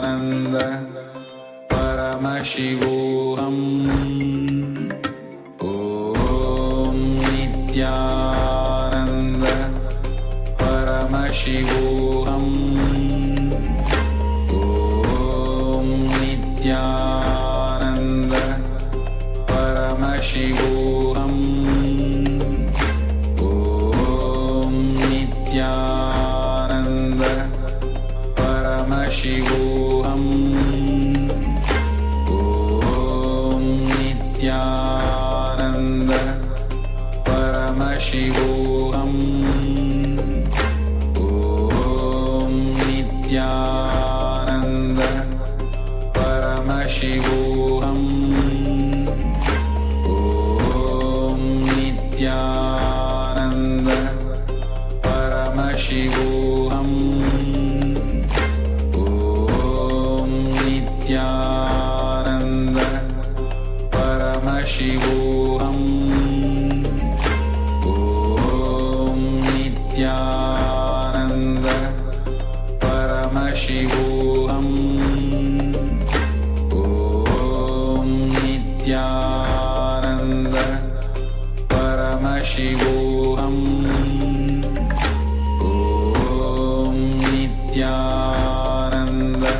Paramashivoham. Om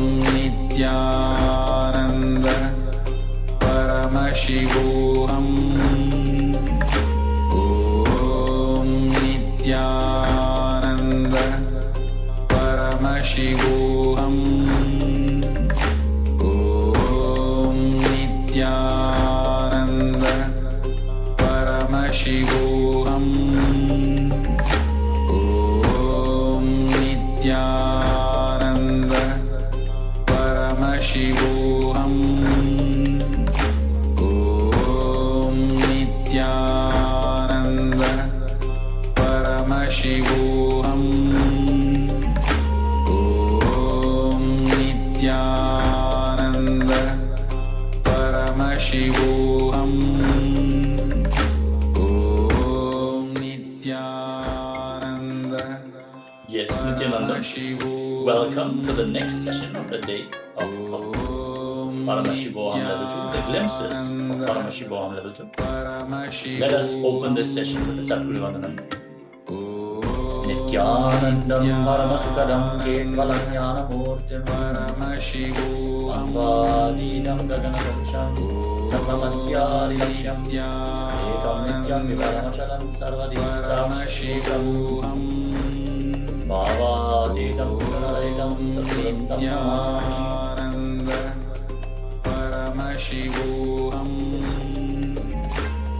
What a powerful day as we are diving deeper into the topic of completion, my world and the world. Let us move on to one of the most powerful parts of completion, one of the aspects which goes deep to the first relationships that we ever build and even beyond, which is the completion with the mother. Understand, mother is not only the physical relationship where you are born by the mother, no. It is representative also of the cosmic mother, which is all the manifest, all the activity that you can experience around you, even your physical body. Understand, any incompletion you have with another person, you have with the cosmic mother, because she's the source. She's the source of that being. That is why in Hinduism, having the tradition of mother worship is one of the most non-violent traditions in existence, because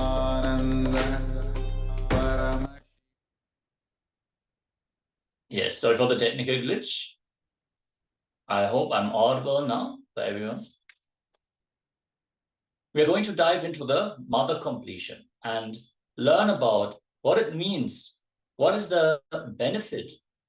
Why do we need to complete with a mother?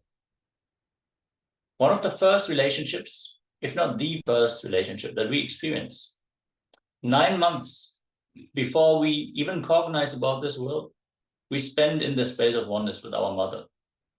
Let us enter into this very powerful topic by listening to the Supreme Pontiff of Hinduism himself sharing about all great things can start only with mother. Only with mother.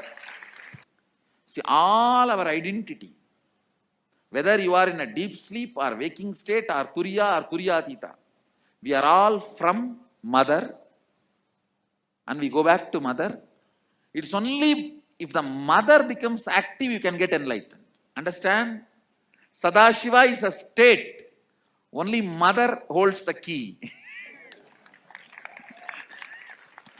Sadashiva is a state, but only Devi, Adi Shakti, holds the key in her hip. Key is in the hip of the Adi Shakti. Only if she opens the door, you can experience Sadashiva. Sadashiva is only a space. It's only Adi Shakti who decides who will experience that space. Understand? Any incompletion you have with cosmic mother only. Because she is the source. If you are incomplete about the person who is sitting next to you, it is not about the person next to you. It's about the source of that person and you. Both. Mother. Cosmic mother.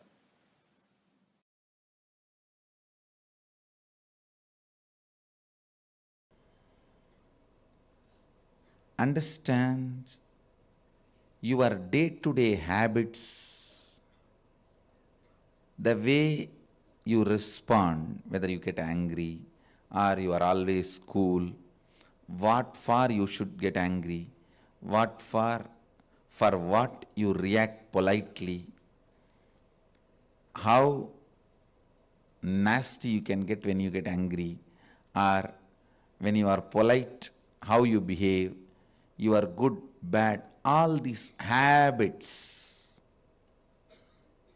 Understand the word habits are from Father. He teaches you. That stays in muscle memory. But how you cognize you, the innermost image you carry about you, comes from mother. It stays in biomemory. Understand? Your behavior, responding patterns are from muscle memory. That stays in your muscle memory. That's from Father. Usually, he educates you about the outer world. He contributes a lot to your outer image. He contributes a lot to how you behave with the world, how you relate with the world, what you should and you should not, vidhi and nisheda, do's and don'ts. Vidhi and nisheda, do's and don'ts. That comes from your father. That is why if you had a father who is unstable, your relationship with the outer world will be very unstable. That comes from your muscle memory. But the way you cognize you, your inner image, comes from your biomemory. That stays in your biomemory. Completion with mother only can heal and complete your biomemory. Mother worship is the direct method. Understand? Mother worship is the direct method. That's the word I'll use. Most direct method to bring completion in your biomemory.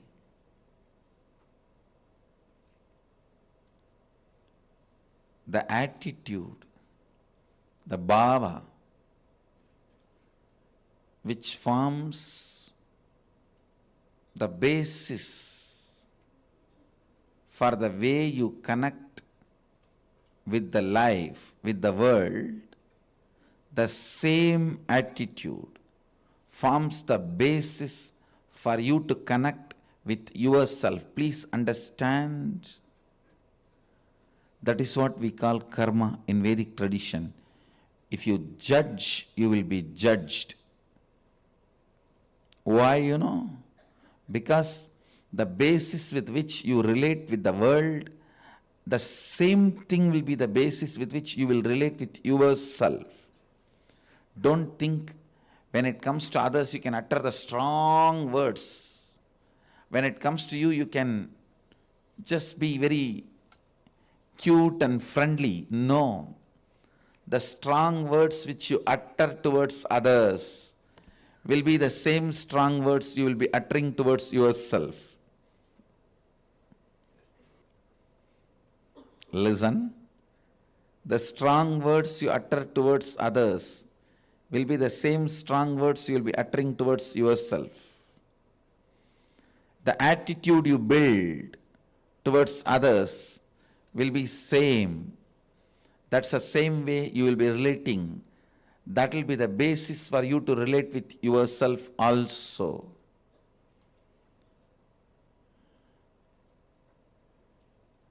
That is why I insist, bring motherliness in all your relationship with others.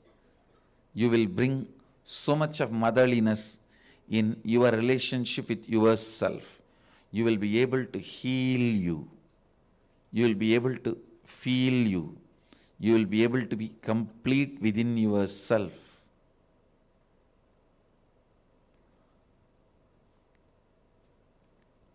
When you bring tremendous healing energy of mother in your day-to-day attitude with everything, suddenly you will see you will become so cool with yourself. I tell you, the best thing can happen to a human being is ability to be cool with yourself. Because you can't be cool with yourself, so much of frustration with yourself, you go on abusing left and right. Anybody comes in front of your eyes. You say, this fellow has cheated me, that fellow has cheated me, that fellow has cheated me, that fellow has exploited me, he has swindled me, he robbed me. Understand? Your inability to be with yourself, your inability to be cool with yourself,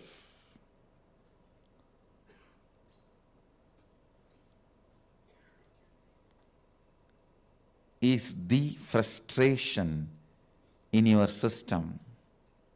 I tell you,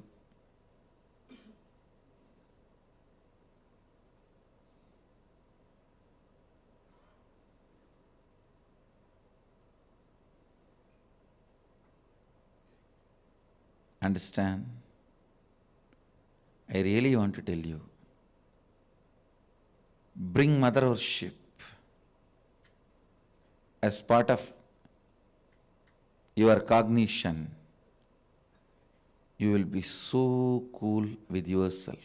You will be so complete with yourself. You will be so settled with yourself. The fear, frustration,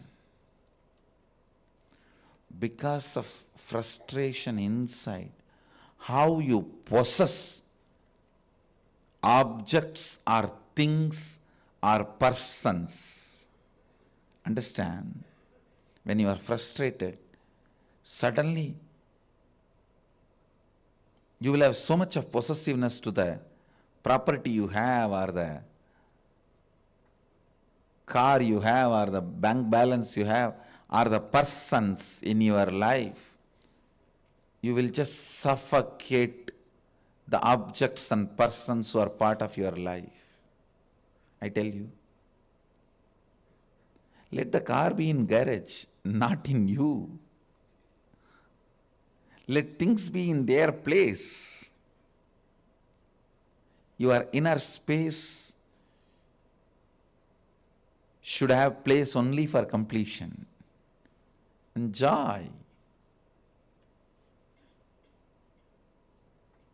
The bliss.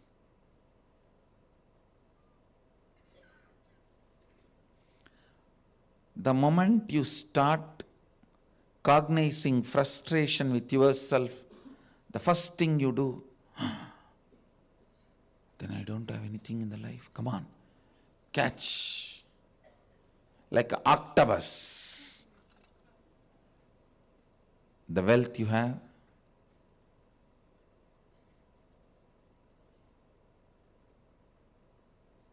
persons who are in your life,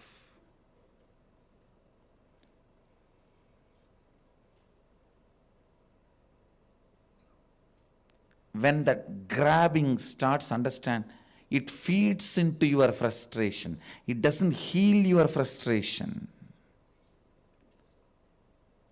I've never seen anybody healing their frustration by grabbing and possessing. No. It doesn't. It doesn't. Understand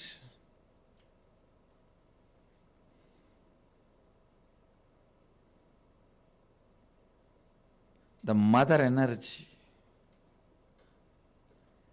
completion with mother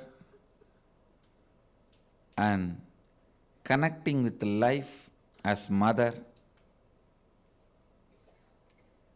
bringing motherliness in your every relationship, not only connecting with the source of life as mother, for whoever you are source of life, letting them connect with you as mother. That's what I said. Be a child to your source and be a mother to all the people to whom you are a source.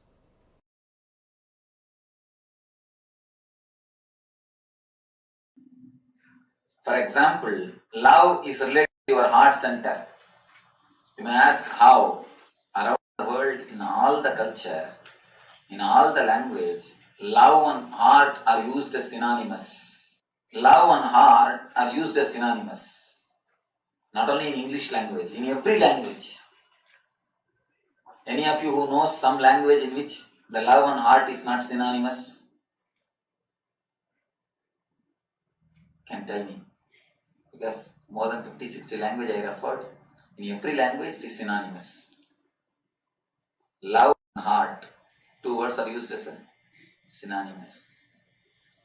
It is not that God has created all languages in one day, CD translation packages, and dropped in one country. No. Every language is developed, different languages are developed by different person in different place, in different country, in different situation. Then why love and the heart, these two words are synonymous in all the language, in all tradition? There is some more deep connection between these two, love and heart. If you see some of your childhood friend, suddenly, surprisingly, you see him or her after 20 years with whom you have a loving memories. Suddenly you will feel something is happening in this region, something will be coming up. That is what is love. Many people come and tell me, Swamiji, the moment I see you, I start weeping. Many people will, oh again. Some weep out of love, that is different.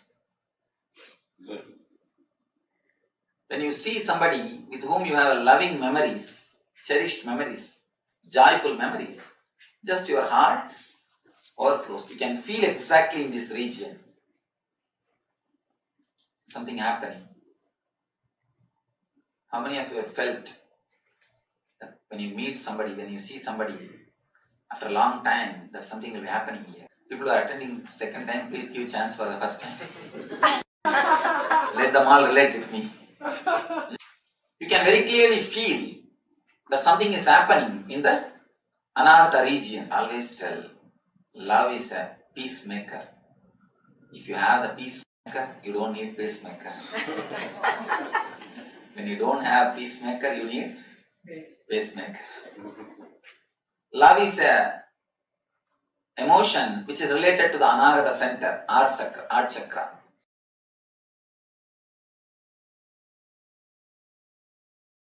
Any root pattern you carry can be destroyed just if you have a love for people.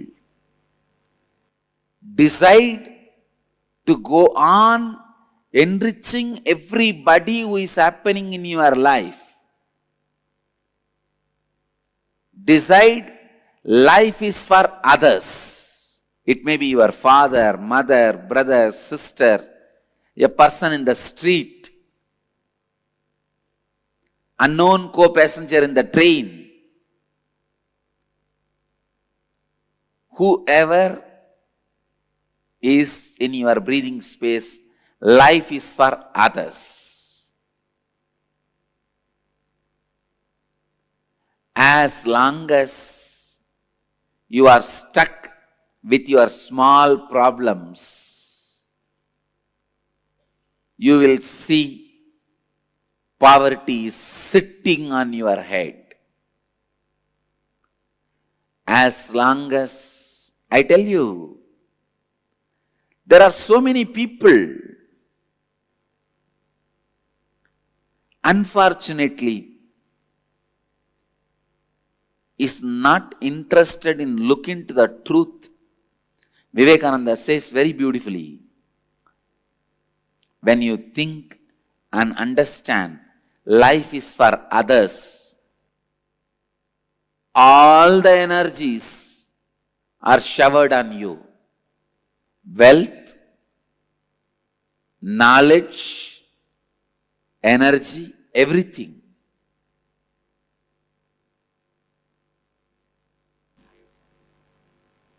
I tell you from my own experience, when I decided any wealth comes around me is for others, cosmos showers me more than what I need and more than what I needed for even doing the work I am doing.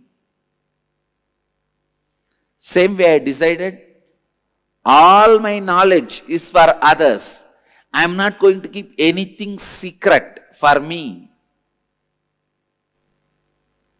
I am not going to keep anything for me. Oh, if I tell everything to my disciples, then they will grow more than me.